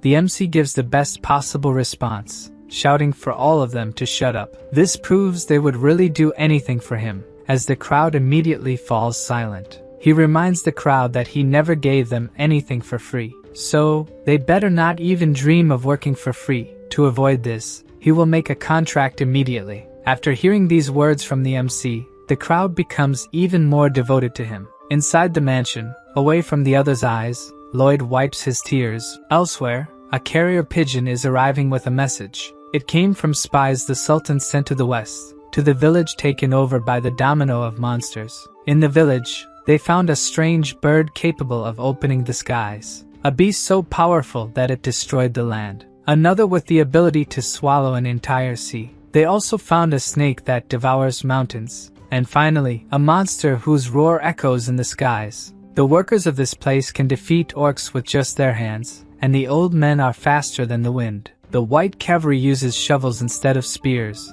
and the elves and orcs are building something, so the combat strength of this place must be unimaginable. After reading this report, the Sultan can only conclude that something is very wrong with this place. The next day, in the town of Mr. Lacona, we saw his son watching two men fighting in a fist fight. He says to put more force into the punches, but judging by the men's faces, they are being forced to fight each other, because the boy is threatening to let their wives and children starve. The men, powerless to do anything, start fighting with stronger punches. The blonde boy gets excited that it is now more fun to watch the fight. But look who appears beside him, even more excited and smiling. The boy almost dies of a heart attack from the shock he receives. Lloyd asks who the two men fighting each other are. The blonde boy says they are servants in his house, and Lloyd gets excited about this competition and also wants to participate. But the boy, trembling all over, says there is no way he can fight against the two men. But Lloyd says he is asking to compete with the blonde boy, not the men. The boy freezes like a ghost, and Lloyd says his opponent will be Javier, who already materializes his aura sword and says that if it is an order, he must comply. Mr. Lacona's son kneels in apology and says Javier is a master swordsman. It wouldn't be fair. Lloyd agrees and then says the blonde boy will fight him instead. But this was what Lloyd really wanted, and the boy, scared to death, doesn't have time to breathe and already takes a very light punch from Lloyd. Poor blonde boy loses 3 more teeth. Lloyd is writing a letter of recommendation for the boy to return to the academy he was expelled from, and Lloyd will add everything that happened today to the letter. The protagonists Pigeon and Rat deliver the message, while Lloyd looks at the men who were fighting, and tells them to seek out Mr. Byron and that from today, they are residents of the Frontera. The men let some tears escape out of so much happiness. Meanwhile, Mr. Lacona wakes up scared from a dream that Lloyd was in, which is a nightmare for him. He thinks the day is not going to be good because he dreamed about Lloyd. Mr. Lacona's servant knocks on the door, saying he needs to tell him something. But Lacona gets very angry and grabs a whip he uses on the servants. But Lloyd opens the door while shouting that he missed Mr. Lacona. But the old man's heart can't take it, and he faints. Lloyd asks if his face is that scary, and Javier says yes. Lloyd goes up to the mansion's terrace and shows Mr. Lacona the areas that will need terraforming. But the old man is uncomfortable, wondering why all this is necessary. But Lloyd asks if they will need to resolve this the hard way while pulling on his mustache. Lloyd tells him that for making these tunnels, it's better to use granite than cement. He also tells the workers to make the path straight to Lloyd's estate. On the way to the construction, there's the residence of the Lacona family, but the workers follow the protagonist's orders without any curves. Count Lacona just watches incredulously from his window as the building cuts through the middle. Lloyd says the Viscount doesn't need to worry, he'll build another house for him. In the next scene, we see a patched up tent. Inside it is Malika, the bodybuilder elf who looks like He-Man. Mr. Lacona is also there with his son. Malika asks if they are okay and why they are trembling, but they say it's nothing. Lloyd appointed Mr. Byron as the supervisor of this work front, praising his leadership abilities. Lloyd also doesn't need to worry about the heavy work. After all, they have many monsters on the team to do that job. They are even using monsters as vehicles to carry soil. The elves are in charge of building more apartments. Now Lloyd is racking his brain about what to do with the waste. The best option would be to incinerate it like in modern times. But only he, Javier, or Bangul have the ability to burn it. However, they can't be tied to this job, as if something happens and they need to leave, it's going to be a disaster. After thinking a lot, Lloyd has an idea of who can solve this problem. So he asks the dwarf blacksmith for armor made from the sap of the Alentia tree. The giant dwarf asks if he's going to hunt a dragon to need such armor. And Lloyd, in the most natural way possible, says yes. The dwarf asks who is capable of doing this. And Lloyd points to Javier, who has a look of, well, I'll leave it to you to say what Javier thought in that image in the comments. In the mountains to the east, deep within, precisely in a grotto where a stream flows slowly, a large red dragon is sitting on a pile of precious stones, while whining that he can't refine any of them. He is very upset, saying he wants to get married, but for that, he needs to create beautiful gems to feed the offspring. And since he breaks all the gems, the females don't like that, and he can't get married. The dragon complains that it wasn't so hard to make precious gems in the old days. At that time, dragons could invade human castles and steal them, or they could kidnap a dwarf and force him to work. But one day, an idiot called the Dragon King married a human woman and created the Dragon Law, which prohibited dragons from invading properties and intimidating other species. Someone in armor arrives saying they understand the dragon's feelings. But the dragon gets furious and asks how he got through all the traps. Yes, it's Lloyd and Javier who are there to talk to the dragon, and Lloyd says he disabled the traps. Lloyd asks if the dragon's name is Solitas and says he has a proposal for him. But the dragon spits fire at them without even hearing the proposal, shouting that he can't get married because of humans. But while in the middle of the fire, Javier asks what the plan is, and Lloyd says he already told him the plan, but Javier says he didn't hear. And while the dragon unleashes a shower of fire, the protagonist tells Javier that the plan is to capture the dragon. Javier tells him to stop joking and say what he needs to do right away. Lloyd insists and says step 1 of the plan is to fight the dragon and step 2 is to capture it. Then he pushes Javier into the dragon's field of vision, who immediately notices the human that was hidden. He's surprised he's not burned and wonders if the armor has some special power. If fire doesn't work, the dragon will crush him then. At least Javier has Lloyd's moral support. Javier summons his aura sword as the dragon's paw approaches. He dodges as his sword grows even more. The dragon tries another strike, but Javier dodges again, making the dragon even more furious. Javier finds it strange that the dragon seems weak and that he can really win. But in reality, it's Javier who is a monster. Lloyd, with a smile, says he knew this would be easy. In the book, Javier won the fight against the dragon even though it was difficult. So now that Javier is much stronger, it's going to be impossible for the dragon. The dragon is scared of Javier's new technique. He simply used the elves' technique as a base, and now with Mana Blast, he can jump in the air. Almost like Sanji's technique in One Piece, he goes after the dragon. He says he needs a powerful attack to hurt the strongest creature in existence. So he uses Aura Blast and charges a powerful attack on his sword. The attack hits the dragon's chest, making it immobile. The attack creates a small hole in the dragon, who watches as the attack disappears. From the dragon's despair, he had never taken damage from anyone. He starts thrashing in pain while Javier watches from afar. As Javier prepares to start the fight again, the dragon asks for calm. Lloyd explains that now that Solitas has experienced fear, Javier is like a monster to him. Before Javier attacked the dragon again, the creature asked him to wait a moment because it had something to say. Thus, the knight did not attack, waiting for what the dragon had to say. But he was deceived by the dragon, who took advantage of the pause to strike the swordsman. The problem was that when the dragon raised its paw, it realized the knight wasn't crushed beneath it. Then, Javier appeared behind Solitas, who had no chance to dodge this attack.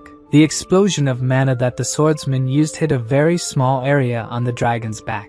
Even so, Solitas roared in pain, as if he could be defeated with just one attack. Javier continued attacking the dragon relentlessly, not giving it any chance to counterattack. As the fight had been going on for a while, Lloyd lay calmly on the ground, watching. Everything was going as planned, and he knew what Solitas would do next. The dragon blew a puff of smoke in Javier's direction. It seemed like he had a plan in mind when he launched this attack. Covered by the smoke, Solitas took advantage of the fact that no one could see him and transformed into a human. Then, he ran away in fear, trying to get as far from Javier as possible. He hid behind some rocks, thinking he hadn't been noticed by his opponent, and he used some kind of mental power to teleport out of the cave. But before he could do that, a lightning bolt appeared out of nowhere and struck him on the head. He fell to the ground, thinking he had set up the anti-teleportation trap himself, and felt like a complete idiot. Then, the dragon realized someone was approaching him. Lloyd arrived politely and introduced himself again as the son of Frontera, and Solitas tried to disguise, telling the MC that he was not a dragon at all. Lloyd just smiled at him without saying anything. It was obvious that he was the dragon. Disguising, he said he didn't know how he ended up there, while Javier approached from behind him. Stealthily, the knight launched another mana attack on the dragon. Hit in the middle of the back, he screamed like a little girl for being attacked. Lloyd told the dragon that humans don't scream like that when attacked, but Solitas was more interested in knowing what they wanted. Then, Lloyd reminded him that they were there to make a great offer to the dragon, who asked, crying, why they attacked him instead of talking to him. But he was reminded that he was the one who attacked first, and Javier only counterattacked. With no way to escape from these humans, Solitas inquired about what they had to offer. Finally, Lloyd saw that his negotiation would progress from that point. In the novel, the MC noticed that Solitas couldn't contain his anger, but it wouldn't be possible to talk to him, so Lloyd had to use another means. Even with the dragon calmer, it would be difficult to negotiate if his pride was hurt, having been defeated by a human. Then, Lloyd shouted at Javier, calling him a reckless idiot. He belittled the swordsman, showing that he had the audacity to hit a wise dragon. This attitude from the master caught Javier by surprise. He had no idea what Lloyd was saying, and Lloyd didn't stop, stating that if the dragon weren't magnanimous,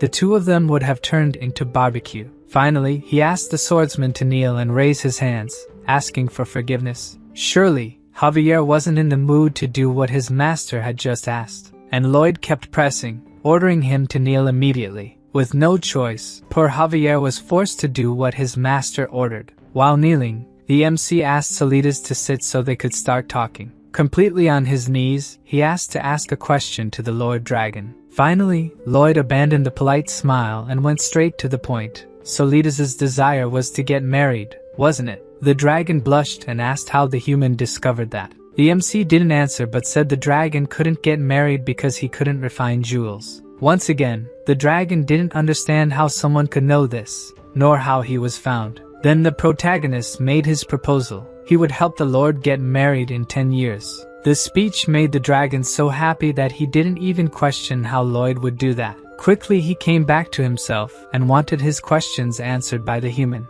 But Lloyd kept saying things that made him blush. Like dragons, they could send love letters telepathically to each other, or even make a heart with their tails illuminated by moonlight. With Solitas seduced by the idea of romance, the MC soon presented a contract for him to sign, showing that he could just sign at the end without even reading what was written. As soon as he heard the dragon sign, Lloyd's expression became demonic again. He took the contract from Solitas' hands before the ink could dry. Then he reminded him that there was a very interesting dragon commandment. If any dragon dared to break a contract with humans, he would be burned by the Dragon King's breath. At that moment, Solitas' instinct told him that he had just signed a contract with a real demon. Back in the county, the farmers noticed that Master Lloyd had returned from his work trip, and as always, he brought something new with him. They thought Lloyd would bring a dragon, but instead, they just brought a weary young man. After all, there was no way to bring a dragon. Walking ahead of Solitas,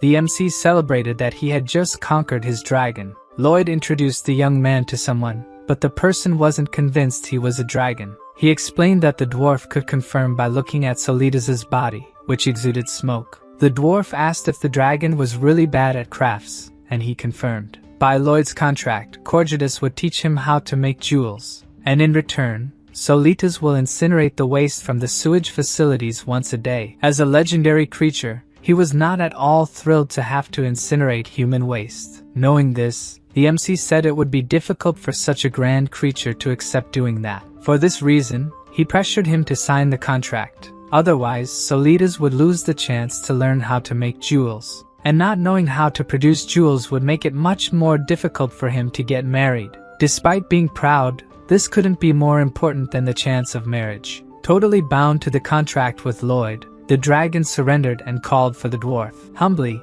he said he would be in Corjudas's care. Being a dwarf, he never thought he would have such a majestic student as a dragon. According to Solitas, dragons are indeed more powerful in terms of power. But the dwarf is definitely the best when it comes to craftsmanship. So he asked Corjudas to teach him. From afar, Lloyd thought that no matter how silly he was, the dragon was still quick to adapt to the situation. Corjudas accepted the disciple but warned that he might be a bit harsh with him. The dragon didn't mind. He had already decided he would do everything to improve his skills. Then the dwarf's face turned scary, and he ordered the student to stop loafing and go get the materials. Solitas almost cried and asked if the dwarf was really talking to him, and Corjudas retorted for him to go quickly. Frightened, the new disciple ran off to do what his master ordered. Meanwhile, the MC was satisfied that in this contract, both parties would benefit. Solitas managed to trade his pride for the best education that exists in the world, and Corjudas could enjoy being the first in the world to abuse a dragon. Lloyd lost count of the experiences he had with contracts that were unbelievably disadvantageous, but he had to sign them. Those who offered these contracts must have known that he had no choice but to sign. For the MC, this was nothing short of violence. In a real contract, both parties must benefit. However, he didn't take his eyes off the jewels that the teacher and student discarded on the ground. Even though both benefited, there was no problem if he managed to gain a little more. Leaving with the jewels, a system message appeared saying he had managed to transform another tragic destiny. Solitas' fate was to lose his horns in the fight against Javier, and leave it extremely wounded, having received fatal injuries. After returning to his lair, he would die alone and never be found. Which is a bit different from what Lloyd knew, because in the novel, the dragon just appeared fleeing to his lair. If it weren't for the MC, the Frontera couple would have the same fate too. The Count is multi-talented, and without the debts, he can focus on jobs he couldn't do before. He is happy now, thanks to Lloyd. Julian, who would have perished in a foreign land, is now recognized as the best student at school. All thanks to the MC. It's impossible to calculate the number of lives he saved. With the compliments, the protagonist became convinced, but what he needed now was the skill to build the sewage system. The estimation skill doesn't gather information from the whole county at once, and that makes Lloyd's job difficult. This skill stagnated at a point, and Lloyd knew that in business, he needed to do what's necessary to evolve. Therefore, he starts spending the points he has to level up the skill. After investing a lot, the skill's estimation radius more than triples. And the MC also gains a new skill option, Construction Guide. To test the skill, Lloyd summons the 3D construction diagram. The system then prompts him to activate the construction guide. As soon as he activates it, the MC is impressed by what just happened. In front of him is a hologram of a life-sized house, allowing builders to work much more precisely. In other words, the skill can reduce Lloyd's workload by at least 50%. Immediately, he decides that he needs to test it on a real project. Lloyd creates a hologram on the ground and explains to Javier that he is to excavate this area. The swordsman is suspicious of his master's plans, but the MC will give him the details later. Javier notices that the green outline is not just on the surface, but also inside the hole he is digging. To test, Lloyd asks him to dig outside the green light area. As soon as he does that, the light turns red, indicating there was an error in the project. Additionally, a hologram with the MC's face appears, saying the work is being done poorly. To Javier, this appearance is a true monstrosity. Probably no one would mess up their work if they had to see Lloyd's face when they did something wrong. Seeing his master remain silent, he finds it strange and asks if something happened. Without a response, Javier asks if the MC is going to say he was a genius with a magical illusion, or if it's a magical tool he stole. Since the question came out of nowhere, Lloyd doesn't know how to lie convincingly. So he just asks which story the swordsman finds more plausible. Since it seems easier to believe that he stole the skill from a mage, that's the story they will use. Even he will pretend to believe that was what happened. Lloyd won't tell the whole truth about his skills, but he asks if there's anything Javier would like to know. But the priority for Javier at the moment is not his curiosity. It's that his master can save all the people of the county. In his thoughts, Lloyd is grateful for the trust the swordsman places in him, and he says, of course, he will save everyone. On another day, Byron explains to the workers that they will build a sewage system to prevent the people of the county from getting sick. He shouts to the workers, asking what their motto is, and they respond that safety comes first. They will not get hurt. Lloyd and Javier watch the workers devoted to the work and their master. The MC comments that they seem crazier by the minute, not knowing how they got that way. The waste thrown into the sewer will flow to the main pipeline. Even alone, Padong is capable of digging a smaller sewer, but he alone won't be enough to dig the main tunnel. So, what they need right now is encouragement. Watching Bangle's encouragement, Bibyong's heart starts pounding wildly. He gets more than encouraged and starts working at full power. Suddenly, one of the workers digs in the wrong spot, and the area turns red. Then, a hologram of Lloyd criticizing his lack of attention appears. All the workers stop to see the projected image of Master Lloyd, and instead of being intimidated by it, they get more excited to continue the work. From above, we can see several holograms summoned, and the workers competing over which one is the ugliest. This makes Lloyd furious. They weren't supposed to be playing with the holograms. And he asks Javier why his workers started acting like lunatics. A heavy spring rain falls over the county, and the construction of the smaller sewers increased drastically in just 3 months. Using the construction guidelines, the construction of the main sewer progressed rapidly. And with that, the project quickly extended northwards. At a ravine, Lloyd gives Byron instructions on where the main sewer will pass and where the sludge treatment station will be. Byron remembers that the mastodons are in that area. But for Lloyd, as long as Bibyong is there, they won't attack recklessly. Anyway, he warns Byron not to let the workers agitate the mastodons and to approach quietly. They did as instructed, but no mastodon was seen, perhaps due to Bibyong's presence there. At least that's what they thought. With nothing to do for a while, our protagonist started playing games. Playing with himself out of pure boredom and still finding it fun. Until Padong appears, looking sad and asking why his master seems bored. Then he starts explaining something very seriously to him. From what Lloyd could understand, his pet found something very strange. A crowd of workers is gathered around a large hole with something at the bottom. Lloyd arrives, asking for passage through them to see the hole. And when he gets closer, he falls completely silent. At the bottom of the hole is what was once a mastodon. Approaching it, it seems it hasn't been long, as if someone had killed and buried it there. The question is who would do this and why. Bibyong catches his attention by saying he smells something. Then Lloyd asks the workers to dig a bit more in that area. They barely start, and already find something that catches their attention. From the edge of the hole, the MC is astonished by what he is seeing. Down below, dozens of mastodons in the same state as the other one were unearthed. This kind of thing wasn't in the novel, so he is no longer sure about anything that is happening. But there was something in the novel that resembled this. In the episode of Namarin where Javier learned to use the mana blast, the purple light emanating from the mastodon is similar to the dark magic from that city. He quickly yells for all the workers to get away from there immediately. That is corpse explosion magic.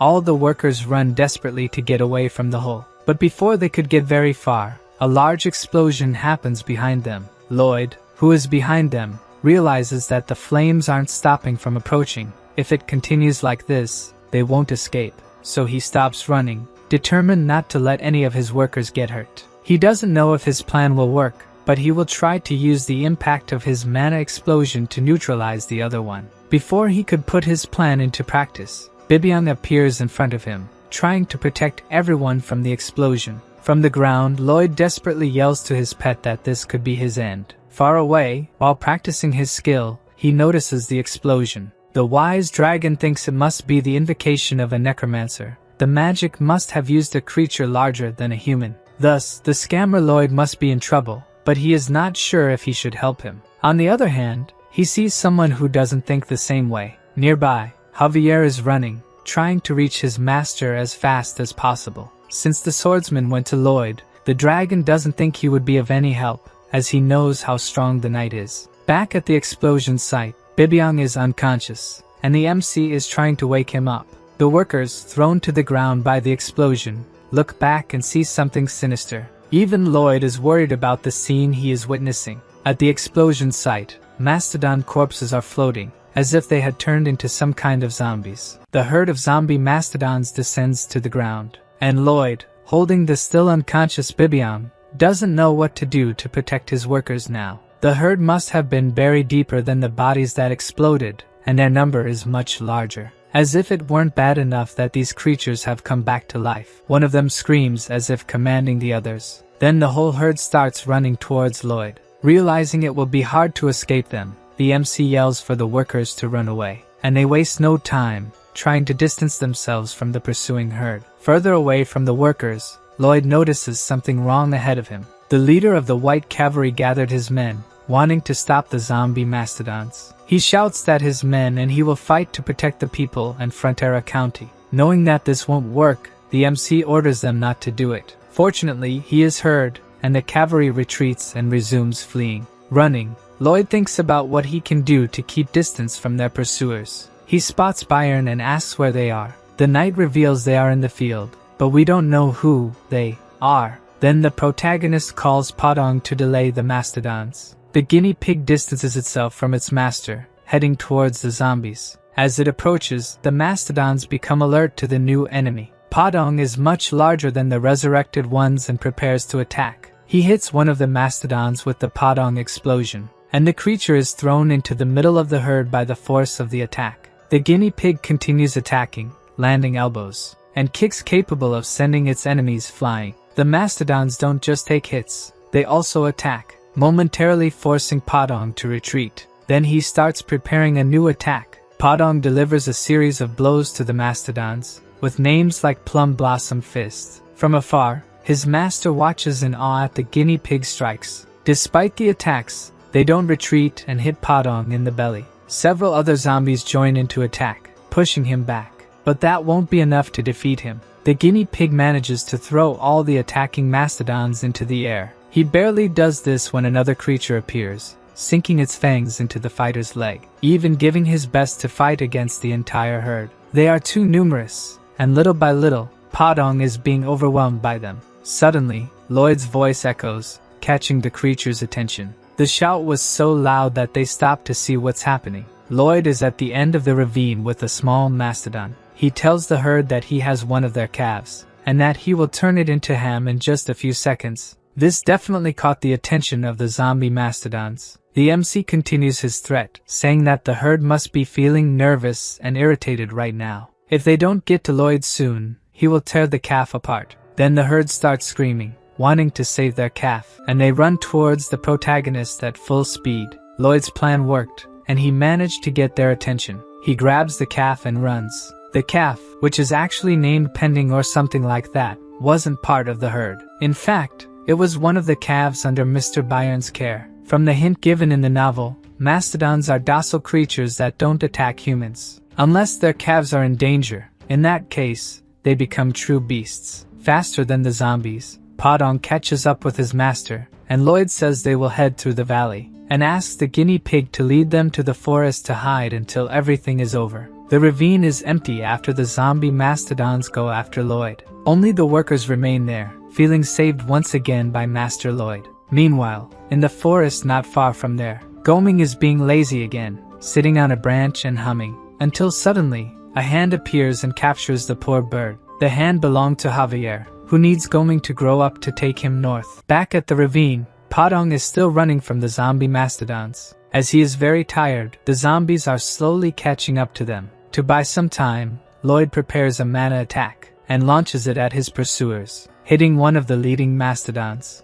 A purple light starts radiating from within the creature, and another purple explosion occurs. Before the smoke from the explosion dissipates, several zombies pass through it without a break. Lloyd thinks about what he can do. There are many of them, and attacking the mountain might injure himself and his companions. Suddenly, Podong looks very scared, and abruptly stops running. When Lloyd and the calf look ahead, they realize why he stopped. The guinea pig has nowhere to run. There is a mountain in front of them, Lloyd needs to think quickly about what to do, or they will be trampled by the gigantic zombie herd. The MC uses his search ability, trying to find a way out of that place. But just as he thought, Padong isn't able to climb the embankment due to his weight. Lloyd is panicking as the herd gets closer and closer. He tries to calm himself by thinking about his past experiences and what he has learned to do something. Padong calls out to his master, not knowing what will happen to them, and Lloyd asks him to stay close to the wall and hold the mastodon calf tightly. He was worried that using the triple core mana explosion might kill him,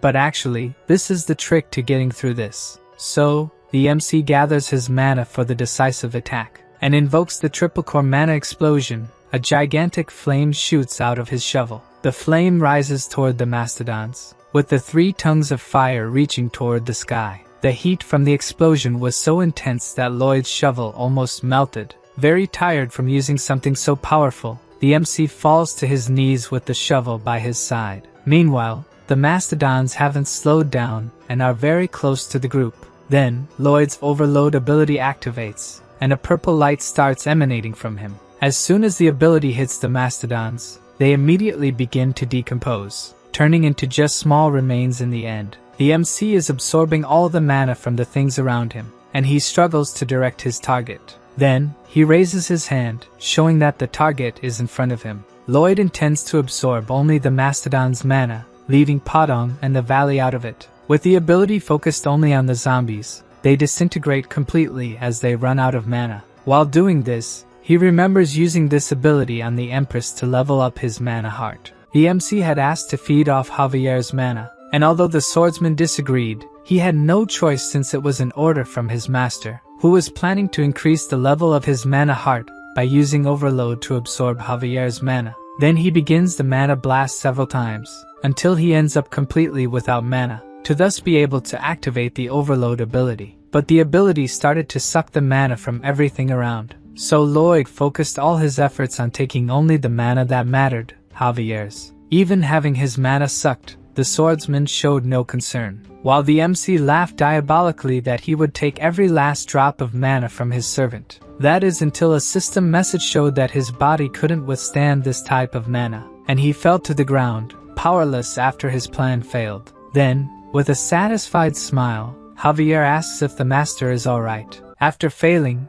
Lloyd learned to establish a direction and target, and now will take all the mastodon's mana. While doing this, several of his abilities are improved, such as his expanded mana heart. The problem with this absorption is that the mana from these zombies is rotten, making it necessary to use more powerful rotations of his mana core to convert this rotten energy. The system warns that the mana heart was damaged and then healed with purified mana. Right after, the process repeats, and the mana heart ability evolves several times. The mana heart continues to be damaged and healed in turn, until the ability's rank is updated. Now the MC's physical capacity increases by 600%. After using the ability for so long, he can barely stand. Then the system communicates that a new mana heart ability has been activated. Lloyd commands all the zombie mastodons to kneel before him. He gained the undead domination ability, and all the mastodons kneel. Behind his master, Padong is impressed with Lloyd's powers. The MC throws a blue sunflower seed to his pet. Finally, it's time for them to go home. Lloyd's new ability allows him to control any undead with less mana than him. Those who are dominated will follow all his orders faithfully. While walking on the zombie mastodons, the system alerts Lloyd that there is a catch to the ability. The ability can only be used if he is looking directly at the zombie. Upon learning this, the MC looks at the mastodons behind him. They are all turning and heading towards the protagonist. The system informs Lloyd that he has 40 seconds until the 308 zombies are no longer controlled by him. Thus, he, Padong, and the calf begin to run desperately. They have only a few more seconds to escape, before being caught by the zombie mastodons. But time runs out before that, and Lloyd embraces Padong and the calf, trying to protect them. Suddenly, a white rope descends from the top of the ravine. Somehow it attaches to Lloyd, pulling him and his protected ones up, avoiding being crushed by the herd. Catching his breath, the MC looks up, trying to see who saved him. Goming is flying above him, and used his web-spinning ability for the rescue.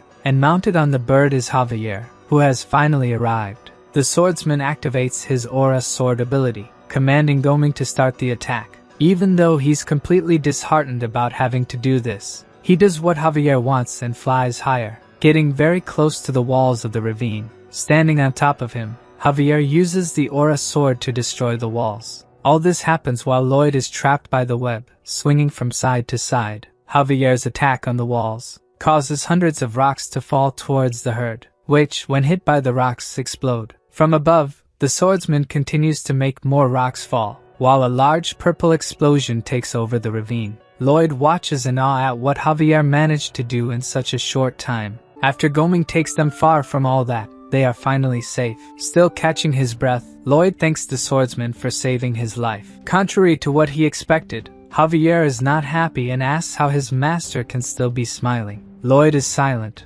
not quite understanding what he meant. As an escort knight, he believes he should be by his master's side if something like this happens. And he still remembers that the MC used himself as bait to evacuate the workers while riding on Goming. But Lloyd says it wasn't quite like that. He was trying to lure them to take them all out at once. Then Javier questions whether his plan worked. Knowing the outcome, the MC asks what exactly Javier wants him to say. The swordsman yells that his master should worry about himself at least once. Without the master, the apartment and sewer projects would end. Even the lives of the villagers would be in danger. The MC needs to take care of himself because countless lives depend on him. So Lloyd asks if that's what Javier meant. That some people might die as long as he is alive. But the swordsman explains that's not what he meant. He just doesn't want his master to keep taking risks. But Lloyd shouts angrily that if he hadn't done what he did, people would have been hurt. One shouts what they think should have been done to the other, while Padong watches the two worriedly. The MC continues to say that he is the most important person in the county, and the people there are his responsibility. So, who else but him should protect these people?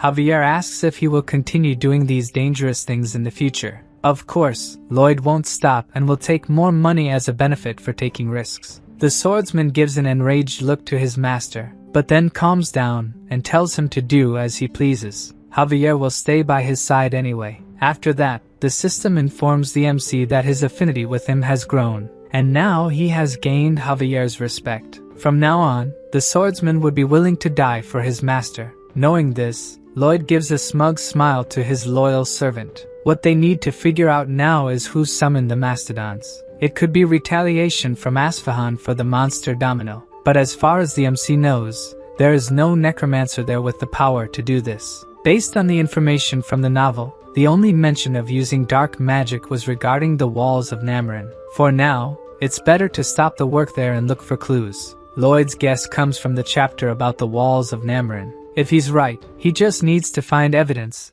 and he can hold them accountable for all the property damage. Sometime after the attack, the workers are digging a huge hole for Lloyd. He continues trying to find evidence, even though it's like looking for a needle in a haystack.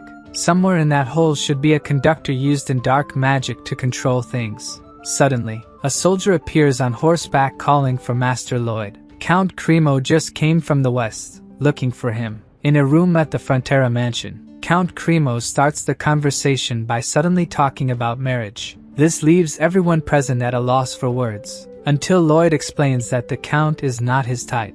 In fact, the Count wants him to marry his daughter and, not liking to beat around the bush, got straight to the point. After the MC left, the Count wondered if there would be a better son-in-law than him, and now that he's famous, he must have received several proposals. So he got worried and decided to come straight to the county. But Lloyd explains that he hasn't received any marriage proposals. At that moment, the Count draws his son's attention to something, and throws dozens of letters with marriage proposals onto the table. The MC is amazed at the quantity. His father was waiting until he was less busy to show them. Upon seeing all the letters, Count Cremo says they are all insincere for not coming in person as he did. Before he could continue, Lloyd interrupts him, thanking him for his consideration, and apologizes for not being willing to do as the Count wishes. The Count does not accept this response. The MC is already 27 years old. With the Count's sincerity, Javier struggles to keep from laughing at his master in front of everyone,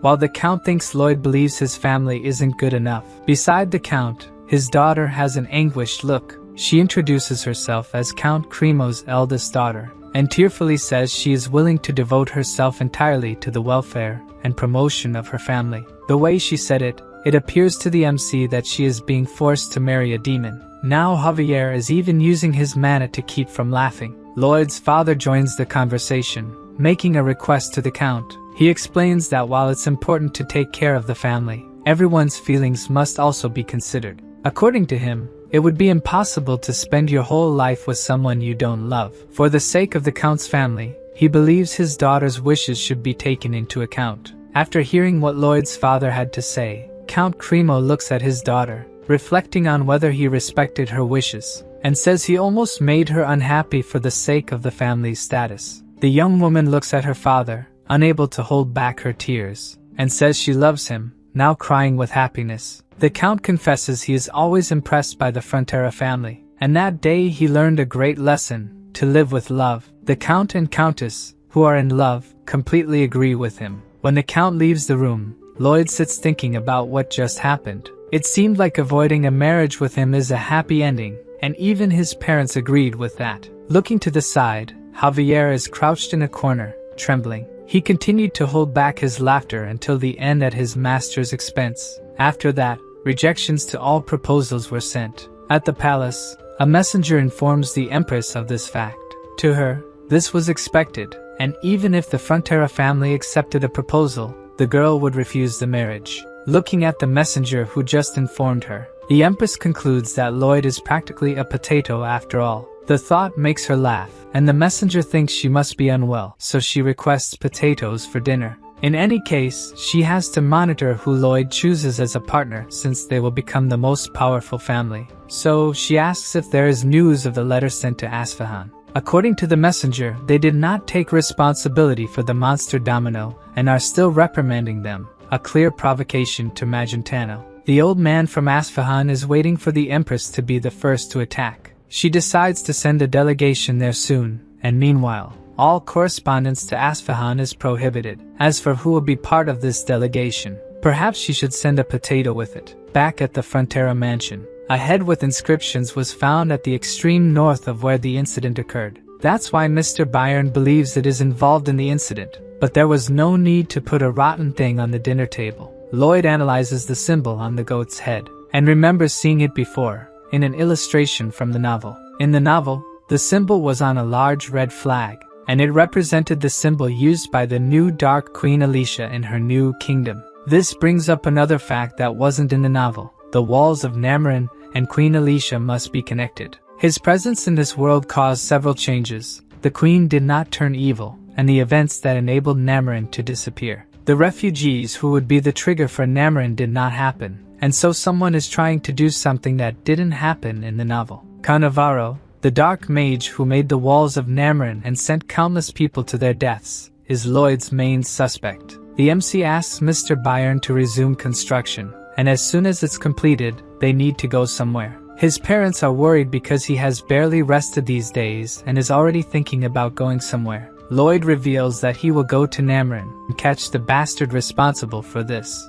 On another day in Frontera County, approximately 6.2 miles north is the Waste Management Facility. Lloyd asks Padong to open the large cover of the facility, and the guinea pig struggles to move it. Then the MC says it's Solidas' turn to do his part of the work. The dragon goes to the edge of the station, channeling his mana, and mentally commands the waste to rise. The mountain of waste starts to ascend toward the station's exit, forming a dense mass with various items united into a single piece. Then Solidas' eyes flash with a red light, and he begins to transform into mist, returning to his original dragon form. Looking at him, Lloyd thinks that one day people will know this story. Solidas channels his firepower before breathing out, and then spits out a great flame to incinerate the waste he had gathered earlier. Back in the MC's thoughts, people will know that Solidas willingly used his powers for human health and hygiene. He will be known as the legendary Solidas, the dragon of fecal destruction. Solidas is annoyed hearing Lloyd say these things. He doesn't want to be known by such a title. According to the MC, being a man of science, he couldn't be good at naming things. With this achievement, the system shows that Lloyd has established the concept of public health and earned the title of Toilet Ghost. Returning from the sewage station, Javier asks when his master intends to go to Namarin. they should go soon. Before going, they need a plan or the trip will be a waste. The swordsman catches Lloyd's attention to look ahead. Several noble carriages are parked in front of the Frontera mansion. For some reason, the MC has a bad feeling about this. After entering the family mansion, his father explains that the rejection letters were not well received, so the nobles sent their daughters hoping he would change his mind. The father also made lists to organize the order in which the girls would meet Lloyd, clearly enjoying it. Deep down, the Count is worried about not having grandchildren and that rumors about his son being defective are spreading. Even the system mocks the lack of romance in the MC's life. In the end, it's not bad to have a line of women waiting for him, but what really matters are their parents, who are waiting for a chance to make an alliance with the Frontera family. The first girl enters the room and Lloyd greets her. As soon as she sees who is in front of her, she becomes completely flushed. She was enchanted at first sight by Javier, thinking he was her suitor. When she finds out that the MC is the suitor, she looks disgusted.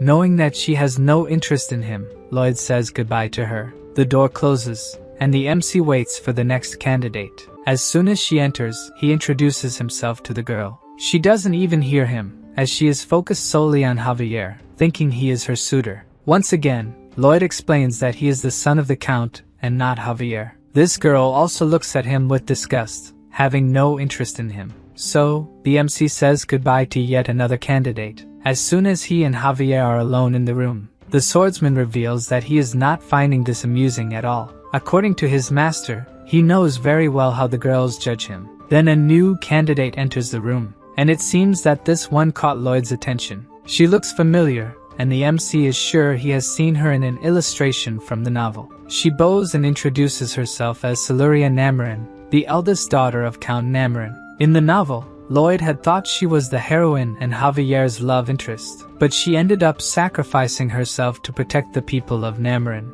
This left the readers outraged because the author always kills those Javier loves. Siluria says she is there at her father's insistence but confesses that she found the suitor much better than described. Then, Lloyd explains once again that he is her suitor and not Javier. Surprisingly, she knew this and also that Javier is a renowned master swordsman. Realizing that she found the MC pleasant leaves both him and the swordsman petrified. The girl sits down and says it must be strange for Lloyd to receive these proposals at a time when he is so busy. She explains that on her way to the mansion, she saw the buildings and roads he is constructing, so it's incredible that he has any free time. Thinking she will be rejected, she asks to leave, but the MC wants to talk a bit more with her. Lloyd asks if Namarin is going through difficulties recently, like a significant population increase. Then she sits down again and asks how he knows this. Indeed, 400 people, refugees due to monster attacks, went to her county,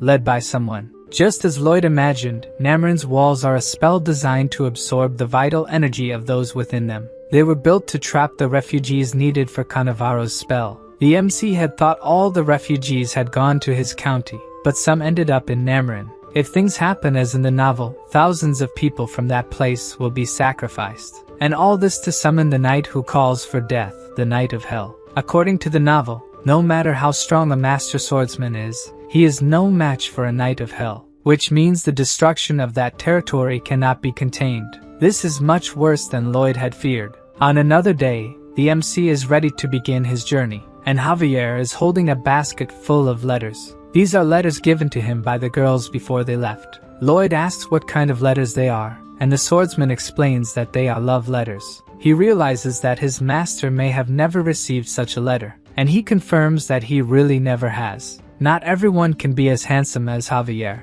so he kneels to rummage through the letters, and offers one of the love letters to the MC. Lloyd takes a good look at what his servant is offering. For an instant, tension forms between the two. Then Lloyd gives Javier a pretentious smile, and says he wouldn't want a letter that wasn't addressed to him, and that they should leave soon. While his master continues walking, Javier remains holding the letter, kneeling, probably feeling foolish for offering the letter. After that, inside a carriage, Lloyd is explaining to Siluria that there are several ways to use these structures. Since Namarin was built on a ridge, it's natural for the surrounding slopes to erode. Even without securing the marriage her father wanted, Siluria thinks he will be delighted with the presence of someone like Lloyd. This is the perfect opportunity to investigate Cannavaro and still make money with a new project. Almost arriving at Namarin, the MC is confident he will win the dispute against the Dark Mage. Shortly after, the carriages arrive at the county, and through the window, Siluria points out to them the head of the merchant caravan, Cannavaro. She explains that he used his own money to care for the refugees and always takes on even the most tedious jobs. Lloyd stares at the merchant, finally seeing who his opponent is. It's not hard to notice that on his shirt, there's the same symbol that was on the goat head that Byron found. Now the MC knows what this hypocrite looks like, and he plans to deal with him soon. At the mansion of the Count of Namarin, he receives his two guests with a smile on his face. Thinking that Javier is the nobleman, and that his daughter has become engaged to him, the Count praises the swordsman happily. He even asks what the best date for the wedding would be, and the two remain silent, knowing he misunderstood everything. Then his daughter explains that Javier is a knight, and Lloyd is the other guy next to him. Looking at the two, he can't believe it, as the swordsman exudes the dignity of a noble, while the MC does not. Siluria dislikes her father's attitude and reprimands him, saying he is being rude to the guests. He should look beyond people's facades, even if it seems something is lacking. Lloyd is wise and intelligent. At that moment, Javier abruptly turns to see if she was talking about his master. The MC listens silently as she says that he is not there for them to marry, but to solve problems with the county structure. Javier continues looking at his master while the Count is pleased he won't have an ugly son-in-law, and the MC remains silent as the Count is reprimanded again by his daughter. She thinks that due to his appearance, Lloyd must have been mistreated all his life, at which point he almost cries. Being able to see his master in such a situation is so satisfying that Javier is glowing with emotion. The swordsman tries to hold back his laughter while the Count asks his daughter about the foreigner's competence. The two continue discussing the project, and Javier starts laughing, losing control. He laughs so much that he pats the Count on the shoulders. The Count turns to the two, tempted to start the project, but he doesn't understand what is happening, as Lloyd is threatening the servant who won't stop laughing at his master. After all this commotion, still at the Count's mansion, the MC asks Javier to keep an eye on Cannavaro since they both saw the symbol he was wearing. If they find evidence linking the symbol to dark magic, he wants to inform the Count about what happened in his county. Still pleased with what happened earlier, the swordsman agrees, smiling. Lloyd wants to know why he is laughing at a serious matter, but Javier can't forget what happened earlier. For a moment, his master says nothing, and the two remain silent, until the MC can hold back his irritation and tries his hardest to land a punch on the master swordsman. The next day, it's time to explore the county. A man is shouting for people to come closer. It seems he is a clothes vendor offering great promotions. Looking at the pieces, Lloyd realizes that his plans have become complicated. The symbol he wants to link to dark magic is printed on all the clothes. Then Javier appears, and his master asks if he found anything suspicious. But he hasn't seen Cannavaro do anything besides taking care of the refugees. So, the swordsman wanted to investigate the merchant's house, but it is guarded by a magical lock, which he could easily break, but he might be caught doing so. He also discovered that the symbol on the clothes is from the Wandering Minstrel, and because it is very popular, it is sold in all the big cities. Lloyd thinks that maybe they need to find the minstrel, but if the wall is built in the meantime, it will be the end of them. The novel didn't give details about how the wall's magic is produced, so it will be more challenging to figure out and stop it. Maybe the MC should send Javier out of the city. He could break the wall, but Siluria would meet the same fate as in the novel. The novel mentions a Grand Master, much more powerful than a Master Swordsman. Without knowing how to become this great master, the MC cannot train Javier to become one. Continuing the conversation, the swordsman says they should keep investigating Cannavaro. With that lock, he has something to hide. Javier reveals that there is another way for them to get in. His master just needs to be patient and trust him. The eroded slopes of Namarin need anchors. These should be buried deep in the ground to stabilize the soil. It would be good to use something like screws, but the technology of this world doesn't support something so precise. Since the delivery of what is needed will take time, Lloyd sends the planning for his project to Corgidus first. While he waits, he will research a bit more about the local topography. Some people pass by him, commenting about a beauty. The MC finds it shameful that they talk about such things out loud in the middle of the city. The girl is at a Cannavaro food stall, and this wasn't in the novel. Getting closer to the stall, there are many people, and he wonders if they are only there because of the girl. He then moves into the crowd to see what they are looking at. As he gets a bit closer, he doesn't quite understand what he is seeing. The beauty people were referring to his serving soup to the crowd, and she looks too muscular for a girl. In fact, the green hair of the beautiful girl gives a clue about her identity. With a disillusioned look, Lloyd concludes that she must be his bodyguard. Suddenly, she glances at the crowd around her, and notices that there is someone familiar among them. In fact, the familiar person is looking directly at her. Javier is shocked that his plans were discovered so quickly by his master, who starts making various gestures, symbolizing that he respects the swordsman's personal tastes. In response, Javier also starts making symbols, to say that he doesn't like doing such things. In fact, he doesn't like dressing as a woman. This is all part of a plan he put into action. Then Lloyd shows that he will keep an eye on him, and withdraws, disappearing into the crowd. Javier is irritated, but for the sake of his plan, he needs to continue with the act. Suddenly, Cannavaro appears, walking behind him. He discreetly asks someone how the preparations are going, and a worker responds that they were completed the previous night. After hearing this, he leaves the place quietly. In disguise, Javier is gradually obtaining information about his target. In another part of Namarin, far from the center,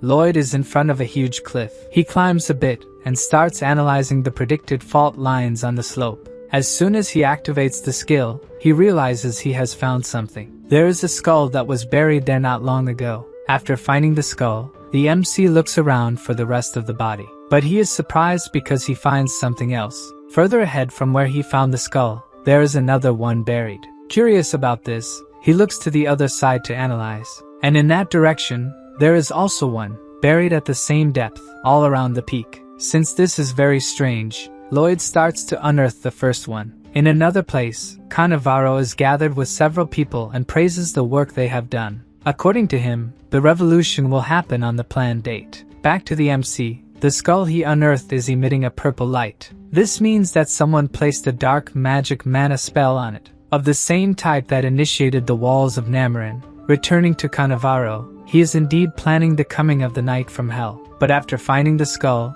the MC does not intend to let these plans come to fruition. So he activates his mana absorption ability, purifying the mana he absorbed. After doing this, the skull becomes white again, with no magic left. Then the MC picks it up and notices a purple stone fell from it. The stone must be the real source of the magic, while the bones served as a vessel. To discover what kind of stone it is, Lloyd uses his research ability on it, and his eyes light up as soon as he finds out. The stone is so precious that it alone is worth a year of Mr. Byron's salary. Thus, the other skulls might have the same inside. As soon as he unearths another, he finds another stone, and another one shortly after. Lloyd starts to smile madly, digging after discovering the precious stones. All he needs to do is dig a bit, and he will find money. It's incredible. By the end of the day, he even managed to level up a skill by digging, and filled his backpack with 30 precious stones, enough to hire Mr. Byron for another 30 years. The MC's desire to exploit the night for longer makes him feel sick even from afar. Satisfied with his haul, Lloyd wishes all his days were like this. Returning, he even considers raising Mr. Byron's salary. But before leaving, he looks in the direction of the skull. The piece that was once part of a human being is exposed on the ground. Lloyd approaches, asking if it is the result of a natural death or not. Obviously, the skull remains silent. But regardless, the MC thanks each one for giving him Mr. Byron's annual salary. Then he picks up the first one he found, and starts collecting the others to place them in a sunny spot to rest in peace. Quickly, he gathers a bag full of them. During the night, at the Count of Namarin's mansion, Lloyd is talking to his bodyguard, who tries to explain the reason for dressing as a woman, but Lloyd interrupts him, saying that he knows everyone in this world is different and understands that the swordsman is unique. Javier remains silent, realizing his master didn't understand anything he was trying to say. But he tries to explain again that he disguised himself because everyone in the city recognizes him, and this way he could gather information. Again, he sees that Lloyd did not understand. The pair remains silent after that, until the MC asks when Javier discovered that he liked this sort of thing. This time, the swordsman loses his patience and shouts that he didn't do it because he likes it. Lloyd sees no reason for him to be upset. It's not like there's anything wrong with that hobby. Returning to important matters, Javier was sent to Cannavaro's house while in disguise. In the basement, there was a door that led deeper underground. The first time he saw him, the swordsman thought he was a good person and that his master was wrong. But he must be hiding something behind so many doors. Maybe the MC is right about this guy too. Therefore, Javier will try to find physical evidence about Cannavaro. The MC agrees with him and reminds the swordsman that he doesn't need to be ashamed of his hobbies. That same night at Cannavaro's mansion, he is furious upon learning that all the Noctanium is gone. A man tells him that both the stones and the bones have disappeared. So he wonders if this was something planned or if someone found them by accident. Some men criticize Cannavaro, saying that he claimed the plan was foolproof and that they invested a lot to create a world for dark mages. Trying to calm them down, Cannavaro says that not all is lost. The stones were in those places only for security. If they help once more, it will still be possible to bring the knight from hell as planned. The next day, a bucket full of water appears floating and falls on the muscular beauty's head. Javier, disguised as Javiella, tells a concerned woman that he accidentally got wet. She says that Javiella can change at Chief Cannavaro's house, lending one of her dresses. The girl goes to the mansion, impressing the guard with her beauty. In a closet in the mansion, she becomes Javier again. He begins to use his mana control, trying to completely hide his presence in that place. Having done that, he exits through a window to explore the area. With his stealth, he manages to pass without the house servants noticing him. He goes to a locked iron door. The door leads to the second basement, and Javier is not sure how he will open it. As he looks stealthily at the door, Cannavaro is standing right in front of it. The dark mage looks around, checking if anyone else is nearby, and uses his mana to unlock the enormous padlock on the door. As soon as he does this, its gears start to move. Hidden, the swordsman thinks that this lock needs a combination of mana to be opened. In another location, where the stones Lloyd took are, he is pondering if there are more of them scattered around and if the walls of Namarin could be activated with them. The MC cannot let something like this happen. Therefore,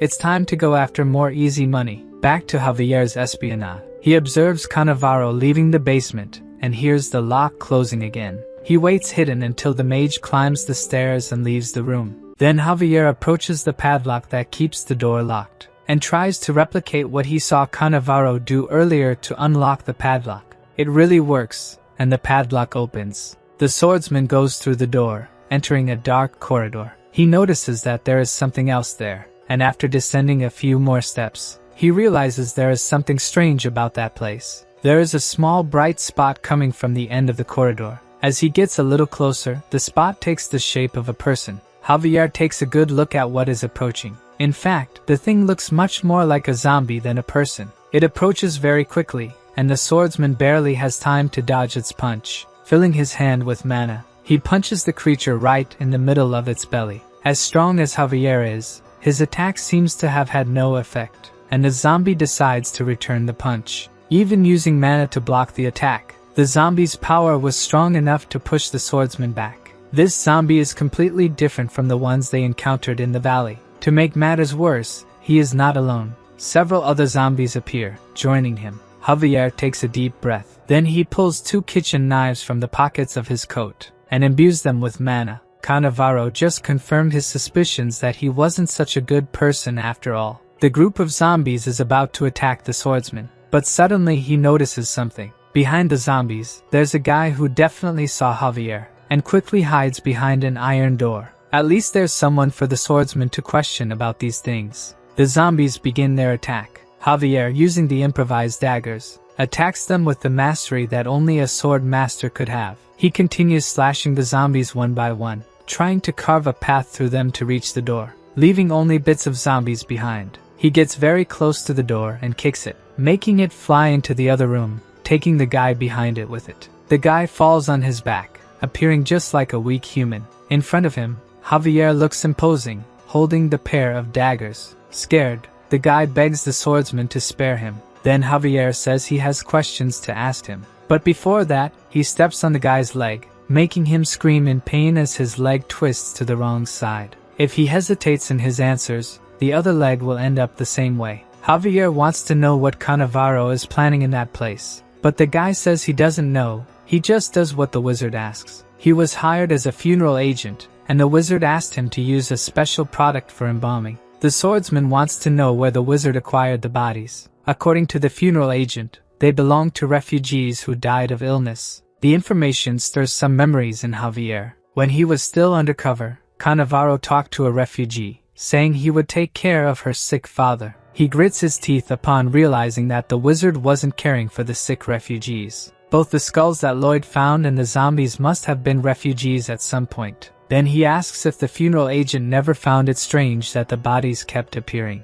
To Javier, this guy is as guilty as Cannavaro, so he steps on the funeral agent's other leg, breaking that one too. Fleeing the place before he is discovered, the swordsman needs to tell his master what he has found out. But when he arrives at the mansion, he cannot find Lloyd, and he thinks it's best not to waste time looking for him. Javier decides to act alone to finish off Cannavaro. The people the mage had spoken to before were all at the exchange market, so that place must be his base. Javier arrives at the location, smashing a window to enter. As soon as he lands, he prepares for combat, and unsheathes his aura sword before he is attacked. But he notices that something is wrong when he looks around. Apparently there is no one else besides him, even though it was always full of people before. He walks through the place thinking about what might have happened, until he comes to the conclusion that the mage may have started his plans. Suddenly we see a gigantic purple cloud high above Nameron. Then, a huge roar takes Javier by surprise. He feels as if all the strength in his body is being sucked away, and he goes outside to see what's going on. From there he can see the purple cloud, as well as a light that is surrounding the entire city, and he wonders what is happening in this place. More roars echo as what appear to be the walls of Nameron rise. Javier's aura sword begins to have its mana drained. Around him, the county's inhabitants fall to the ground, having their mana sucked away as well. At this point, the swordsman worries, as his master must also be in trouble. At the mansion of the Count of Nameron, Siluria opens one of the windows to see what is happening. But what really scares her is not the catastrophic sky, but the people down there who are falling to the ground without strength. Even without having any idea of what is causing this, she feels that she needs to help them. She holds a jewel on a necklace, thinking that everything will be alright. Outside the walls we see a dark mage. He is using the tools that Cannavaro gave him, and if he continues like this, the Hell Knight will emerge soon. Once that happens, the world will be theirs. Suddenly, Lloyd appears right next to the mage. He says he saw 30 people around there who look like him and asks if they are doing some kind of rain dance. The guy seems so surprised that someone else is there, besides the mages, that he falls silent. Then Lloyd starts asking why he's being ignored if the guy is pretending he can't see him. The guy thought the MC was so ugly that he thought he was the Hell Knight. If he moves, the talking will ruin all the magic, and Lloyd leaves his side after being ignored. Out of the corner of his eye, the guy glances in the direction of the MC, who has his shovel raised, ready to test if the guy will really stay still. With all his strength he slams the shovel into the mage's face. But soon he realizes that the attack was not as he wanted. His shovel is all dented after the blow. This happened because Cannavaro put a protection spell on these mages. So the MC tries another attack, using mana this time. And now the dark mage is afraid to take the blow. After Lloyd's second attack, smoke starts to rise from the shovel, and he finds it strange that even his mana attack didn't have much effect. Even with 2 missing teeth, the mage is celebrating that the barrier around him is impenetrable. As things are not going as planned, the MC needs to focus on what he needs to do. He tries to absorb the mana that is in the mage's stone. But unlike the stones that were in the skulls, this one reacts to the absorption, leaving him unable to do anything. The MC asks if the mage doesn't move because he doesn't want to or because he can't, as it would ruin the spell. As always, the guy remains completely silent. Without an answer, Lloyd will just test his theory, returning to the city. More specifically to the City Hall building. A man is walking towards the building, passing by several fallen people without mana. One of them tries to grab this man's foot. The weakened man asks Cannavaro to help him, but the mage looks at him with disgust, calling people pests, and kicks the face of the poor man who was asking for his help. Looking around the city hall, there is a very large statue of a fallen angel. Cannavaro makes a small cut on his finger, and he says that the statue will become the portal to the Hell Knight. Returning to the protagonist, the black mage is sweating coldly with whatever Lloyd is doing. The MC is focused on digging a hole, until he stops, tired from the effort. He dug up the entire area around the mage, leaving only a small space to balance on top of. So Lloyd starts to approach the mage, who starts to panic as he gets closer. The MC approaches with his demonic face until he almost touches the mage's face. Then he blows a puff of air in the mage's face, making him break the small portion of land that was holding him up, and fall to the ground, still motionless. Fallen, the mage panics, looking at the jewel around his neck. It shines brightly and the guy rides around, as if he's being sucked into, until the stone stops shining and the mage trembles without moving. Lloyd picks up the stone, realizing that if the mage falters, he will be attacked by the spell. With one less mage, the MC looks towards the walls.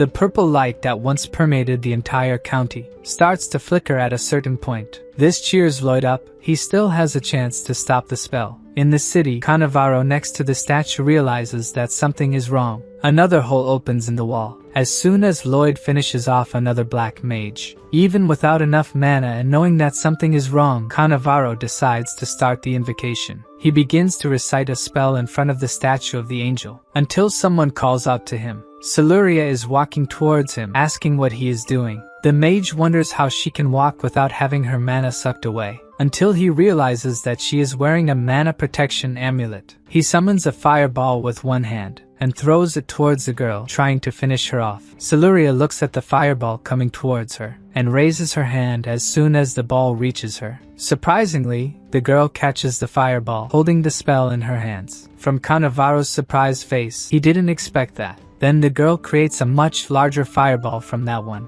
Siluria calls the spell the punishment of the god of fire and throws it towards Cannavaro, who is about to be hit by it. The mage summons a protective barrier, surprised that someone so young is at such a high level of magic. Even with the barrier, an explosion happens as soon as the spell hits the mage. Further away, Siluria is catching her breath after using such a powerful spell. Cannavaro is lying at the feet of the statue after receiving the spell, and the girl approaches, wanting to know what he was planning in that place. The mage continues to recite the spell without answering her, who is surprised, not yet knowing what he is doing. Cannavaro stops reciting the spell and summons the Hell Knight. Suddenly, the statue begins to crack with a purple glow coming from within. Siluria, who understood the Hell Knight part, knows that something very bad is coming. Then the mage lunges towards her, wielding a sword. But from a hole in the middle of the ceiling, Javier emerges. The sword master cuts off the mage's attack before he can get close to the girl. Cannavaro is completely dumbfounded that someone would appear and stop his attack, while Javier gives him a serious look. The mage's severed arm hasn't even hit the ground yet, and Javier is already prepared for another attack. This time, Cannavaro uses a magic barrier to block the attack. Even so, the attack is very powerful and breaks the mage's other arm.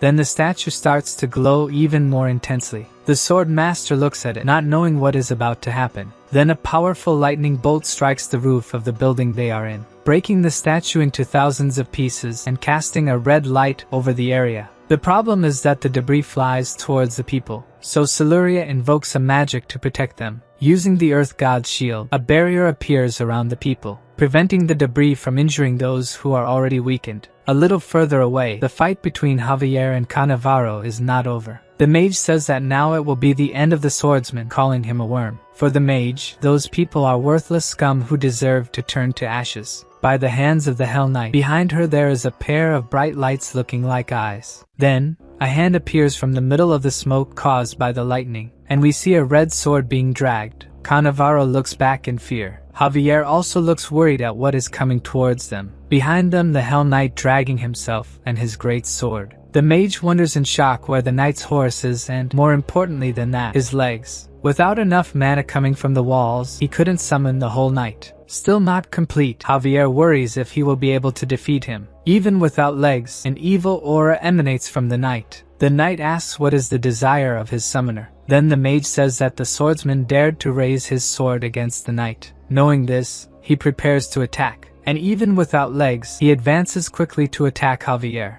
Javier used aura and mana to protect himself, but he still feels his bones reverberating from the attack. The knight's strength is so great that it breaks the ground around the swordsman. In addition, he teleports from one place to another, making it difficult to defend. Suddenly he appears right behind Javier, who will not be able to defend himself. Then Siluria throws a wind dagger using magic, giving Javier an opening to dodge the attack. The knight's sword hits the ground with such force that it breaks the space around it. The knight looks towards the girl, saying that she dared to attack him. With the sentence, she knows that she will be his target now, and he really advances towards her. Javier behind him prepares a powerful attack using his aura sword. Before the knight reaches Siluria, he is hit by the attack, and his head, which was hit, disappears. With the impact, he is thrown away from the girl and remains motionless. Javier looks at his enemy, tired after using so much mana in an attack. A purple smoke begins to rise from the knight's body, which does not move, until it becomes just a pile of ashes. Unconvinced by this,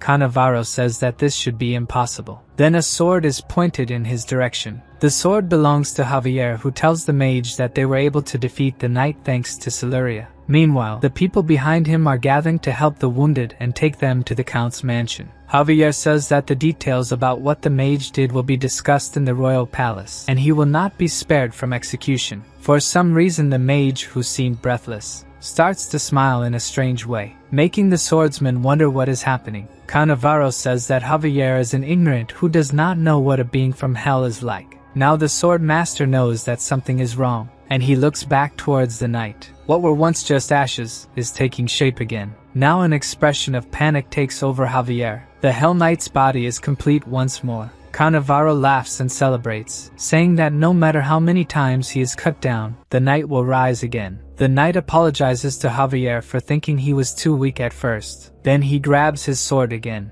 and he introduces himself as Gialexius, commander of the First Corps who served the Master of Hell. Javier also introduces himself and says he will send him back to hell. Then the two set off to clash. The swordsman attacks with his aura sword, but the knight disappears into thin air and reappears well above him, making it difficult to dodge. Using a dagger charged with mana, he struggles to hold off the attack. The knight comments that he is finding the fight surprisingly fun, while Javier struggles to his fullest just to hold off the attacks. The impact of the attack destroys another part of the ground. Javier emerges from the cloud of dust caused by the attack, trying to distance himself from the knight. But it's impossible. The knight approaches him again and attacks the swordsman, who barely manages to dodge. All Javier can do is try not to get hit. The sword master is exhausted just by dodging the attacks and needs to find an opening to attack. So he throws his mana-infused dagger at the knight, who catches it in the air without difficulty. So Javier takes advantage of the opening he created to attack. He attacks from bottom to top, but his opponent disappears into thin air once more. The swordsman tries to guess where he will appear next, and prepares to attack, trusting that he has memorized how his opponent attacks. He sees a part of the knight's sword emerging from the ground, and attacks him, but the knight manages to deflect the attack using his sword. Already expecting this, Javier attacks him again. This time the knight won't have time to react, and his head is hit by the swordsman's new attack. So the knight grabs the sword master's leg. He knows that his opponent is trying to throw him to the ground and needs to reinforce his body with mana before that. The mana he absorbed from the knight is disrupting his mana flow. This prevents him from reinforcing his body with mana, and he ends up knocked down. Javier feels a terrible pain as he is thrown to the ground. The knight lifts him up again, just to throw the swordsman back to the ground with even more force. His opponent confesses that it was a pleasure to fight with him, and that he will remember his name with esteem. The knight raises his sword about to finish Javier off, saying that they will meet again in hell. Suddenly a voice yells at the knight, causing him to miss the attack. The knight turns to see who the stranger is who has appeared. Lloyd is holding the shovel to Cannavaro's neck and says that as far as he knows, if the summoner dies, he will go back to hell. The MC gives him 3 seconds to get away from Javier before he cuts the mage's head off. The knight thinks that there is something wrong with this human, for the expression on his face is terribly frightening. Surely Lloyd is not joking about what he said and could do even worse. The knight asks if Lloyd is also a being from hell, as the expressions in his face are like those of a being from that place. The MC just shows that his count is over, and is about to leave the mage headless. To protect his summoner, the knight casts a spell in their direction. The spell causes an explosion, and Lloyd retreats to avoid being hit, crouching in a corner while the effects of the explosion wear off. The one who had no way to escape was Cannavaro, who lost the remaining piece of his arm.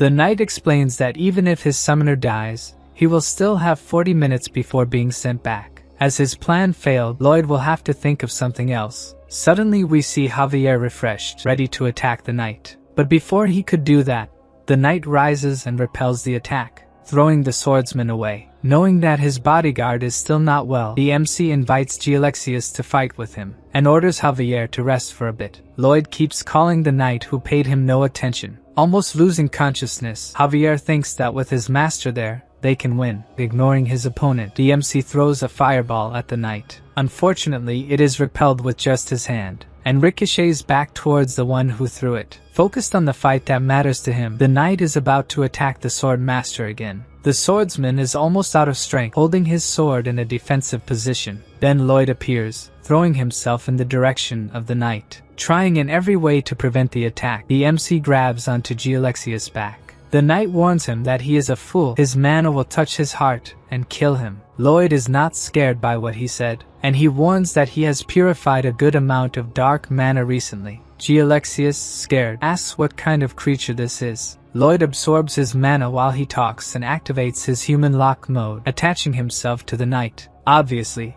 Gialexius tries to remove the pest that has attached itself to him, but with macabre agility, the MC manages to dodge him. Realizing that he won't be able to get rid of the human by trying to grab him, the knight headbutts him back and this time hits his mark. Lloyd falls back, but doesn't let go and grabs his opponent's legs. Desperate to get this thing stuck to him off, the knight raises his sword, trying to hit the MC from below, which doesn't work as he dodges, and appears again stuck to Gialexius' neck. No matter how much he shakes, Lloyd just laughs and doesn't let go of him. When he's tired of trying, the MC draws his attention to something. In the meantime, he has completely forgotten about Javier, who is ready to attack the knight, surprised that his opponent has recovered so quickly. As soon as he thinks about blocking the attack, Lloyd grabs his arms. With that chance, Javier attacks him, opening a gash in the middle of the knight's chest. Gialexius roars with anger at being hit, while the sword master prepares to attack again. This time the knight is faster and manages to disappear into thin air, reappearing from above behind Javier. The swordsman was already expecting this, and attacks again. Unfortunately, Gialexius disappears again. Then he appears in another corner, annoyed by the pest that won't come off him. He doesn't understand how Lloyd could stay there, even with him teleporting. The conversation gives Javier a chance to launch a new attack. The MC realizes that the swordsman is moving faster than before, but it's still not enough. In addition, he won't be able to purify the mana for long. He needs to think of something fast. Then a system message appears surprising Lloyd about being able to help him once. According to the system message, he can win if he sings. With no better option, that's what the MC starts to do, in a way that really makes it seem like the knight and he came from the same place. His horrible voice makes the knight feel like he has a fingernail scratching his brain.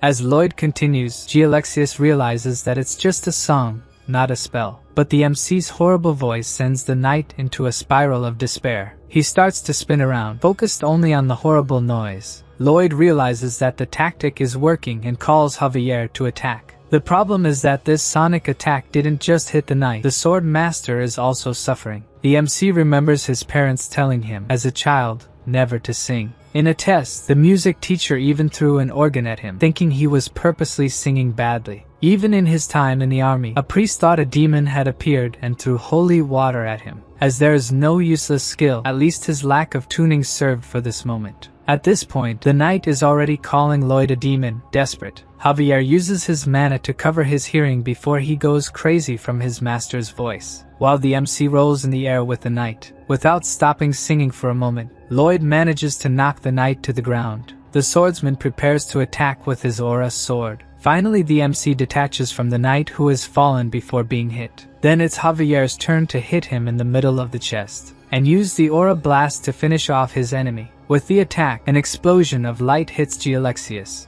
A large area around them is destroyed by the impact. Lloyd barely manages to get away and avoid being hit. The knight's body disappears, but Javier remains kneeling breathless. The MC approaches him, saying that they won. But according to the swordsman, it's not over yet. Lloyd doesn't quite understand what he meant. Then Javier tells him to pay attention to the mana in that place. Analyzing the mana more carefully, the MC realizes that his bodyguard was right. Thus, the two remain alert to what may be coming. A purple smoke appears, taking the form of the knight, and Javier advises his master to stay behind him. But Lloyd says without concern that Gialexius will not rise again. The swordsman doesn't believe it, as he has already seen the knight regenerate after defeating him. Even so, the MC asks if he doesn't want to bet, as he is sure the knight is dead. Lloyd picks up his shovel from the ground, and bets that if the knight returns, he will call Javier master for a year. Otherwise, the swordsman will have to dress up as Javiella on the way home. The MC raises his shovel towards the ceiling, and fires a triple mana explosion combo, which opens a hole in the city hall ceiling.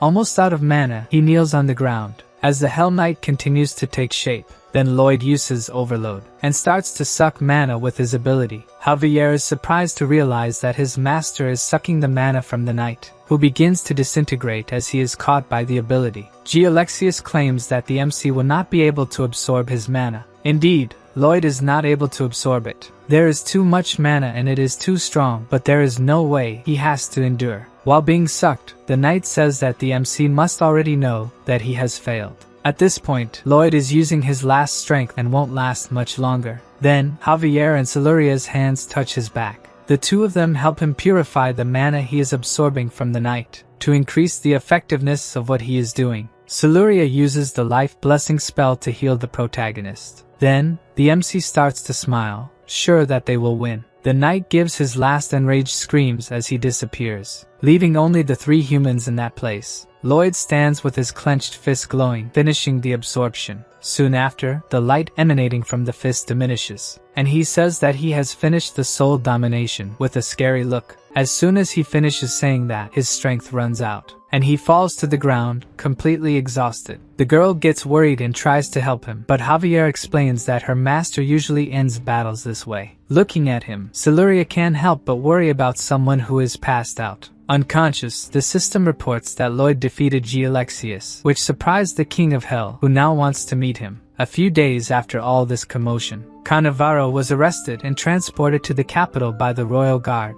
At this point, Lloyd has a big problem. He can't continue with the construction. Due to the walls, none of the workers have enough energy left to work. If he had known that something like this would happen, he would have asked for workers from the county in addition to the anchors. Thinking about what happened won't help. He needs to find a way to make money, no matter how. As soon as Lloyd woke up, the system showed that he had received a new skill. His zombie domination skill evolved into a new type of independent skill. If the MC can dispose of zombies, he will no longer need to pay for workers. In addition, he also received the title of the Possessed Tenor. What he needs to know now is how to get zombies and if it's really viable. For now, the only thing he finds incredible is the power of hell that makes his eyes shine. The MC's poses in the mirror are interrupted by a knock on the door. He opens the door asking who it is and has something strange on the other side of the door. In front of Lloyd, there are several headless skeletons surrounded by a purple glow. There are dozens of skeletons scattered around his room. Trying to understand the situation, the MC asks who they are. Then one of the skeletons starts making noises, and a gelatinous head starts to form, saying that they are. The scene is disgusting even for Lloyd, who refuses to look at it. With a plaque, he explains that they are the ghosts of those who lost their bodies to the hellish enchantment. They felt the power of hell that materialized them, and came looking for him. The MC is surprised to know that they are happy to feel that he has calmed their souls. All those skulls that he had found before, and he buried respectfully, must have belonged to these skeletons. They have no memory of their life or a purpose, and would probably wander until they were exorcised. So they all kneel down, asking Lloyd to keep them together and let them repay his kindness. The MC asks if they need to be paid. He also asks if they need to be fed, but they don't have a digestive system. As for a place to stay, all they need is a large coffin. Lloyd thinks quickly about this new workforce. From that day on, they will be part of the Frontera skeleton squad. Finally, the MC has gotten the free labor he always dreamed of. Javier wakes up to his master's macabre laughter, and the first thing he sees is dozens of skeletons celebrating. Being something that his master provoked, he shouldn't have to worry about it, so it's best to just go back to sleep. The skeletons continue to work without ever getting tired, sleeping, or eating, and especially without receiving salaries, the part that makes Lloyd most happy. When the Count of Namarin went to see the construction, he ended up fainting because of the skeletons. So the MC explained to him that he is a summoning genius, but the Count did not believe it. If Siluria could be a genius using magic, Why couldn't he be one too? The Count thinks about it for a bit, and ends up apologizing for thinking that Lloyd would not have that ability. In winter, the anchors arrived and the cliff stabilization project reached its final stage. Sitting on a cliff looking at his own hand as the snow falls, Javier remembers when his hand touched Siluria's, the moment the two of them tried to help his master. It's like he felt something different in that touch. Then a familiar voice calls out to him. Siluria is right in front of him. The swordsman comments on the construction and that his master can give more details, but she reveals that she is there to see him. He doesn't understand what issues she would have with him. She says that she can improve her magic skills and maybe he could help since he controls mana so well. Javier would be more than happy to help her. The girl is happy and a little blushed that he accepted. From afar, Lloyd watches the two talking. They are sitting next to each other talking and laughing. This moment triggers some memories of the MC about the novel. In the story, the price for defeating the Hell Knight was Siluria's life. People stopped asking for his help, thinking that he brought death to those close to him. He was destined to live in loneliness without getting close to anyone, or he would end up taking that person to death. His unprecedented strength determined his lonely future. Fortunately, in this reality, Javier is smiling, living happily, and seeing that makes the MC happy too. Sometime after that, the construction was finished, and if repaired periodically, the Count would have no more problems. The troop of skeletons is packing up their master's belongings for the departure. Lloyd thanks the Count for paying the construction costs, and even a little more. The Count does not think the amount is enough, as he saved the county and the villagers celebrate it. The MC listens with satisfaction to the cries of gratitude. And what makes him even happier is knowing that with this amount he will finally be able to relax in peace. The Count asks one last time if Lloyd would not consider marrying Siluria and becoming his heir. But according to the MC, who wants to live a quiet life in the Frontera County, the Count already has a great heiress, who will soon be the greatest mage on the continent, Siluria. Finally, they say goodbye to the Count and his daughter. Before going, Javier takes one last look at Siluria, who was also looking at him. Then Lloyd calls for his bodyguard, saying that it is better for him to stay in Namran, where he would receive better treatment and rise through the ranks faster. Javier questions whether some of the dark mana has entered his master's brain for him to be thinking this way, and he says he will remain a Frontera knight until the end. The MC asks what he would do if it was an order, and in that case the swordsman would disobey it and have to be executed. So, there's no way to go against his stubbornness, and the only option left is for them to return to the county together. In the snow-covered Frontera County, Lloyd's parents come out of the mansion to greet their son and are met with something different. This time, their son has returned accompanied by a troop of zombie skeletons. The MC tries to explain about the skeletons, but this is not his father's main concern. What really shocked the Count of Frontera was to see Javier dressed as Javiella. The swordsman is sorry for agreeing to that bet without thinking. Lloyd bet him that if the knight didn't return, he would have to dress up as Javiella when they got back. The Count slowly approaches Javier and hugs him, saying that he must have suffered a lot to keep this secret for so long.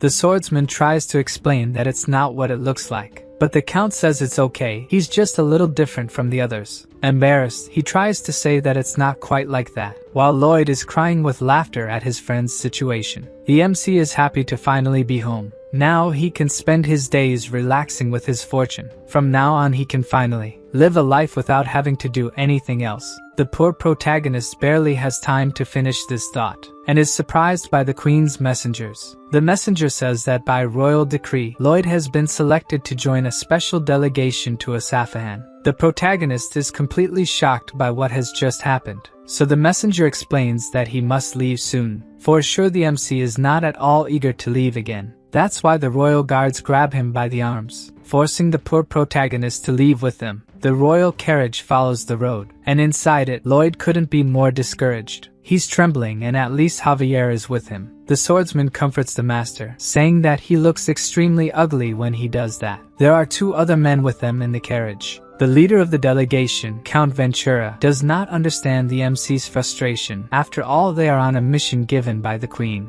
pouring his hatred of the queen into his thoughts. Lloyd says he is crying with emotion, but Ventura remains irritated with him and remembers to have asked the queen why she selected the MC for the delegation. Maybe it was to represent the refugees from the monster domino, or because he had a diplomatic profile. Alicia thinks about Lloyd being suitable as a diplomat, but that kind of thing had nothing to do with her decision. She assured him that when Lloyd was summoned, he would cry, saying that it would ruin his plans for a peaceful life.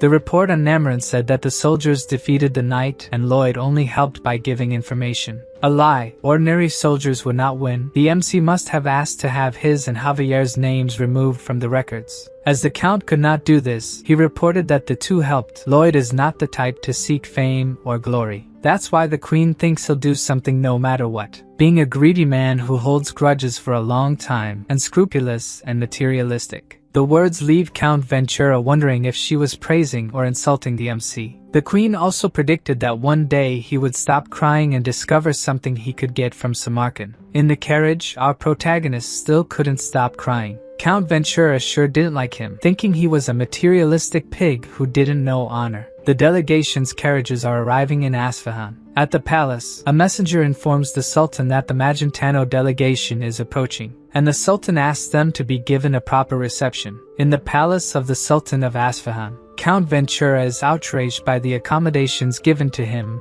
and the other envoys. But according to a servant, there was no mistake at all. They are just following the orders of Sultan Samarkand. So Ventura demands to see the Sultan, ordering them to be introduced. The MC still hasn't recovered when the servant explains that Samarkand is very busy and it will be difficult to see him. They must wait at least 6 months to have an audience with him. The delay and unwillingness of the servant completely infuriate Ventura. Suddenly, the servant shows the Count a kind of pendant. It's a padishar. As long as he has it, he will have all the kindness the Sultan has to offer anywhere in Asfahan. To the Count, it just seems like they are offering alms to beggars. The servant claims that he is mistaken. Receiving the padishar is an honor. However, he throws the pendant on the floor when he says this. So the servants leave the room, asking the guests to make themselves at home. Ventura is enraged. For him, this treatment is practically a declaration of war. He wants the messenger to communicate with Magentano and other kingdoms about this and ask for a larger delegation.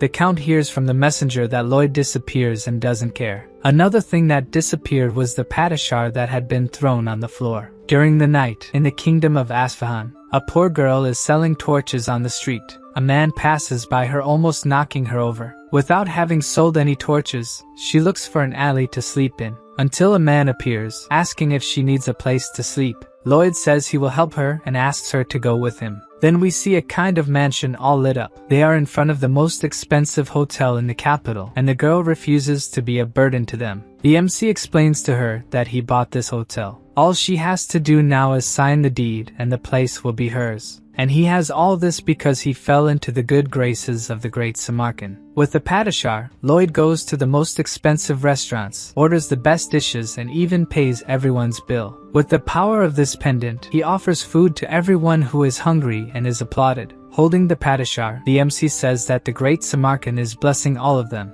In a fabric store, the seller presents the finest silks in the world, so the protagonist chooses all the ones he likes. Excluding 2, he will take all the ones the store has, with the power of the padishar. At the port, an employee understands that he wants to rent the sailboats in the port, but showing the padishar again, the MC says he wants the sailboats for himself. He buys everything from the finest perfumes to the best spices. Then he puts everything he has collected on the sailboats and sends them to Frontera County. Knowing that Lloyd is buying the luxury goods, a crowd of vendors goes to him. Determined to continue his shopping, the MC declares that Samarkand's grace will spread throughout the world. Then several soldiers appear, looking for him. Thus, the two are tied up and taken back to the palace, where they come face to face with the great Sultan, who is not at all happy that Lloyd has spent the equivalent of a year's palace budget. With his head bowed, the MC introduces himself, greeting the great and almighty Sultan Samarkand. Samarkand is shocked to meet the man who reversed the monster domino.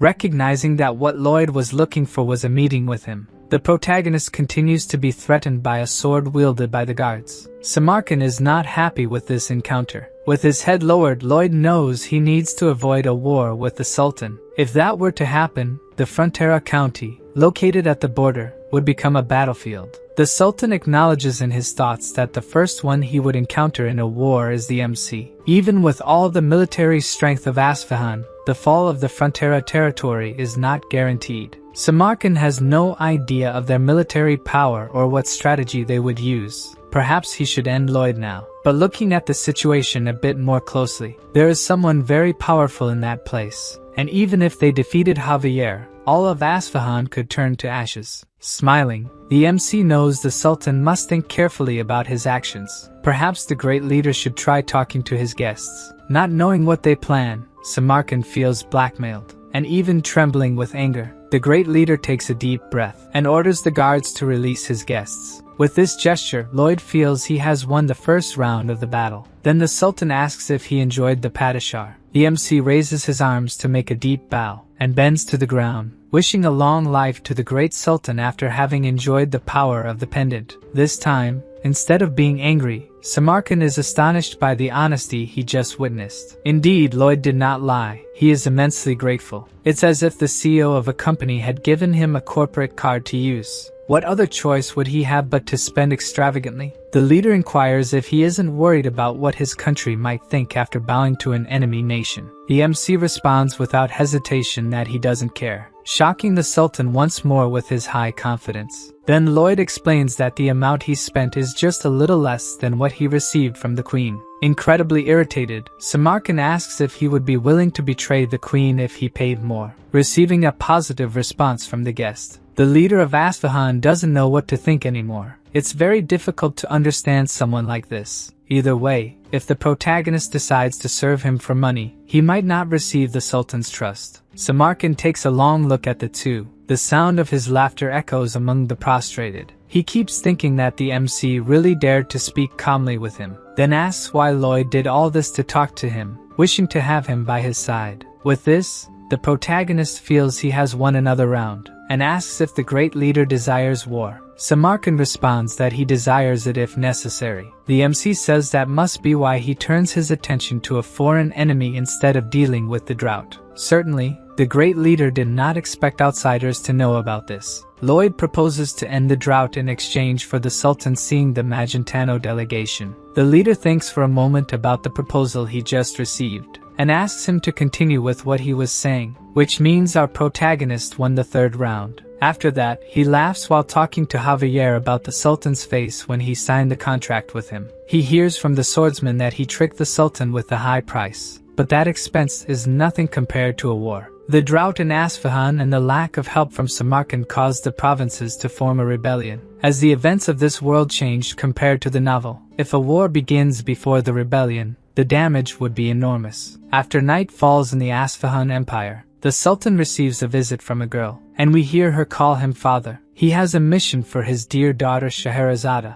to be Lloyd's bodyguard during his trip to Kandahar, and make him hers, using any means necessary. The girl makes a small bow and agrees to do what her father wishes. The next morning, Scheherazade introduces herself to the MC, saying she is the bodyguard assigned to him. He explains that he already has Javier for that, but the girl pretends not to hear and says she is eager to serve him. In his thoughts, the MC concludes that she is stubborn and might be there to observe them. Thinking a bit, her name sounds familiar. Then Lloyd remembers that she is the princess. But why would a princess escort him? She starts making some strange movements. Striking a pose, Scheherazade says again that she is there to serve him, leaving the MC astonished by the sudden suggestive pose. Despite her look, seeming like she wants to tear him to pieces. Suddenly, he finally understands what she intends. Scheherazade is trying to seduce him. This plan could only have come from one person, the Sultan, as if Lloyd hadn't had enough marriage proposals already.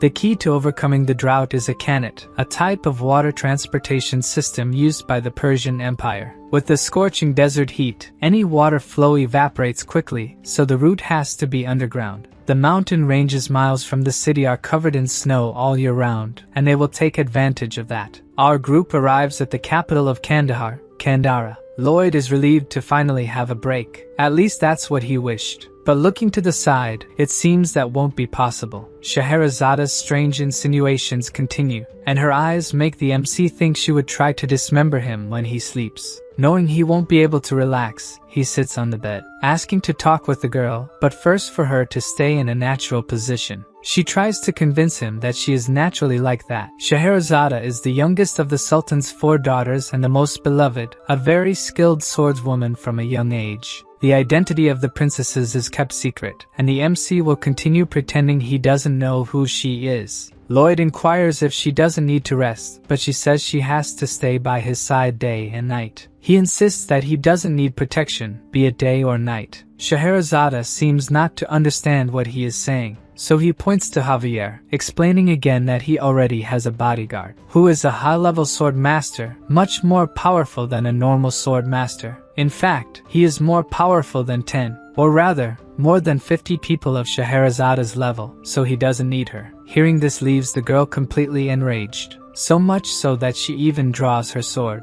Lloyd pretends to be scared, and starts mocking her by showing his neck. I seriously love Lloyd. By Javier's face, this is another moment when he finds his master pathetic. He continues mocking the girl, saying she will never be a sword master. Then she can't take the jokes anymore and punches the MC. Lloyd starts screaming for Javier while being punched multiple times by her. Unfortunately, the sword master is too busy laughing at seeing his master get beaten. Scheherazada, holding back tears, stops hitting him and leaves the room, leaving the two alone. Even with his face swollen from the beating, Lloyd celebrates that his plan worked. Javier finds it strange that his master has such a fetish, and the MC tries to explain that he should have been protected by him. The swordsman apologizes without any remorse, thinking his master deserved that, but he is curious about the provocation. The MC needed her to abandon the mission once and for all. A talented swordswoman like her shouldn't waste time after a guy. Still upset by what happened, Scheherazada keeps training alone. The next morning early, the girl appears inquiring where the two are going. Lloyd explains they are going to the construction site and that she would delay them if she went alone. Still, she insists on going, but the MC says it won't be as easy as she imagines, since she is not a sword master. Scheherazada gets irritated again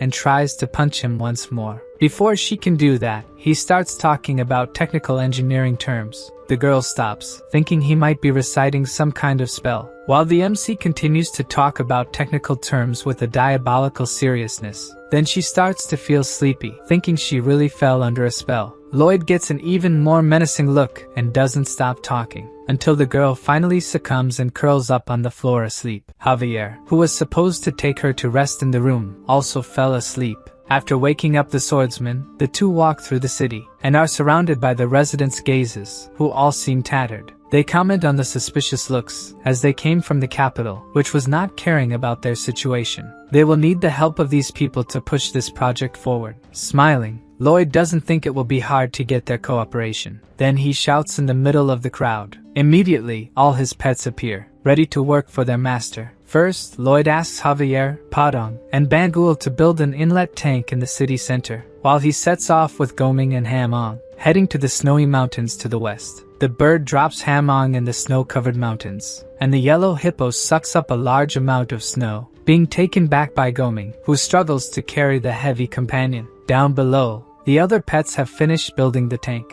Then Hamon starts dumping the melted snow, filling the new reservoir with clean water. People look at it in amazement. They will finally have water. As they start to draw the precious liquid, Lloyd appears, saying that they must all be incredibly happy, and all thanks to him, so they can be grateful for his good deed. He says confidently that he is the one responsible for bringing water from the mountains to them. Everyone should remember the name Lloyd Frontera. Then the people stone him, saying he gave them a little water just to exploit them more later. He dodges the stones laughing, claiming to be the reason they have the strength to do this. Walking later, he thinks that the people's complaints will not be easily resolved. Taking a look around, he realizes that many people are too proud to take the water, but he will keep insisting until they give in. The next day, the villagers notice that the well is full again, and once again, our protagonist appears, claiming to be the one responsible for bringing water to them. Even being stoned again, he won't stop until people stand by his side. During the beautiful full moon night in Kandara, a family is having dinner together around the table. The couple's daughter is incredibly happy because she can now drink all the water she wants. But for some reason, her parents are terrified. The reason for this is Lloyd standing outside their window. With a serious face, he points to the water the family is drinking, and then points to himself, reaffirming that he is the one responsible for bringing the water. What he achieves with this is traumatizing a family that was happy until then. In the following days, he continues to do this kind of thing, trying to instill in people's minds that when they think of water, they will immediately remember him.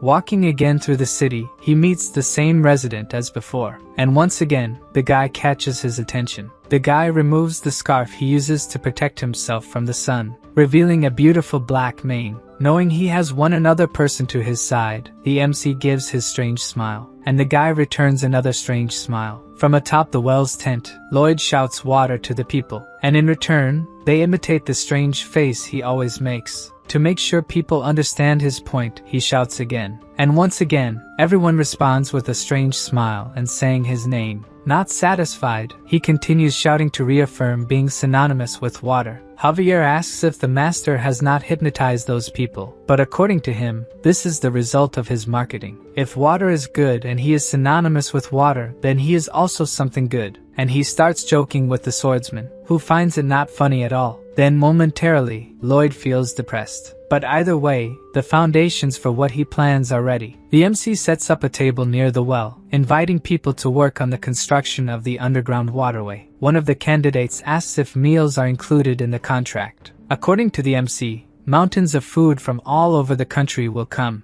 In the capital of Asfahan, Samarkand receives more bills from Lloyd made with the Padasha. The new enormous list of expenses makes the Sultan boil with rage. Back in Kandara, Lloyd is flying with Javier on Goming. The MC is searching for something with his ability, but since he can't find it, it must be more than 15 feet deep.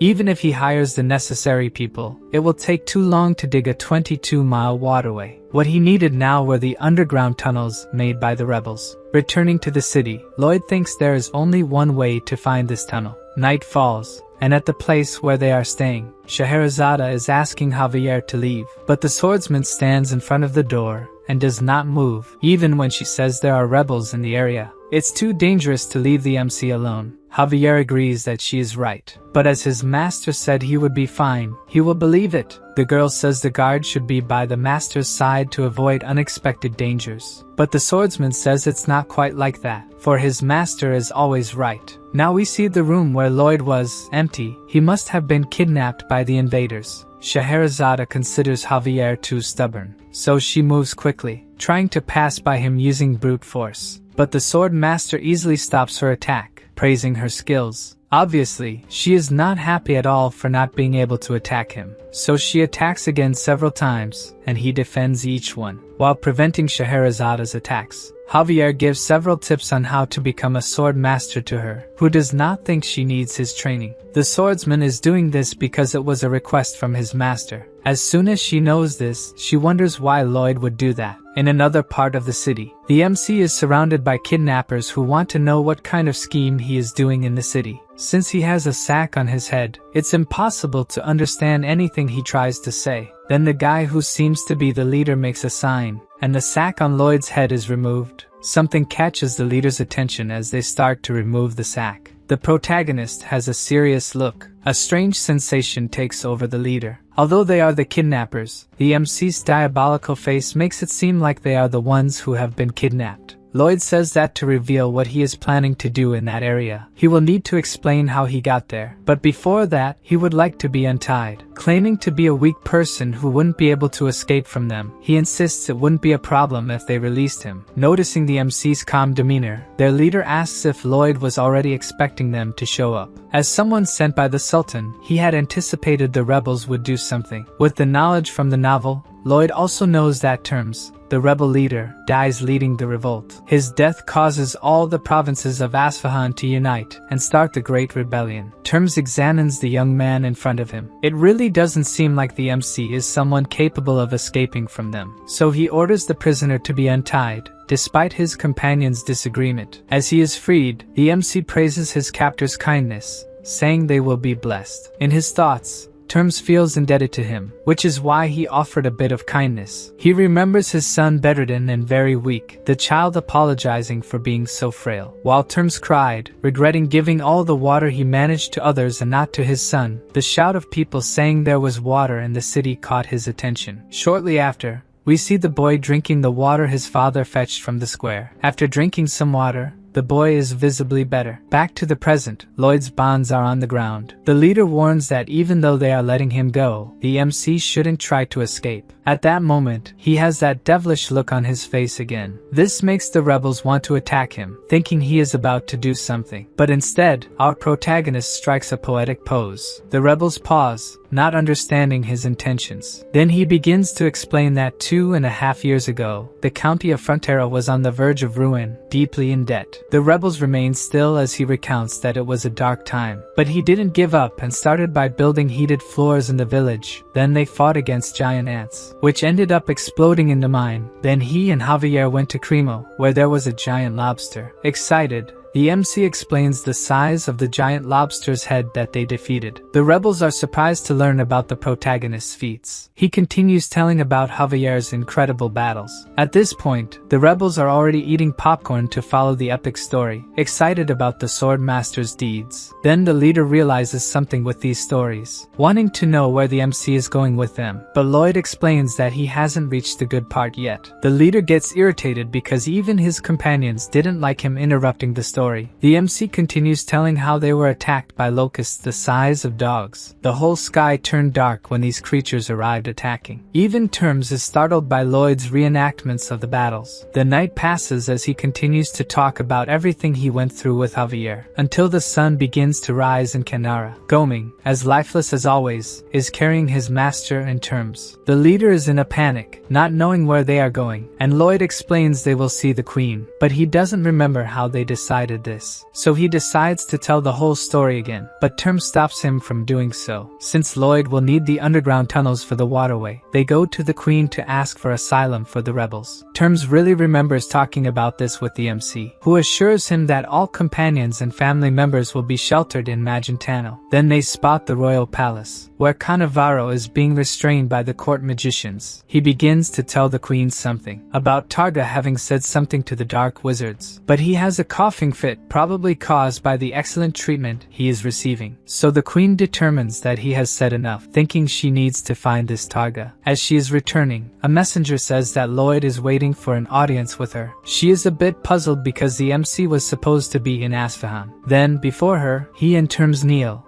asking for asylum for the rebels. Without much thought, the queen grants asylum to all of them and their families. Lloyd thanks her, while the rebel leader is surprised by how easy it all was. He can hardly believe that the MC brought him to the queen and secured asylum as if it were nothing. Even though things didn't go as she expected, the queen is happy that her orders are being followed. Thanking him for the compliments, she begins to talk about an old saying that says skilled men must work until there is nothing left of them. Her words leave our skilled man extremely worried. Changing the subject, she says that Cannavaro's interrogation has progressed and she will need his help soon. With a bitter face, he says he will gladly help the queen and is tired from the long journey. Then Alicia approaches, inquiring if he missed her, as she wanted him to come back to see her. Her question makes Lloyd start to sweat. Holding his face, she asserts that he is not a selfish person who comes to her only when he needs something, and feigns ignorance when she says she wants to see him. Who would have thought that the greatest enemy to our protagonist's peaceful life would be the very leader of the nation,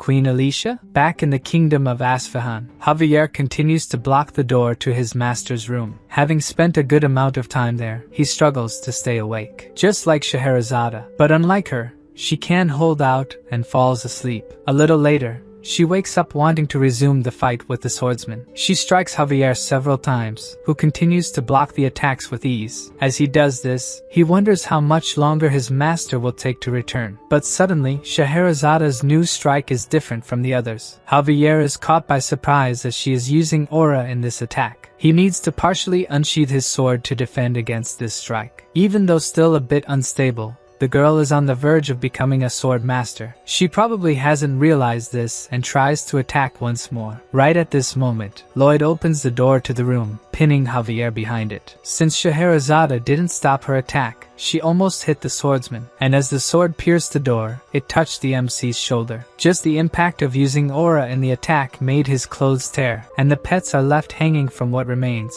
On the other side of the door, Lloyd is paralyzed, almost without clothes, and not knowing what's happening. Javier is furious that someone could have died from such an attack, while the princess doesn't recognize the MC. Only after looking closely at him, she realizes who he is. Immediately she wants to know where he was, but he raises his hand towards her and starts talking about engineering theories again. The psychic attack quickly takes effect and she begins to feel sleepy until she falls asleep peacefully on the floor, avoiding having Lloyd explain everything that happened to her. Then he turns to Javier, calling him to start the construction. But the swordsman was also affected and fell asleep. Wasting no time, the MC starts his plan by mapping the underground tunnels with his ability. Then they check which tunnels they will drill or close to make a straight path. The third step is to close the tunnels for use during the day, and open holes in the ones they will use at night, needing to be careful or everything could collapse. Then for the final stage, several hooded figures appear. Lloyd celebrates that these people arrived just in time. Terms asks who they are, and according to the MC, they are workers coming from the county of Frontera, necessary for this project to be completed. The group of skeletons, as always, is pleased to help their master. He explains that a gigantic amount of water is behind a wall. To see if they understood, he asks what will happen if they dig in that place. The skeletons know they will be swept away by the water if they do that. Since ancient times, people have risked their lives to make a canet. More precisely, they gave their lives for it. Usually, the oldest of the workers was chosen. This person should deliver the final blow. That would release the water trapped behind the wall. There was no nobler sacrifice than this, giving one's life for the community. This time Lloyd decides that the one who will have the honor to do it is Tords, who was brought to Asfahan by the skeletons. Even though the MC is proudly anticipating what will happen, Tords is sweating cold, not at all willing to make this sacrifice. Lloyd doesn't ask if he wants to or not and runs off, saying he will never be forgotten. So Tords chases after him, wanting to be swapped with one of the skeletons, but the MC doesn't want to make them die again. The guy is completely desperate and considers that the swordsman could do it and survive. But Javier has only one change of clothes and can't get them wet. Even to the system, he is more demonic than the devil. Speaking of the devil, the guy seems totally swamped with work. It seems he has just been informed by his messengers from above. Helkeros, the king of hell, wants to see how Lloyd will finish. Back in the scorching desert of Asfahan, after some discussions, the leader of the skeletons, Turtleneck, volunteered to deliver the final blow, which didn't make his master very happy, as he preferred Tords to do it. As soon as the leader of the skeletons strikes the wall, the water begins to gush through the tunnels, carrying him along. After the tunnels, it flows into several pipes that will direct this precious resource to the people who need it. Facing water-filled paths, people celebrate that they will no longer go thirsty. Then we see a child carrying a water pot. He goes to Lloyd and catches his attention, then offers him the water he brought to the village. Our protagonist thanks the boy for giving him water. Then the child takes the opportunity to ask something that made him curious. Why does this man keep walking around almost without clothes? Lloyd gives a gentle smile and replies to the boy that buying clothes is a waste of money. After opening the central waterway in Kandara, several other villages were connected to it. Almost at the end of the project, the system gives him the title of top-ranking person who only wears underwear. The title grants him 100% resistance to dehydration in all hot regions, which doesn't seem very useful now that he plans to relax from now on, without going anywhere hot. Suddenly, Terms appears and Lloyd asks if he's ready for the long journey to Magentano. Then the leader of the rebels kneels before him, leaving our protagonist bewildered by the warrior's gesture. Terms says that the MC saved countless people, stopped the drought, the war, and even managed to find refuge for them. Therefore, all the people present at that place will be eternally loyal to Frontera. As he was only pursuing his own interests, Lloyd is a bit embarrassed by all this gratitude. He is delighted that his approval with the rebels has risen and joined the approval of the county residents. That night, the skeleton squad guided Terms and his companions to Frontera County, just when everything seemed to be going well in the capital of Asfahan. The Sultan asks Lloyd to continue by his side in the kingdom. Kneeling, our protagonist apologizes and reveals that he prefers someone with a smaller physique. Then the Sultan, knowing that the MC has realized that Scheherazade is his daughter, asks if she doesn't please him, but he replies that the princess's feelings are much more important than his, making the Sultan remember that his daughter utterly despises this man. Samarkand sets aside this matter, and since Lloyd has kept his word, now it's his turn, who will finally meet with the delegation from Magentano. The MC thanks him for fulfilling what he promised. As the two are leaving the throne room, Samarkand gets a demonic look, thinking that as a ruler, he will always get what he wants. Somehow, he still plans to take the protagonist for himself. With a brief look back, Lloyd seems to have understood these thoughts of the Sultan. Moving on, the Sultan is sitting with the members of the delegation. Count Ventura is thinking that it was thanks to the MC that they managed to have this meeting, so they cannot lose this incredible opportunity. First, the Sultan apologizes for the suffering caused to Magentano due to his mistakes. The apologies surprise the nobles who did not expect such a proud person to apologize. Samarkand promises to pay for the damages from the monster domino and will take measures to ensure it doesn't happen again. The nobles listen silently as he says he will inform Magentano about these measures, and if it happens again, he will pay double. Count Ventura knows that all this goodwill will come at a price, so he thanks the Sultan for his generosity, undertaking to convey what he said to the Queen. But Samarkand interrupts to say that he wants something in return, leaving the Count apprehensive about what the Sultan might ask for. And he wants nothing less than Lloyd Frontera. After the meeting, Lloyd wants to know how Ventura responded to this request. The Count is somewhat cornered to respond, until he reveals that he agreed that the Sultan could have him, causing an incredibly happy expression on the MC. To lighten the mood, the Count says that someone talented like him will be useful anywhere, and the Queen will be pleased. So our protagonist smiles and says the Count did the right thing, and the poor man doesn't understand anything anymore. Lloyd says that what just happened is perfect. In the throne room, Samarkand is trying to decide what he will ask his new servant to do first. Then a messenger appears saying he couldn't bring the MC because he decided he would get rid of the sandworm that is outside the city. The sandworm looks like a scary monster with a giant mouth and a body like a snake, but its actual size is a little larger than Lloyd's pets. The MC points his shovel in its direction and uses his mana blast, causing an explosion where the creature was. After that, its Podong's turn to attack, kicking where the little creature is, and then trying to hit it with its paws. Lastly, it's Javier's turn to attack. He takes his sword of bright aura and delivers a powerful attack that throws the sandworm.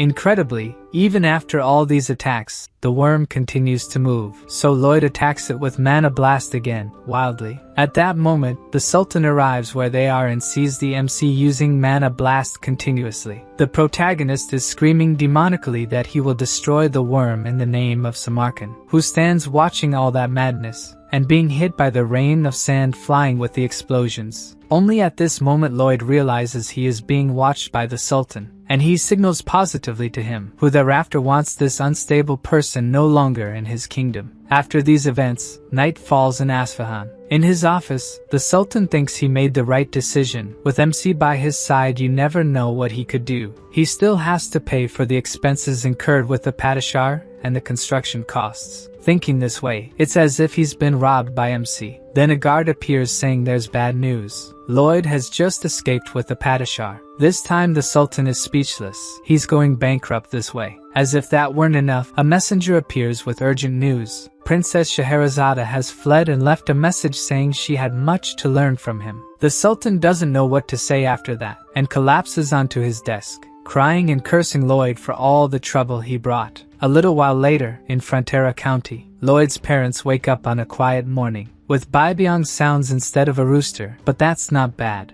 A servant announces that a letter from Master Julian has just arrived. He tells them he graduated as the second best in class and will be able to work in the capital. Then Bayern appears saying a shipment from Lloyd from Isfahan has just arrived. Outside there are piles and piles of filled chests sent by their son. As soon as one is opened, Marbella is impressed that they are all luxury items. She holds an ugly necklace of precious jewels, planning to sell these items to extremely vain nobles. The Count notices that his wife didn't used to make expressions like this. But it doesn't matter, she can sell the jewels as she wishes, he is still a happy man. The Count is glad that his county is full of wonderful people, just like wonderful orcs. who greet him as they pass by. Only one of them doesn't seem very friendly. It seems he and Soldier Greg still don't get along. The two collide as they walk, and the couple is apprehensive, thinking the two are about to start a fight. Then Soldier Greg acts as if the orc wants his attention, grabs the chest of the green man. Instead, the two stand facing each other without saying anything,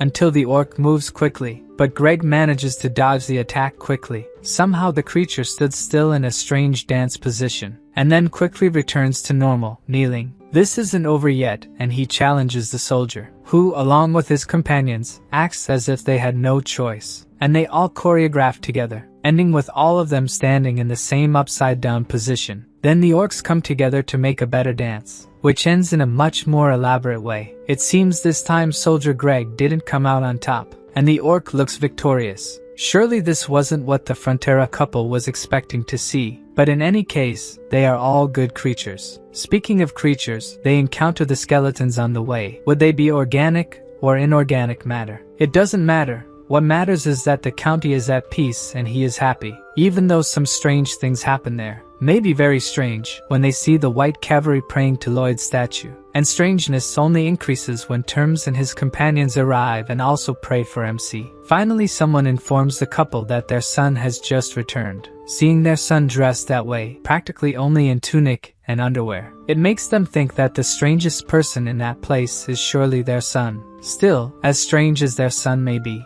they are still happy to have him, and on the day Lloyd calls him father instead of my lord, he will be even happier. The Count hugs his son after a long time without seeing him, and asks why MC isn't wearing clothes, who replies that he already has many at home. Meanwhile, in the royal palace, Count Ventura is reporting on the agreement they made with the Sultan. Such an agreement seems unprecedented to the Queen, who asks if he negotiated it. Ventura is a little embarrassed, but admits he's responsible for the agreement. Then the Queen wants to know if it was Lloyd who asked him to tell her this, and asks what the Count thinks is necessary for people to live comfortably. She herself answers that they only need someone to work themselves to death in their place. As her Queen said this, Count Ventura fully agrees with what she said. Although this agreement resolves many things, Magentano and Asfahan have been enemies for a long time. How could they establish a relationship of trust? While the Queen thinks about this, Scheherazade has just arrived in the county, thinking about how she will take this state from him. Unaware of any of this, the Count is pruning the garden plants, and is surprised when someone appears calling for him. He has no idea who the girl in front of him is. Then Scheherazade introduces herself, and the Count wants to know why she is there. The girl explains that she is there to see Lloyd. The Count, still in shock, doesn't understand what she wants with his son. She takes a deep breath, and tells the Count that she needs this man to sleep at night. The Count takes a moment to understand what she is saying. As soon as he understands her words, he is incredulous. This must be the most unbelievable thing his son has ever done. We see the protagonist lying on a dirt floor. Gradually, his consciousness returns. He is at the edge of a cliff, questioning what place this is and why it is so dark. Suddenly, a light appears, illuminating his face, along with a thunderous noise that alarms him. A giant fireball is rising in front of him, which gradually takes the shape of a human body. The immense fiery body stands still in front of the protagonist, until it says it is a pleasure to meet Lloyd Frontera. In fact, to meet Seho Kim. The MC thinks that no matter how real it seems, this must be just a dream. So he asks who this talking fire figure is. From within the fire, the person says they are the one who sees true nature, the ruler of the fire of hell, the king of hell, Helkeros. Lloyd bows, saying he didn't know he was in the presence of royalty, even though he thinks it must be a dream. From within the flames, the leader of hell laughs, saying the MC seems very confident, and asks if he thinks this is just a dream. The MC explains that no matter what he thinks, since the leader introduced himself, he is probably not there to harm him. The flames become even stronger, and the commander of hell reveals that he has grown fond of Lloyd. The young man would be someone suitable for hell. He doesn't understand if that was a compliment. All he wants is to live comfortably with the money he earned. The commander says that all the MC did for his worthless dream, his face capable of intimidating his demon knight, his singing worse than the screams of purgatory. Someone like that could make the souls of hell wish to be killed once more. By the way he talks about Lloyd, it seems like he was some kind of demon king or something like that. Then the king of hell makes a proposal to Kim Seho if he would like to join the leader of hell, where he would use the full extent of his talents. While he gives this choice, Lloyd is fighting against Roots trying to trap him. They are very strong, and he probably won't win this fight. Then a system message appears, saying it's better not to intimidate him too much. After a while in silence, the king of hell inquires if the system hasn't interfered enough, as it seems it could interfere even more. Hellcaros decides not to argue, and decides to play by the rules they have established. As soon as he disappears, the vines trapping Lloyd also vanish. Then the protagonist wakes up in his bed, sweating. The MC is panting after everything he went through with the appearance of the leader of hell. His face is hot. It may not have been a dream, and he doesn't know who Hellcaros was talking to at the end. While thinking about this, Javier knocks on his bedroom door. The swordsman asks why the master is all sweaty, but Lloyd deflects. Then Javier explains that there is a visitor from very far away waiting to see him. The protagonist thinks for a moment about who it could be, and then makes his strange face, having an idea of who it could be. On the way, Javier inquires why the master didn't ask who it was, but he already knows it is Scheherazade. After she tasted the lullabies, he knows she would need more. By his master's expression, Javier knows he is plotting something. In a closed room of the mansion, Scheherazade proposes that Lloyd record his lullaby in a magic crystal for her. Knowing that this is what their meeting is about, the count doesn't know whether to feel relieved or sad. With a grimace, the MC asks if she wants him to do it without getting anything in return, and she replies that he will be paid for this work. His expression doesn't improve as he retorts that he already has a lot of money, leaving Scheherazade frustrated for making things difficult for her. Then the protagonist places a stack of papers on the table, proposing that if she signs the contract, he will do what she asks in return. Javier is surprised that the master had prepared a contract in advance for this situation. The girl gets irritated. The contract requires her to serve the county for 5 years, and the song would be given only after that time. To her, these terms are ridiculous, but the MC reminds her that she's the one who needs the lullaby. If she sleeps well and trains hard,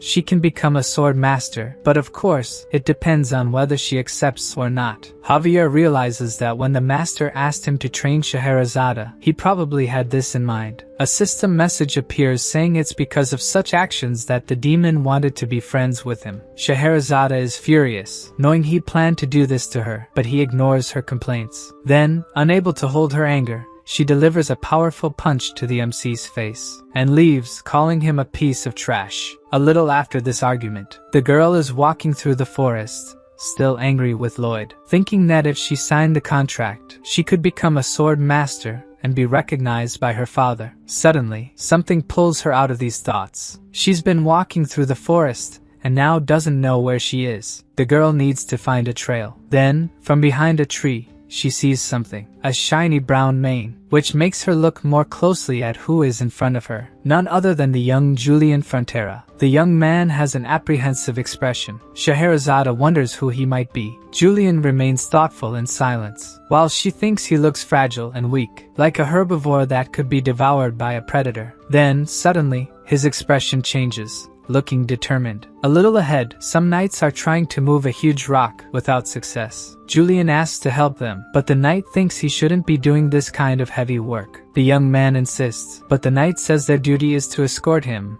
and that he should sit and rest. His words have no effect, as the young man removes his shirt to help them, leaving the three astonished by the scholar's physique. Meanwhile, Scheherazade continues to watch the group from afar. In her imagination, he still looks weak, even with that physique. The four push the rock with all their might. The girl concludes that since he is returning from the capital, he must be Lloyd's younger brother, but he doesn't look like him at all, making such an effort to help the people with him. Since pushing doesn't work, he thinks it's better to dig around the rock with a shovel, because there's nothing a shovel can't solve. Then the girl appears, saying it's a good idea, but it will take all day, and that she will remove the rock from their path. Julian just watches without saying anything to the girl. It seems that young Frontera has just had his heart stolen. Scheherazade thinks that by doing this, she will gain some advantage in negotiating with Lloyd. Then, with simple movements of her sword, the huge rock blocking the path is shattered. The knights are shocked by the girl's power. She sheathes her sword, standing in front of the small pieces left of the rock. Then Julian thanks her for what she did and asks who she is. She reveals herself as Scheherazade of Isfahan from the east, and that she is currently staying at the Frontera estate. The young man listens to her, totally enchanted. Back in the county, Emily is walking down a street and sees a young orc coming her way. She greets him, calling him Kuga, but he keeps walking while she talks to him. Emily doesn't understand why the orc acted that way with her. In silence, Kuga remembers a conversation he had with her. He had called her while she was hanging clothes and asked if she loved Sergeant Greg.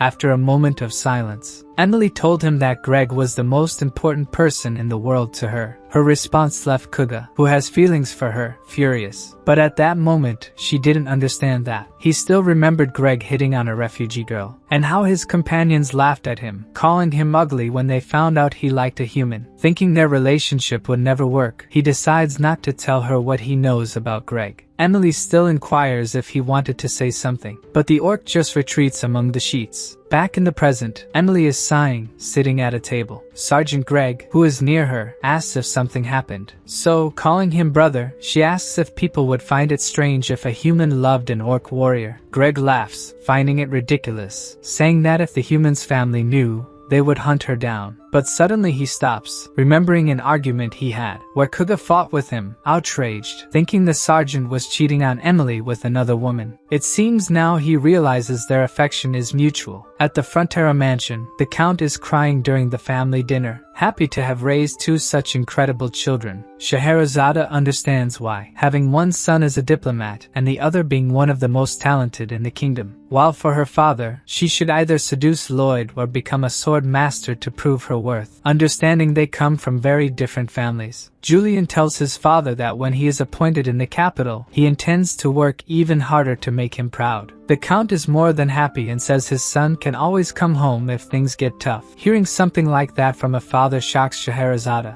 and a tear rolls down her cheek. Then the girl abruptly gets up from the dinner table, saying she will retire first. Before she leaves, Lloyd asks when they will negotiate again, but the girl no longer wants to talk about it. Julian watches as Scheherazade leaves the room, and the MC notices something in the expression he is making. Alone, Scheherazade cannot hold back her tears. Then later that same night, Lloyd sees something through the mansion curtains. The girl seems to be sneaking away in the middle of the night, but something else catches Lloyd's attention. His brother appears, running toward Scheherazade. From a distance, he seems to be asking her to stay. The MC cannot stop watching that scene, especially when the girl seems embarrassed by Julian's words. Lloyd is delighted by the luck he had in seeing this. Downstairs, Julian asks where Scheherazade is going at this hour. If she is not leaving the county, the girl hesitates a little, and ends up saying she was just going for a walk, leaving the young man relieved. Since she has luggage, it seems she was leaving. Disguising, Scheherazade ends up saying she was just carrying her meals. Her answer surprises Julian, and he says eating so many snacks so late will harm her sleep. Embarrassed, she says she will not eat them all and most of what is in the backpack are picnic tools. Anyway, the young man feels relieved, because he was worried about her, considering how she acted at dinner. His words make her almost cry again, and Scheherazade says she is okay now, thinking that maybe she could stay in that place for a few more days. Meanwhile, Lloyd continues enjoying watching the two downstairs, until Javier appears, almost scaring him to death. Since it's time for the lullaby, and he didn't show up, Javier went to look for the master. He asks why he was making such a face watching a couple in love, and the MC doesn't understand how he knew that. The swordsman has seen many people fall in love, and the women always look at him lovingly. Lloyd remains expressionless. Hearing Javier finds it strange he never had this kind of experience. The sword master makes it clear he is not willing to ruin Master Julian's love, but according to the master, he will act as a cupid in this case. After his last conversation with the queen, he realized he has many enemies, including Queen Alicia, who wants him to work for her until the end. And the love between these two will be the key to getting out of this. The next morning, Bibiang is waking everyone up with his morning screams. And in the village of Frontera County, someone just greeted our lovesick orc. Sergeant Greg inquires if he is Kuga, and the orc responds that he doesn't want to fight with the sergeant anymore.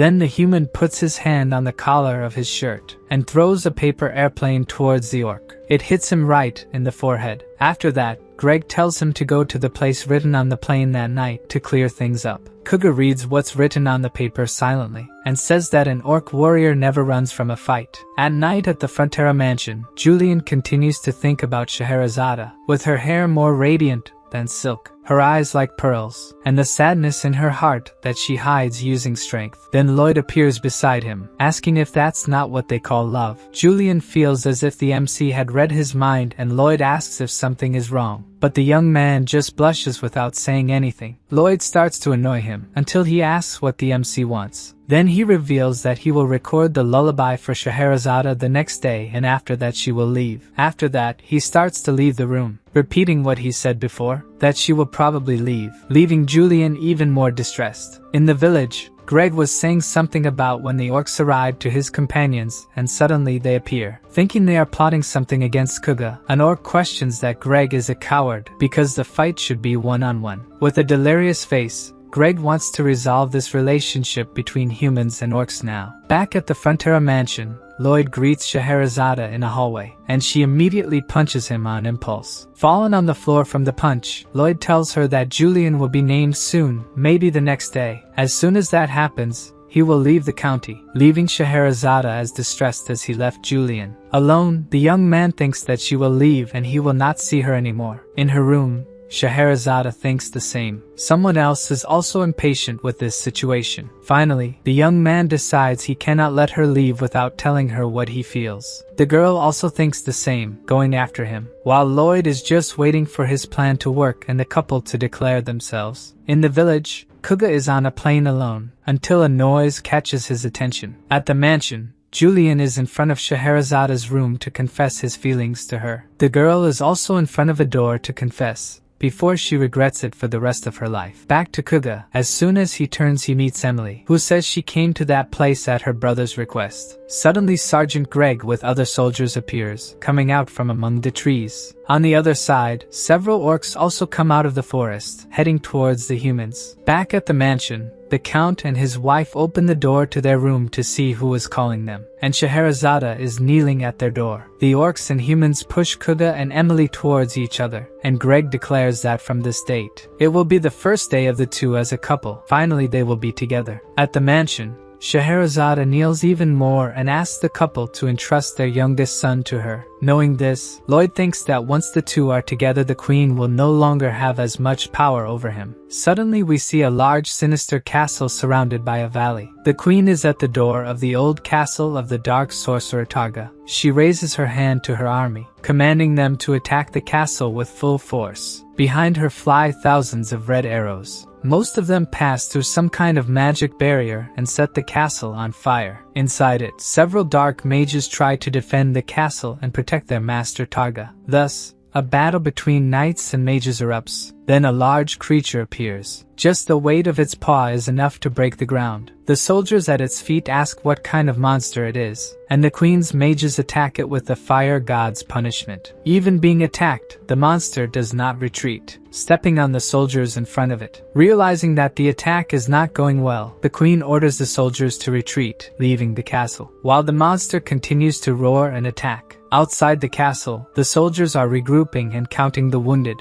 until they realize the queen is not there and look towards the castle. Queen Alicia is alone facing the creature. She wields her sword imbued with aura, and after a war cry, launches a large attack that reverberates towards the monster, which is hit squarely by the queen's attack. As soon as it is hit, a kind of green gas begins to escape from it, and Alicia covers her nose, because it might be poison. This was done with magic, but it doesn't matter. She trained her body to get used to poison. Thus, she walks towards a door, making an effort to open it. Queen Alicia is fully aware of what awaits her on the other side. At the feet of a giant dragon head stands the dark wizard Targa, enraged at being found by the queen. The queen asks if he is Targa. He nods, acknowledging that he is the one she seeks. Outraged that he plans a rebellion against the kingdom, she declares that she will decapitate him, doing so with just one swing of her sword. With that, his body falls at her feet, and she thinks that everything is finally over. But suddenly, she feels a severe headache. As it passes quickly, she wonders what just happened, and we can see that one of her eyes is different. Something is wrong with her. A little later, Julian and Scheherazade get married in the county. The girl is very happy during the ceremony, just like her husband, who looks at her passionately. Of course, the count couldn't help but cry copiously during the ceremony. Even Mr. Byron got a bit emotional. The orcs also celebrated with the elves. But among everyone, no one was more ecstatic about this event than Lloyd. Javier even suggests that he leaves so as not to spoil the occasion, but the master says he is just happy. The swordsman still does not understand how this marriage will prevent him from being enslaved by the queen. So Lloyd explains that he is now someone important in both countries, being a citizen of Magentano and also part of the Sultan's family, who is not foolish and must have understood when Lloyd fought against the sandworm that he was just pretending, which means he still wants the MC to work for him. Thus, if the queen tries to enslave him, he can go to the Sultan's side. Javier understood the master's point, but he could stop with this evil aura now. Lloyd knows he cannot challenge the queen, but at least he has a card up his sleeve to negotiate. Meanwhile, the Sultan watches his daughter's wedding through a magical device, and a thin tear manages to run down his face, wishing his daughter to be happy in this place, where she will be free from fights over the throne or family pressure. Emily appears, saying it's time for the bride to throw the bouquet with all her strength. Then Scheherazade throws the bouquet, making a home run. The arrangement flies past Emily, who obviously did not know about the bride's strength. The bouquet flies across the county, catching fire due to its speed, until someone manages to stop what's left of the arrangement. Not knowing what was coming, Solitas grabs what remains of the flowers. As the new couple withdraws, Lloyd remembers that in the novel, Scheherazade dies protecting her father during the rebellion. Even if it doesn't bring money, it's great to know that she will have a different ending this time. Then the system appears, showing that Lloyd has saved another person from an unhappy death. Knowing this, he thinks the system is just stating the obvious. The counter of lives he saved starts moving quickly, catching our MC's attention. He watches as the number keeps growing. With more than 23 million lives saved, he gets an additional DP. When he has 50 million DP, he will be able to exceed the final spoiler. Thus, Lloyd will have the right to use the world's most powerful ability. It can be activated for 30 seconds, which seems like a very short time. Actually, it's the highest ranked ability, and not the strongest, meaning if he fights the strongest thing in this world, he would lose. Moreover, to use the ability, he would have to forfeit the system's support, his skills, summons,